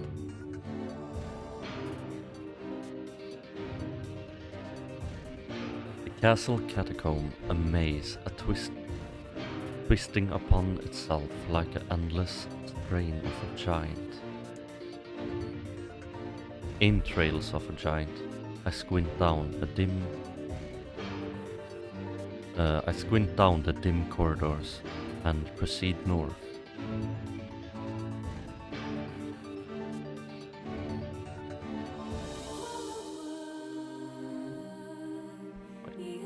I'm still getting used to... Oh, wait. Oh, so I had to press it. I was wondering, like, why the hell can I not press it? At the end of the corridor, I find a row of 20 gorgeous canopied beds resting upon top a carpet of velvet. All the covers are in a thick layer of dust and cobweb. Searching for the door to the next room, I come upon a shapeless mass of grey matter. It has been shoved against the side of the wall, and despite my fever, I think I see the outline of a door just beyond.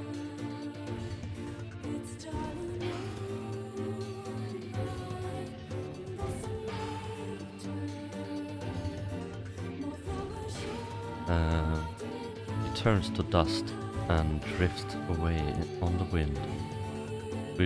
Realization slowly dawns, and I fall to my knees and weep. Corpses. I face a mountain of charred, crumbling corpses.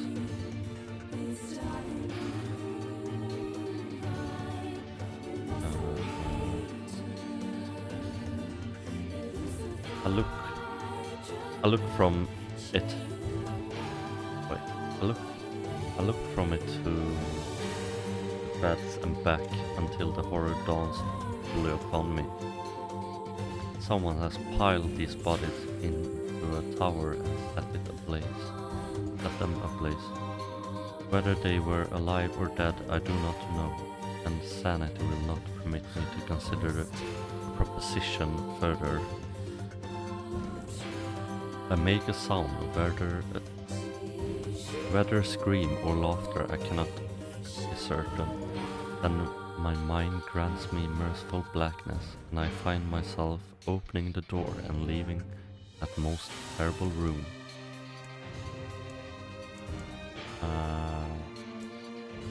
If I proceed south, doesn't that mean, because I went north, right? Doesn't that mean just I go back? Yeah, let's go east. I squint down the dim corridors. West. Okay, out then? Okay, I'll proceed north. North, south, north, south, north. The water was rising to my chin and now laps greedily at my mouth and nose.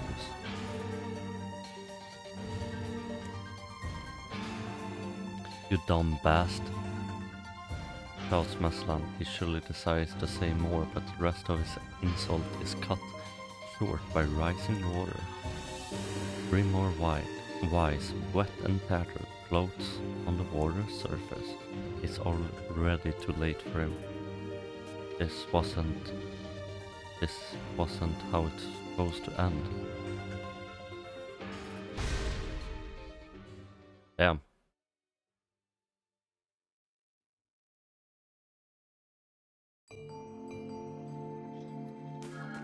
Well, good thing I saved. And at least I don't have to reread all that stuff. This It would... Can't say I'm... Perhaps you... Yeah. Okay, now we can just speed through it.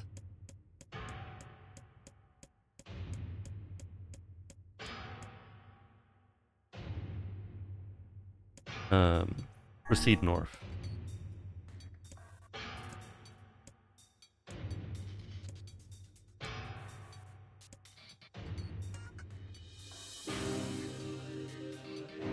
So... yeah, exactly. I guess east then. And then north.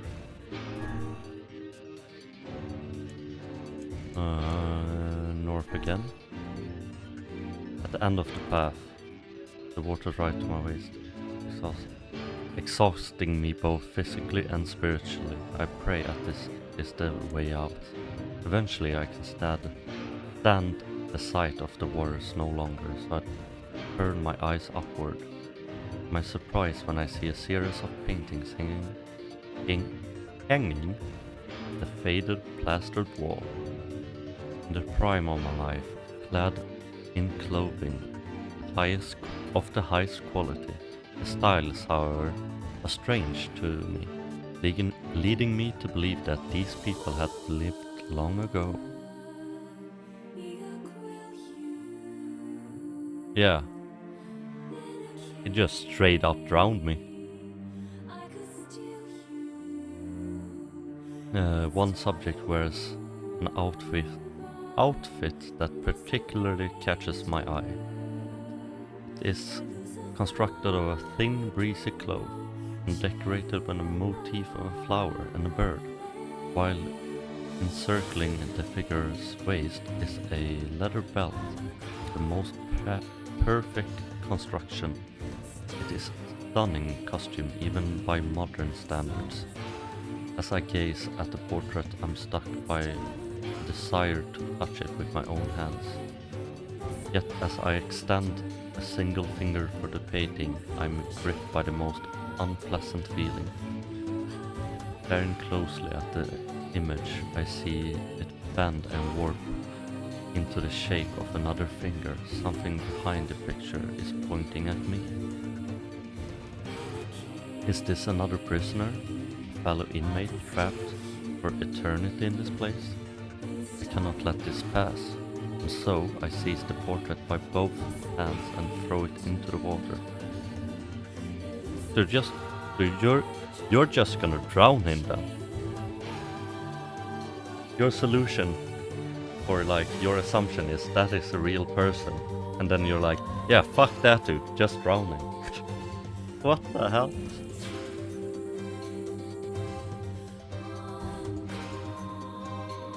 You're supposed to be in this room, so this is good. The wall is hollow behind the painting, and inside I can just make out a body. Whether or not this is a prisoner, there would be no rescue. The poor soul is long dead. Scraps of clothing lie on the floor around the bones. Only a small amount of fabric has survived, but its features same delicate designs that were depicted in the portrait. Well, yeah, I would have guessed that this is the right way, because it's so much text to read. Otherwise, this would be one hell of a death screen, that's for sure.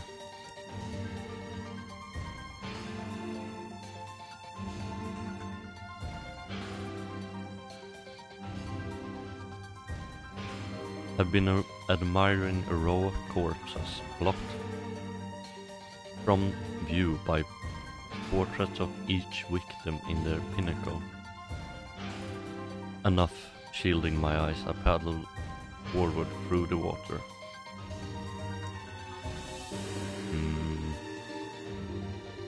Oh, I went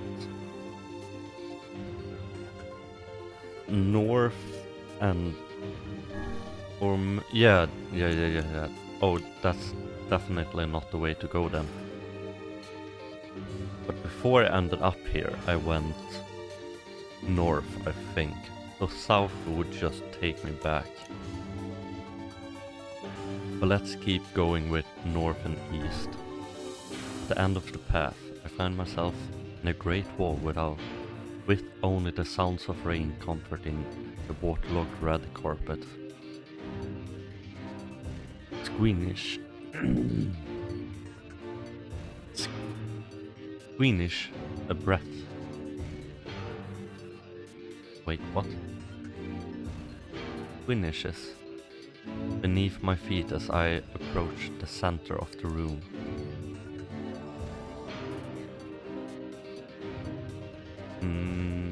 Sure. If you wanna do that. As well as the remains of a fantastic feast. As my eyes continue to adjust, I see many chairs surrounding the table, each holding a dinner guest. Noticing movement, I approach the chair at the table's head. But the truth of the matter dawns on me. I recoil in horror The host of the feast is a corpse, as are all the invited guests. An army of foul, wriggling insects have made homes in their remains. And this is the moment I saw. This once splendid feast was now nothing more than a requirement. Requiem for the damned. I take a moment to study my shaking hands and I slowly back away from the table. Desperate to lose sight of the abominations before me, my gaze lands on a chair upon which the dead were seated. This is a mistake. The chairs proved to be even more turbulent than the feast itself.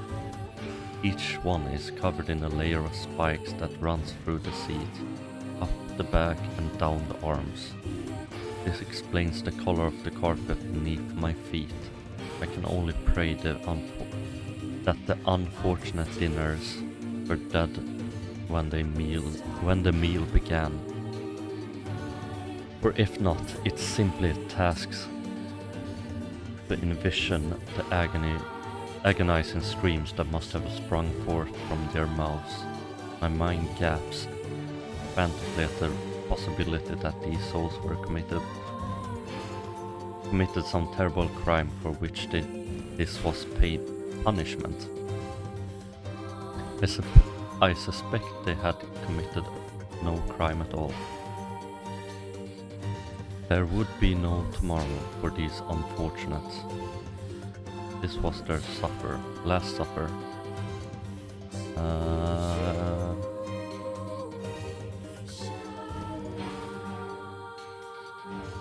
North, I guess.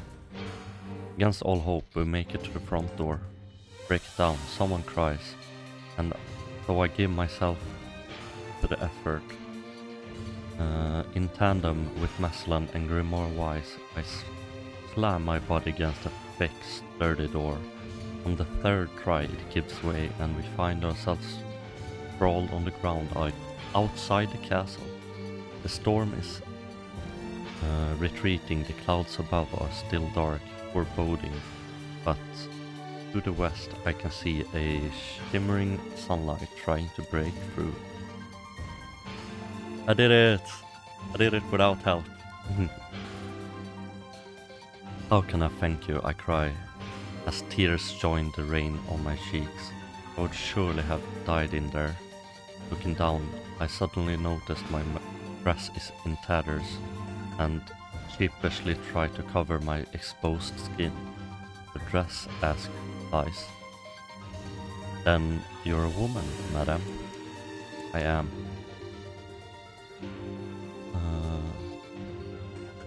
Yeah, exactly. I am. I offer the two a smile. I suppose that comes as something of a surprising thing, as how I exist only in the form of the words. I can see that the one known as Messlan is disappointed that the torn dress will be given no further description, but he hides it well. With a nod and shrug, the three of us set forth to our awakening. But behind us, an awakening from another kind is taking place.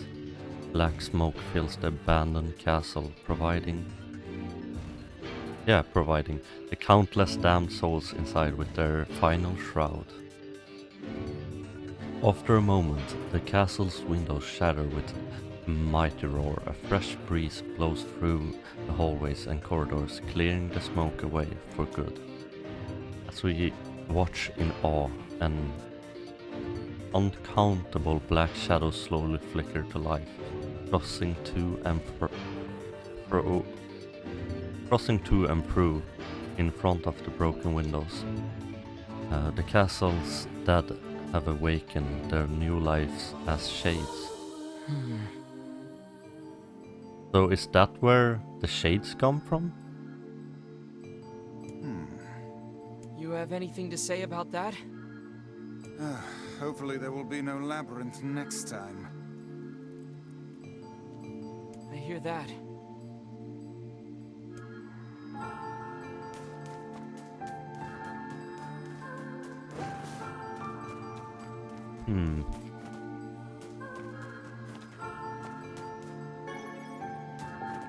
So I'm not quite sure if I need to do this.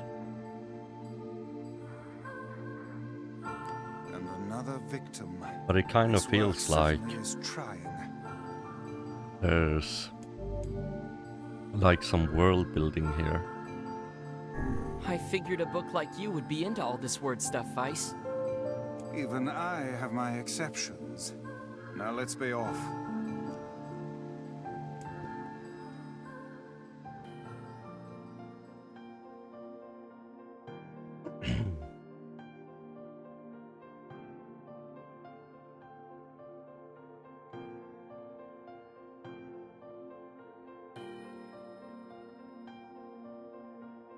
A colony of massive sculptures was visible in the distance, their tall forms scraping against the sky.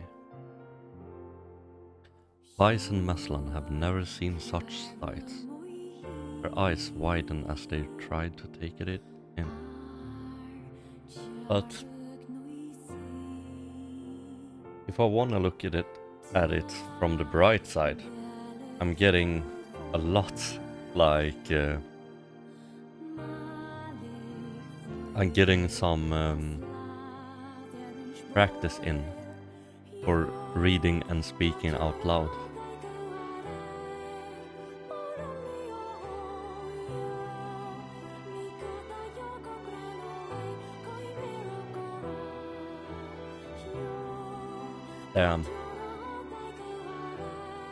This is also a pretty beautiful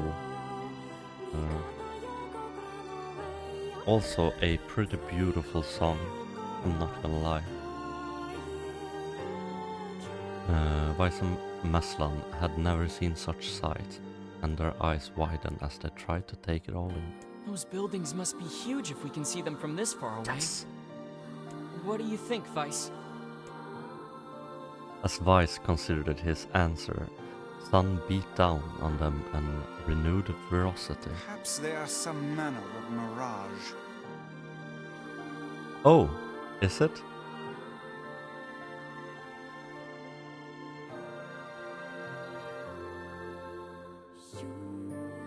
Well, it's beautiful, gotta say. Perhaps they are some manner of a mirage. Some manner of mirage, he said. Under this heat, a mirage or two would hardly be an unexpected sight. Messlan nodded and wiped the sweat off his brow, leaving the trail of sand in its place. He thought he'd never been so thirsty.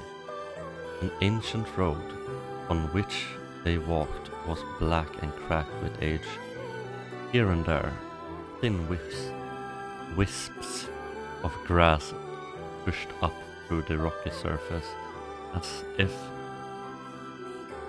defying those who had laid this material down over their home. Heat reflecting from the road made Messlan lightheaded.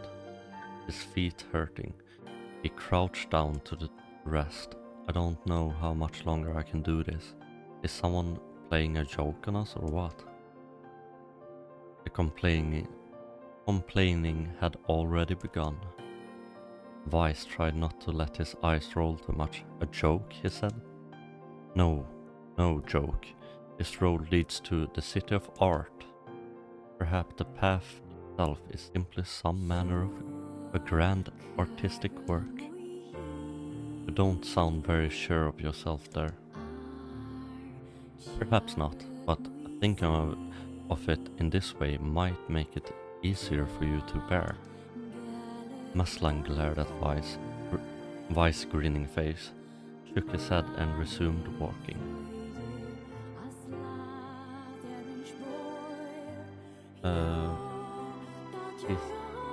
He's such an extreme and abrasive character, but the song is so soft and pretty. Also, we learned that he's a complex character and that defends himself as being... Yeah, absolutely. Like you said, that he's extreme, to say the least, with all her swear words and stuff. And like, oh, I'm gonna fucking pull out your heart and like put it up your ass and stuff like that. But yeah, she's a lot more complex, like you said. And that's she like is defending her village even though everyone there hates her. That can't be easy. To just keep on protecting everyone who's like so hateful towards you.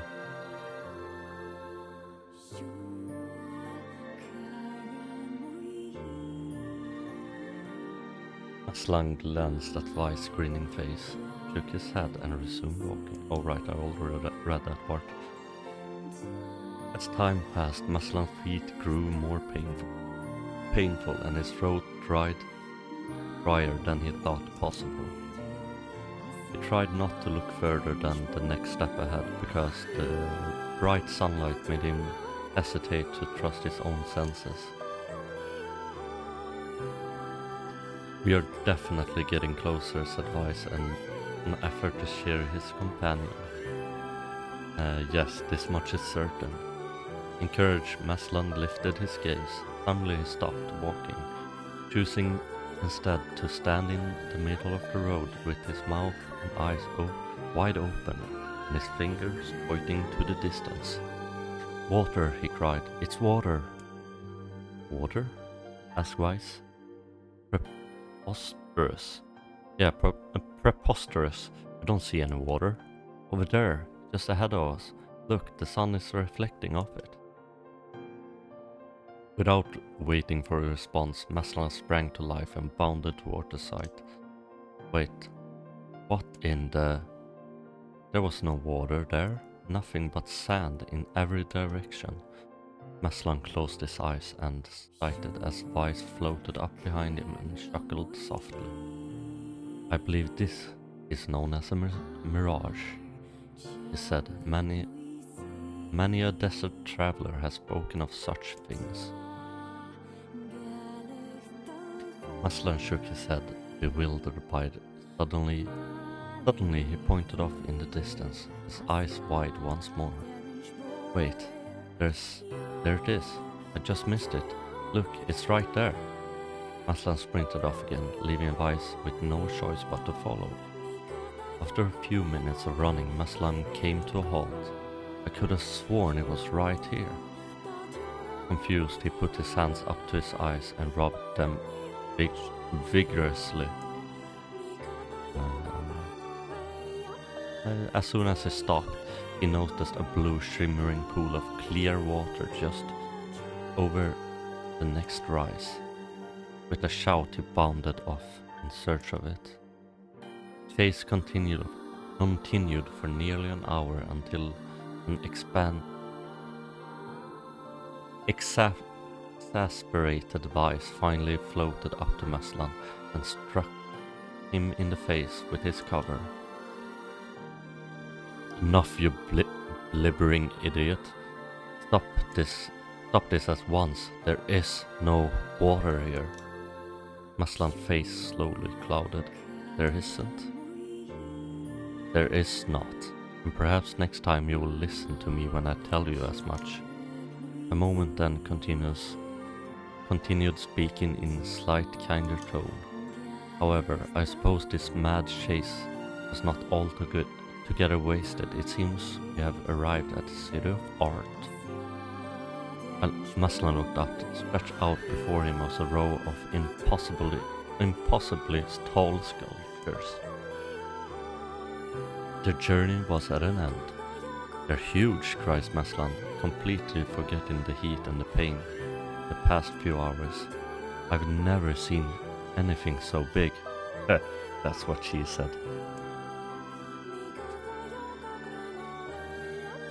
Each sculpture was formed from roughly the same shape, a tall rectangular that stretched upwards to the sky, but that is where the similarities ended.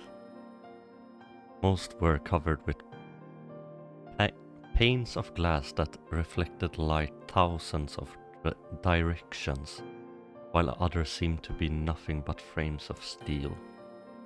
Some had tall spires and on their tops, while others possessed triangular clamps. "What kind of city is this?" said Messlan. "Where are the people? Where are the houses? Perhaps this land intended exclusively for art use." I have a feeling that this city is like a modern city in the desert, because it like describes what I would consider like skyscrapers.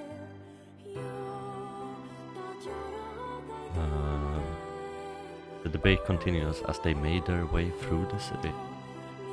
Miracles of artistry were everywhere, great iron gates with wheels that sat silent on steel rails, beautiful carved works with the lights of red, amber and green dangle over every street.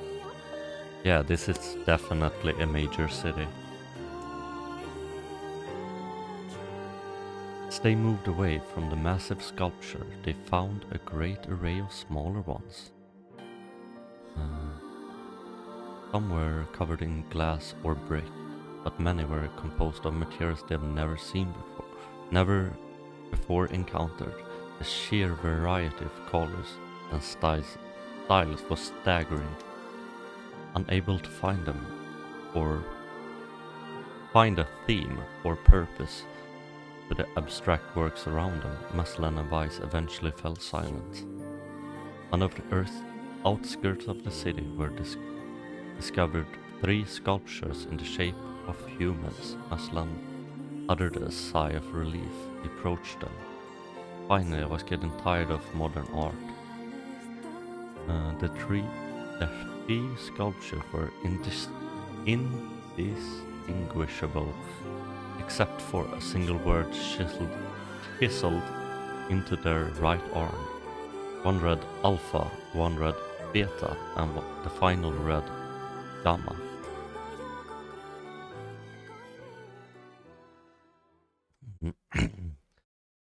As Messlan moved to touch the nearest statue, the bird flew from atop one of the sculptures.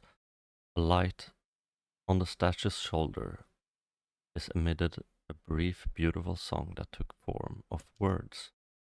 Only one form is real. The others are false.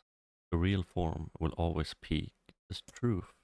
The false ones will only speak lies. What is that? The bird departed as if on cue.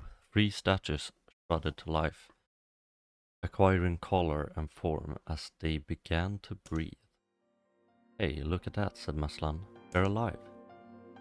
And the triplets bowed low before Messlan. "Please," said Alpha. "You have to get them out of this nightmare. I'm real. Stop lying," said Beta. He turned to Messlan and threw his hand in the air. "Alpha is fake. You know, I'm the real one." "What a load of crap," said Gamma. "Beta is fake. Everyone knows that the only real one is around here is me. I'm the only one around here who's real." Their respective pleas given, 3 statues returned to their frozen state, as silence once again enveloped the city.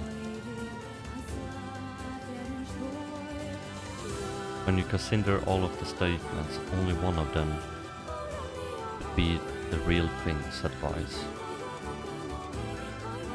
Messlan furrowed his eyebrows and considered his answer. "Yeah, this is a logic puzzle. And I have a guess, or like a vague idea on how to do this. So how it goes is you're supposed to, or I can't ask them now, but the way it usually goes is that you're supposed to ask one if the other person is lying, because how was it now again? It was a long ass time ago since I did this the last time. Because I've seen this logic puzzle before.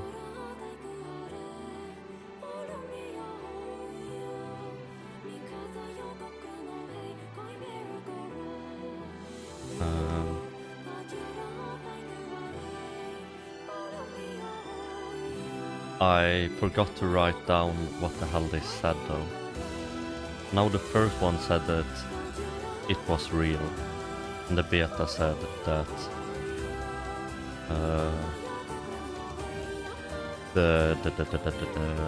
no, he's lying and that he's the real one.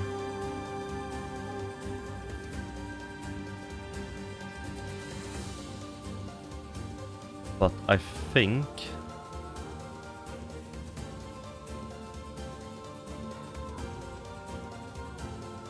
so. I think it's Gamma because he said that he's the only one, the only real one around here. So if he's the one who's lying, they're all alive. At least that's what I think. But let's see. The real one is Gamma. Oh, ho, ho. Hell yeah, dude. The real one is Gamma. Oh wait, that's just me saying it. The eyes of the statue shone with eager light, eerie light. The light grew stronger and stronger until Messlan and Weiss were forced to turn away. Oh, frick, I guess not.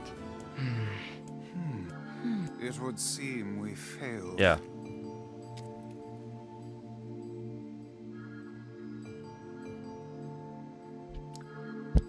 This time, I'm going to write down what the hell they're saying.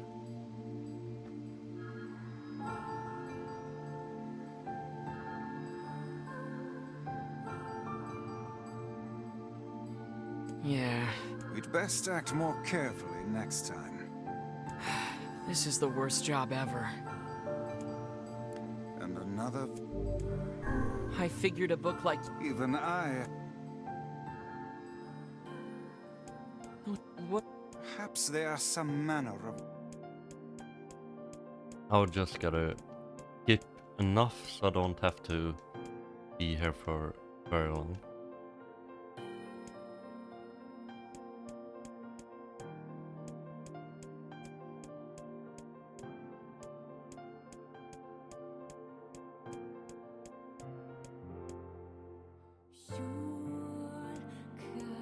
I'm pretty close now, so I should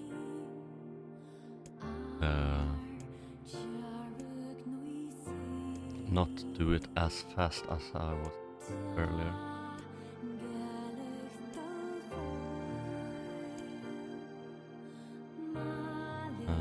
Three tattoos were resting. Oh, right.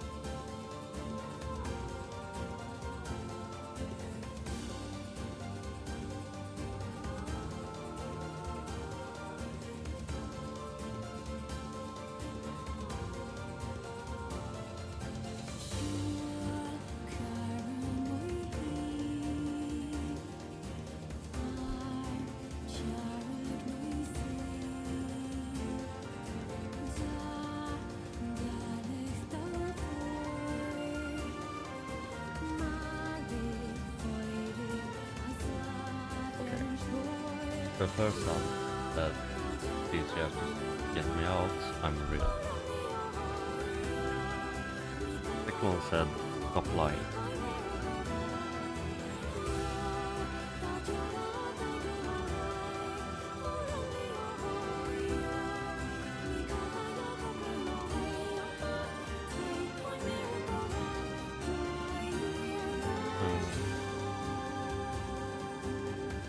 Alpha is fake. Fake.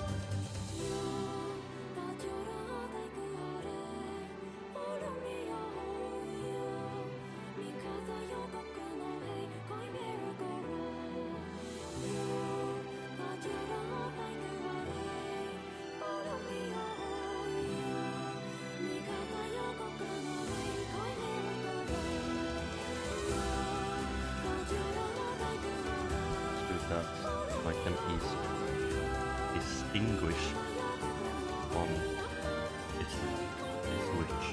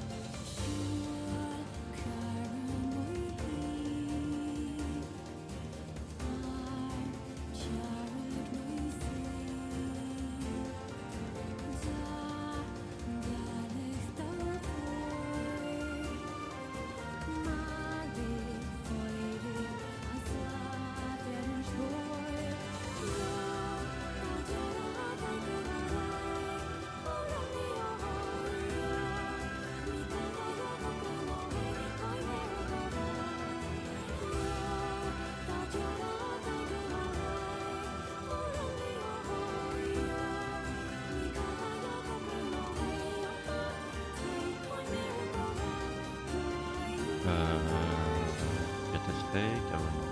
I'm doing okay.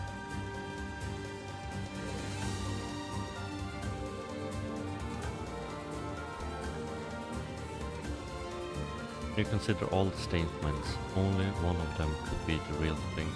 Advice. Found this answer. Only one form is real, the others are false. The real form will always speak the truth, the false will only speak lies.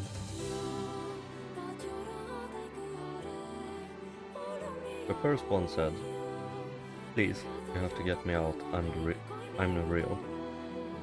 The other one said, stop lying, Alpha. Alpha is...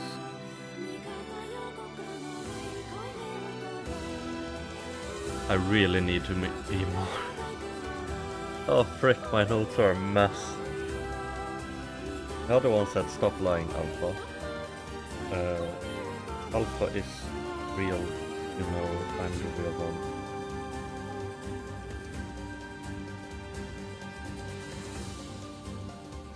What a load of crap. Beta is fake. Everyone knows I'm the real one. Only real one.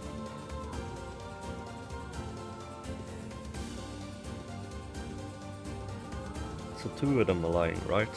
And only one of them is speaking the truth.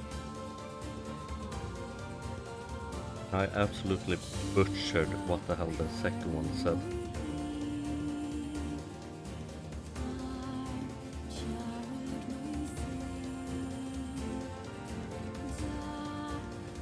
But what doesn't make sense to me is like... if Gamma isn't the real one, if it's lying,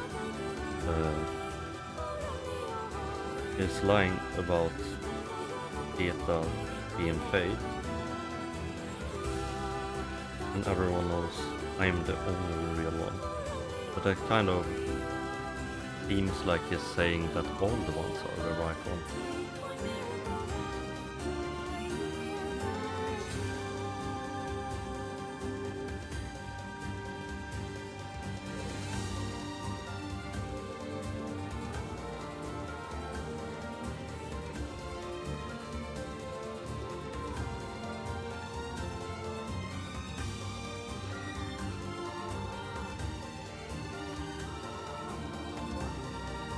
Well, I guess Beta then.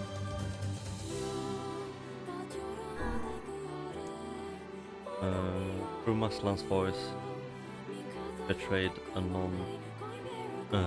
notable lack of confidence. It was a relief to see Vice nodding at him. If Alpha was telling the truth,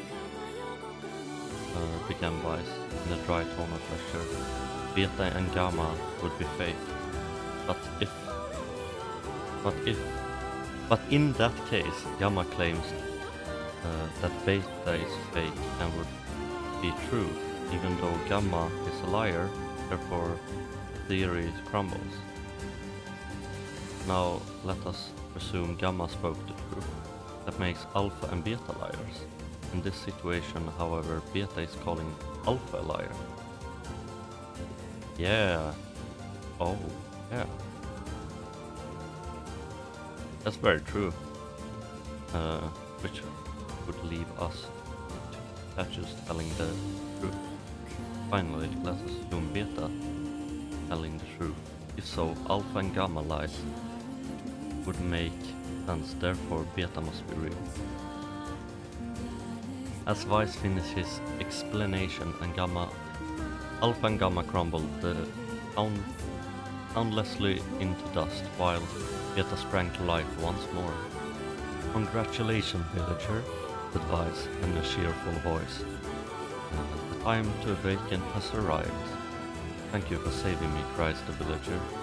He dropped to his knee and bowed his head, as slow as it could go before an uncomfortable Messlan pulled him to his feet. Why did you have a dream like this? Asked Vice. Have you been to this city before?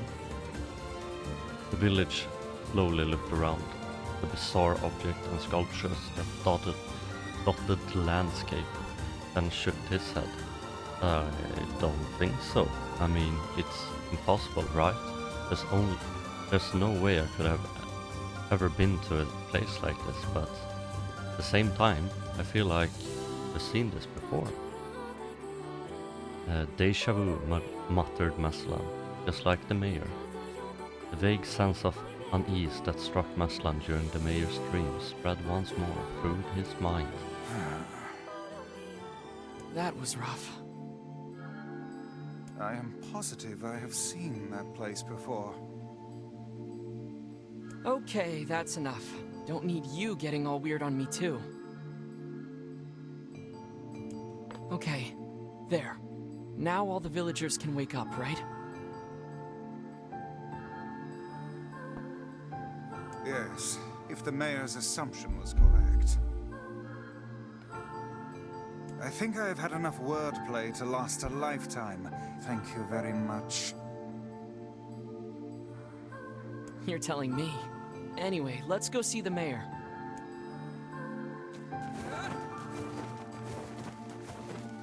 It's just one small ass village though.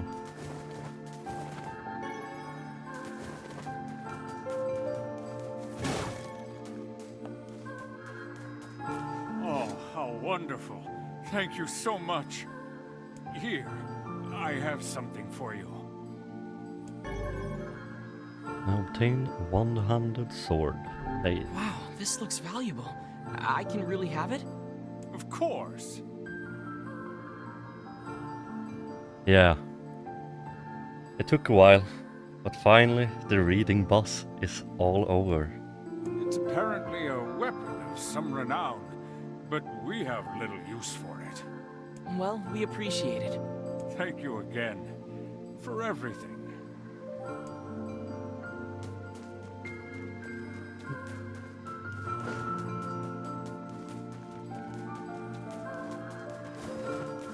Panda, do you think I should, like, keep on reading all this stuff? Or do you think I should just stop? I simply cannot bear another of these infernal conversations. Let us save it for another time.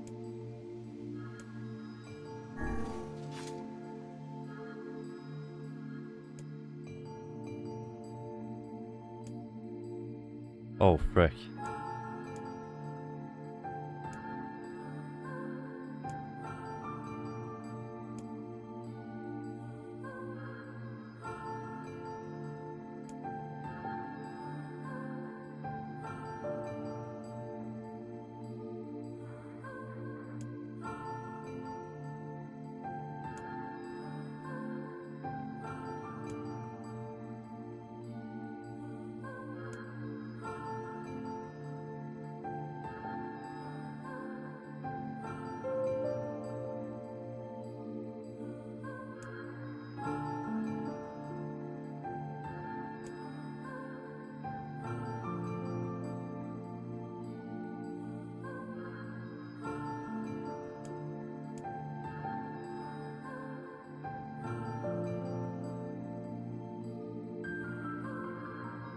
Yeah, I did too.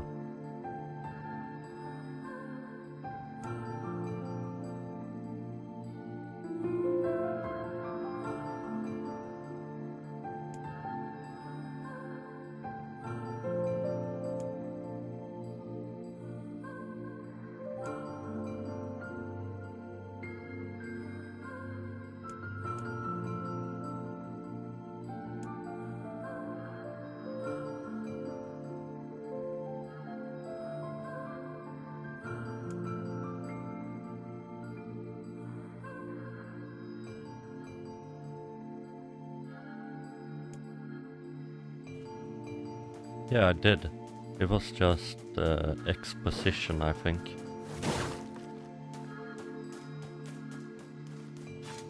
Or like recapping the dream she had.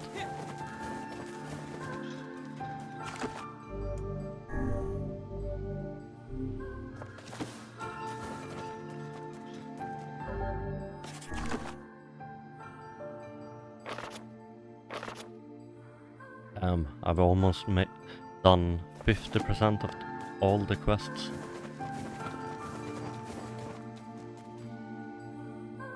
Although this damn part of the quest So how was the took village? quite some time. Oh, it was truly magnificent. There are no words. Really. Neat. Let's get back to Popola. She'll probably want to know what's going on in there. Yeah. You are probably right.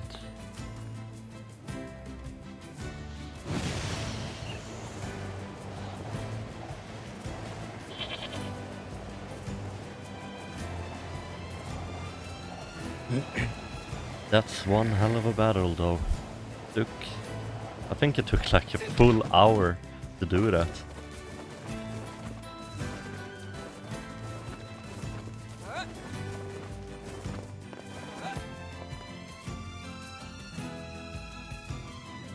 Yeah, that's kind of what I thought. Either that or I was extremely close to being done with this part. But I gotta say, this is a lot lengthier than I thought it would be. Because if I've only made 50% of the quest in the first part, there should be about like 45 more hours to this game. And yeah, that's like a 60-hour game. That's quite a lot.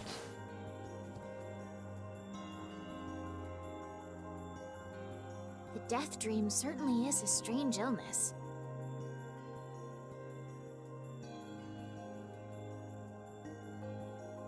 Hmm.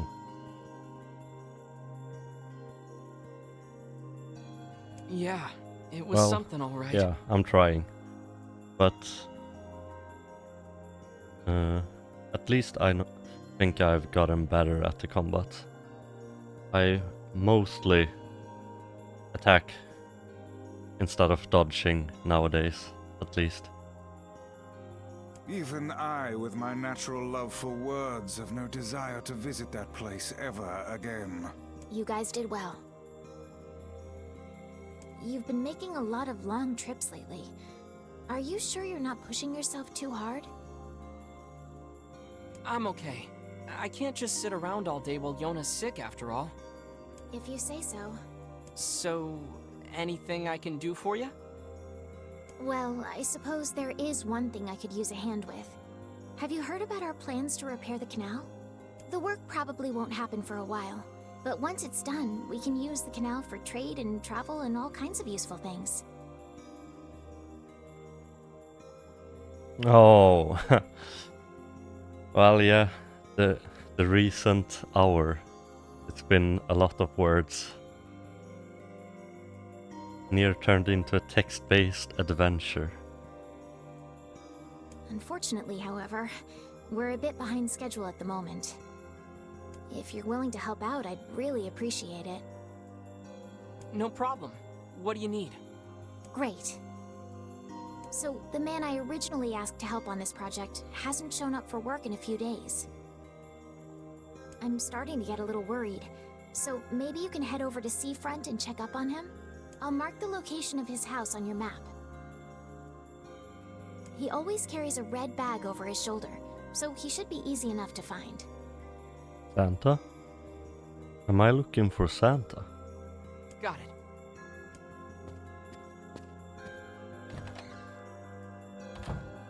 Ayy.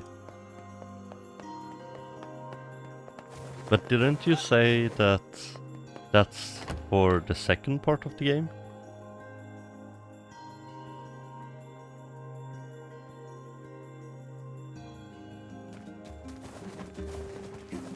A canal, is it? Fascinating. If we had a ferry, we could put these days of endlessly running about behind us. Don't you just float everywhere anyway? Do you think I am borne aloft by the winds, lad? It takes stamina to maintain this height. Oh, really? You could at least try to hide the utter dismay, you know. Oh, so even though it means that I will unlock fast travel with it, it's quite some time until I unlock it then.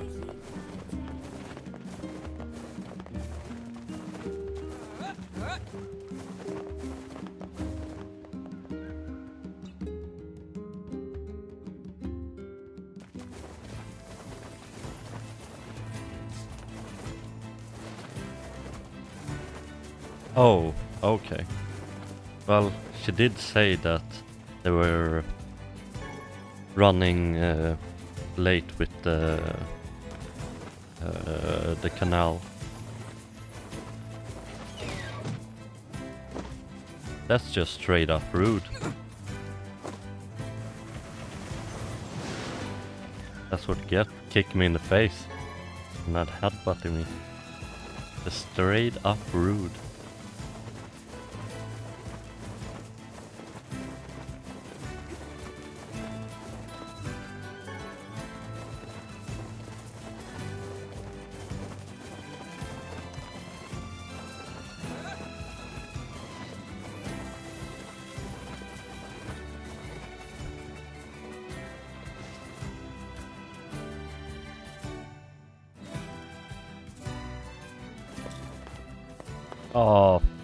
Oh, I thought I accidentally rolled back.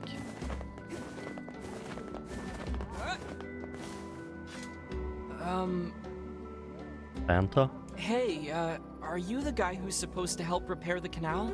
Popola sent me to... Oh God, it's over. My life is over.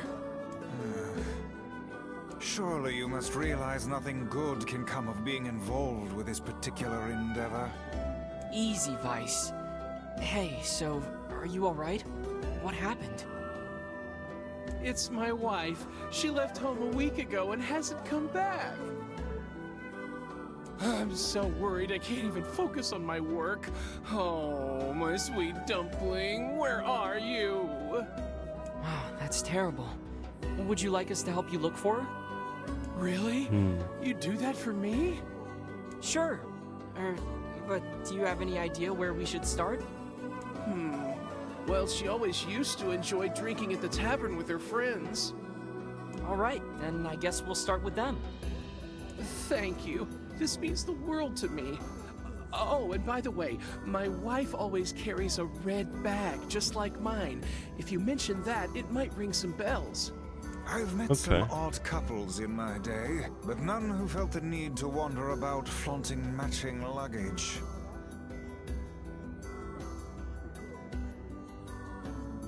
You need to get with the times. Coordinated outfits are all the rage. But that's where Altair went. Plus, these bags are special. We bought them for our anniversary. That explains so much why he was only in the first game.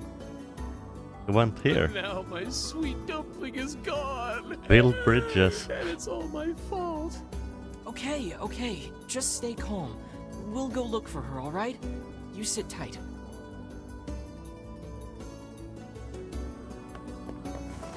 I'm willing to bet that man knows more about his wife absconding than he's letting on.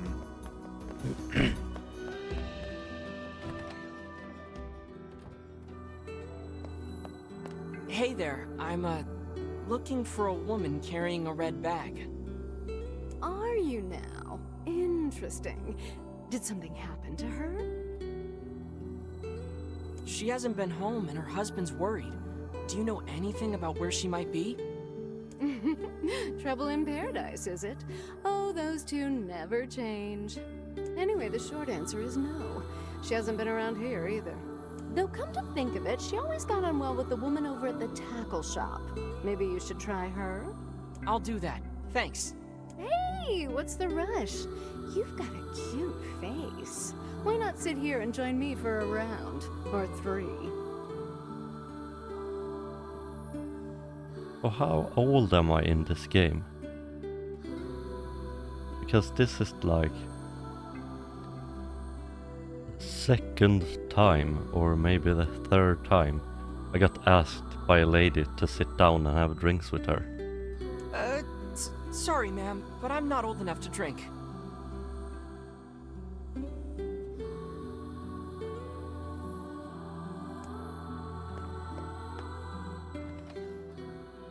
Well, yeah, that's probably the first time I've heard that too.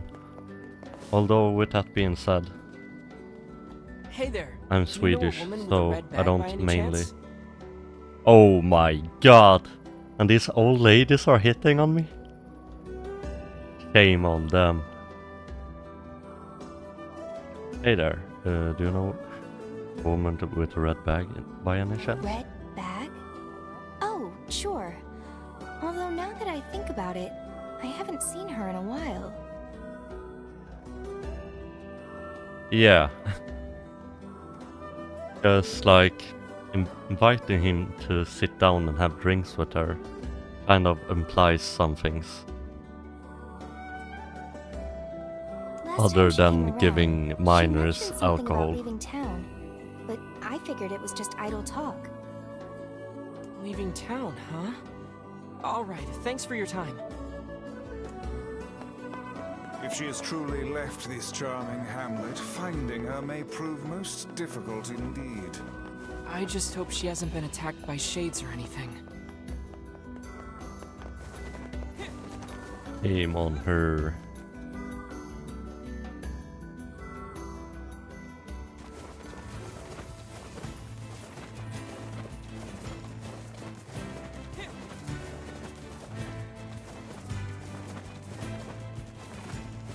Although, if this is like not to defend her or anything, but if this is like how it used to be in our world, he has probably like lived half his life already. Odd.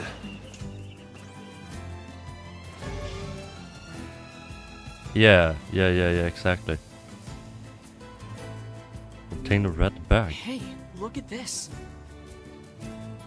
It is identical to the red satchel carried by the man who sent us on this mad quest. Perhaps it belongs to his spouse. Oh no. Do you think the Shades got her? I fear it likely, lad. I sense no other activity in the immediate vicinity. We were too late. Well, this is terrible. What are we supposed to say?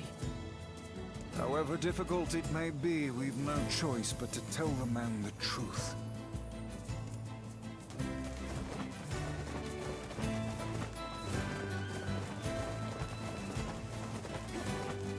I gotta say though, by judging by like Jaina's appearance on the front of the game, he sure has not aged a lot.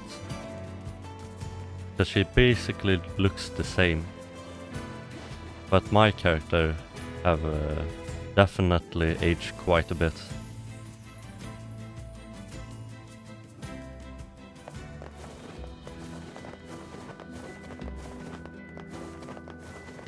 That's a bit strange. Maybe she is semi-immortal if she truly is like a mutant and isn't just infected with the black scroll. Hey, did you find my sweet dumpling? We didn't, but we got this off a Shade.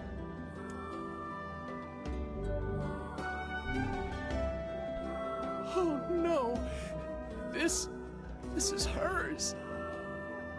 So our fears were correct. Oh God, how could this happen to her? And this is all my fault. But why? Asked the man. If I may, my good man, why did your wife leave home in the first place? It's because I think we should give him some time to himself, Vice. Nah, I wanna know.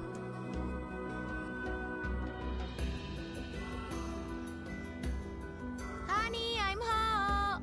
Good heavens, you're a wreck. What's wrong? What? Dumpling, you're not dead.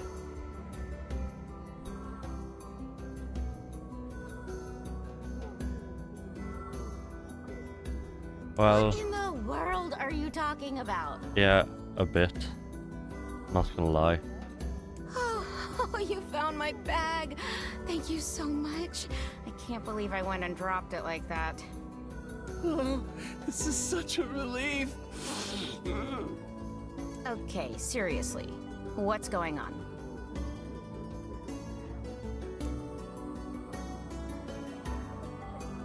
I'm minutes late. Oh, but I wanna know. See.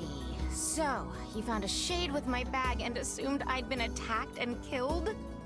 I'm just glad you're safe, Dumpling, but I'm also so sorry. This is all my fault. Oh, if I didn't eat that apple you were saving. Oh, God, I'm such an idiot! Listen, I promise I'll never eat anything of yours again. You just promise never to run away from home again, okay? Run away? Have you lost your mind? I just went to visit my parents. This dude. Oh my god, this dude. Huh? I told you about this. Going to see my family, gone for a week. Remember? Ugh, are you serious right now? Why don't you ever listen to me?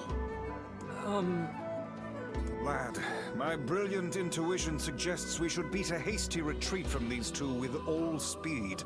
Yeah, that's probably for the best.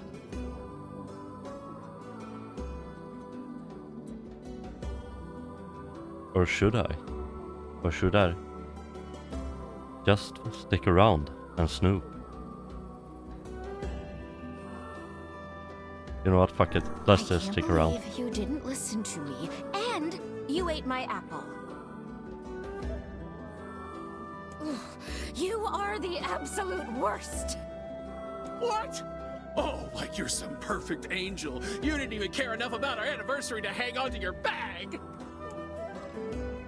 You, kid. I'm No, right no, about no, no, this, no, yeah? no, no, no, If no, no, anyone's no, wrong no. here, it's my wife. No, no, no, right? no, no, no, no. Don't bring me into this. I'm just a bystander who likes to snoop. Don't bring me into this. I have nothing to do with this. Wait, Yeah. you're asking me? Exactly. That escalated hella quick.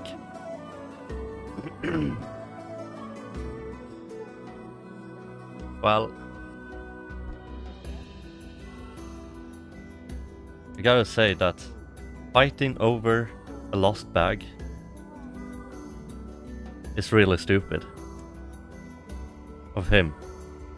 And it's really stupid of her to like be mad about him eating an apple. Although if she said like the husband not listening, that's more understandable.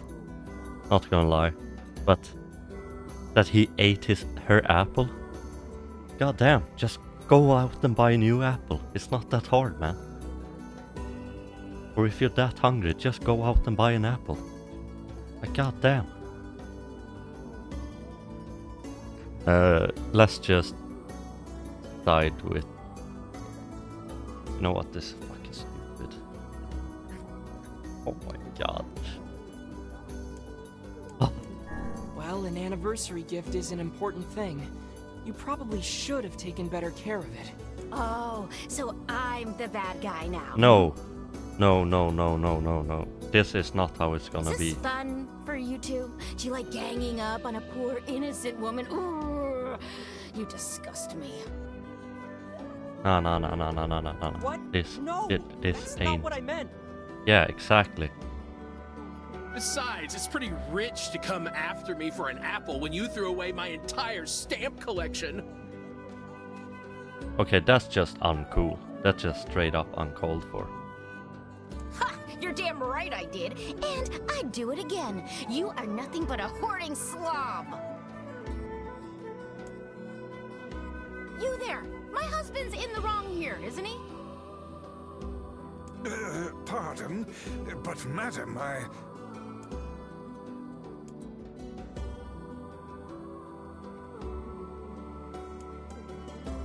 Yeah, honestly, both of you. Oh, enough. The both of you are at fault. Now apologize to one another and You're end both this just ridiculous being display. ridiculous right now. Like, what the hell? Talk for a floating magazine. I see you finally agree on something. Yeah.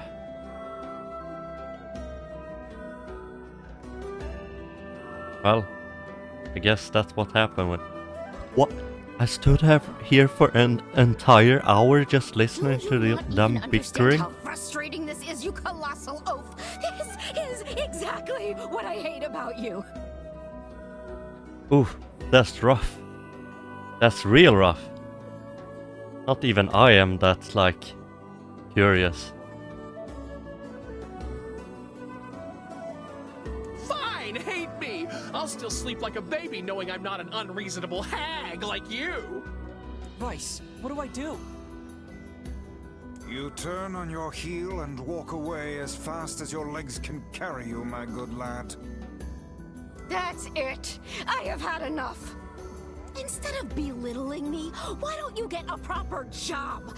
Everyone in the neighborhood treats me like dirt, and it's all because of my unemployed slob of a husband! But isn't he, like, supposed to build a bridge? Or not the bridge. The damn canal. Actually, I have a job now. Yeah. You what? You're kidding. Why didn't you tell me? That's great! Well, I sort of wanted it to be a surprise. Oh, you big silly Billy. Well, this calls for a celebration. Come on, I'm going to bake you a nice apple pie. But you don't have any apples anymore.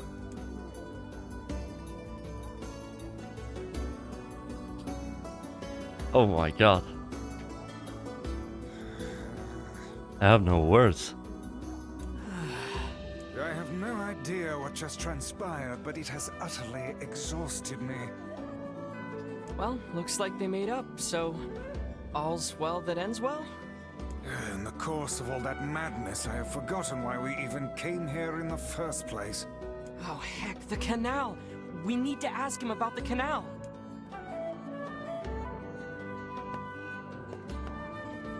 Yeah, we just stood here and was like, ooh, gossip. Yeah, I kind of thought that they were gonna start bickering about again by, or that she was gonna like whine or like belittle him for eating her apples. Wait, oh frick, I forgot. I can't thank you enough Listen. for all your help. Sure, but listen, we need to talk to you about the canal. Yeah, exactly. I want fast travel. Oh, right! That's why you came here in the first place, huh? Yeah. Well, now that my love life is rolling in clover again, I'd be more than happy to get going on the canal work. Yeah. So, get moving. Oh, this dude is going to be the death of me. Tell me about it. Anyway, let's go give Popola an update. Yeah, let's go to Popel and tell her that he hired pretty much the absolute worst person to build the canal. A strange pair indeed. It boggles the mind to think their relationship can persist despite such intense squabbling. Well, they looked pretty happy in the end, at least. Maybe the secret to living a happy life is sharing your feelings, even when they're sort of mean and weird. If you adopt such a strategy, I may leave for groceries one day and never return.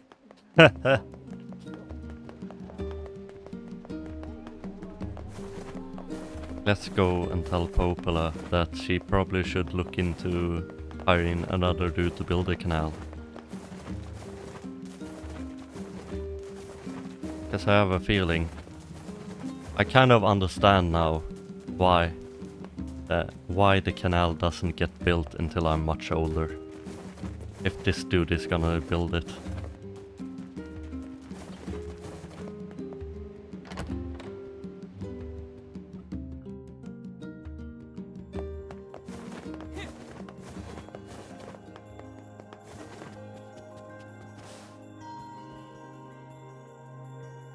Goodness, it sounds like the canal repairman had quite the problem on his hands. I'm glad everything turned out all right. Thank you so much for your help. Don't mention it. I'm looking forward to seeing how the canal turns out. In about like 14 years. If you need anything else from us, just say the word. Hey, wait! Huh? I almost forgot. Yona is looking for you.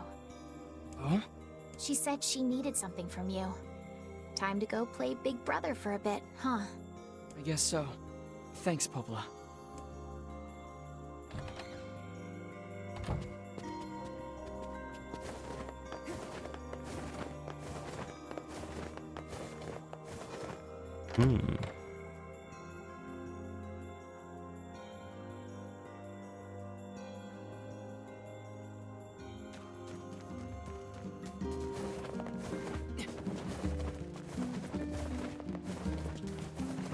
Interesting. Interesting indeed.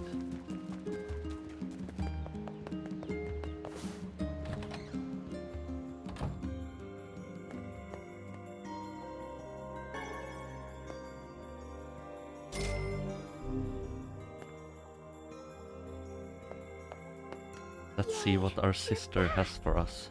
Popola said you needed something? Yeah. A favor, actually. What is it? I can't help if you don't tell me, sis. Okay, I'm gonna say it. Ready? I'm ready, Yona. Oh. I need you to help my friend. Your friend? Yep, I have a friend, and we've been writing each other letters. Seriously? A pen pal? How delightful. Damn, that's very judgmental of you, Mr. NeiR. Of course your little sister has a friend. So who is this friend? Well, he's kinda... He? It's a guy?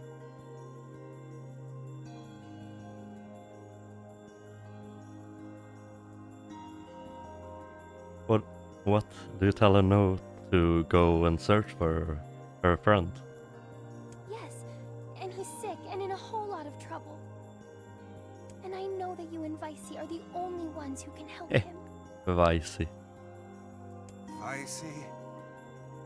Tell me about this guy. He lives in this really big house down south, and he's super nice, and he's my friend. Okay. So you have to help him, please. Yona, listen. Please. Great. Now what do I do?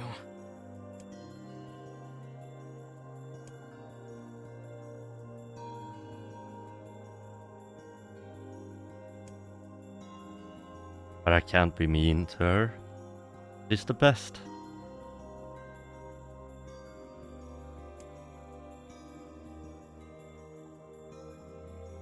And I have a feeling that I'm going to have to say yes to her anyways.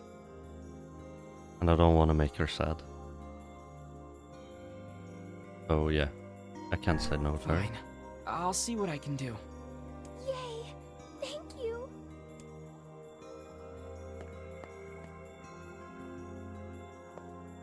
Oh, frick, I went the wrong way.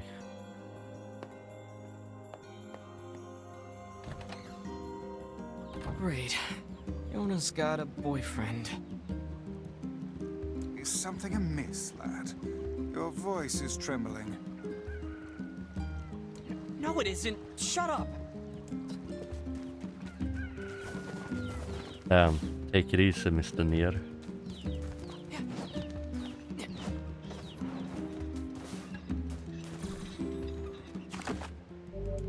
Well, that's going to be enough for today's stream. Tomorrow is Thursday, so yeah, I'll be back again tomorrow. Yes, I have to say yes because she whines about it otherwise. So yeah, tomorrow is Thursday. Yeah, Thursday. So I'll be back again tomorrow at the same time, so around 6 o'clock. I wish I could have said we got quite a few things done, but a lot of the stream was just the damn text-based adventure. But to be fair, we did get some stuff done. But yeah, so I've been streaming for like about 5 hours and woke up a bit late today, so I had no time to eat before today's stream, so I have to eat and go and be ready for work.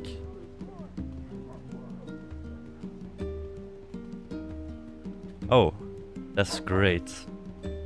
I always love to have you here. To help me out and to be in chat.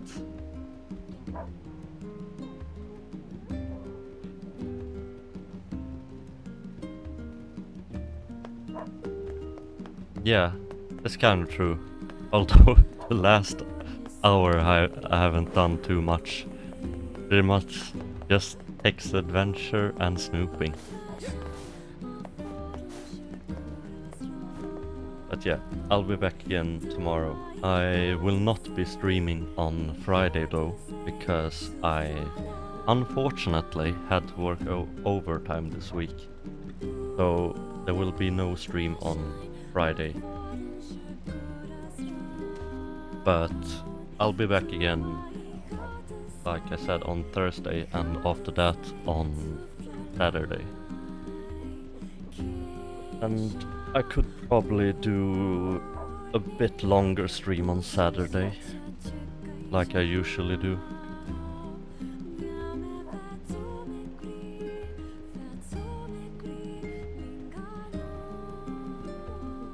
Well, that would be lovely. But I get it if you like have to do some other stuff. I get that life sometimes get in the way, and responsibilities and life gets in the way. Well, thank you for coming and joining me for this stream. Hopefully you'll sleep well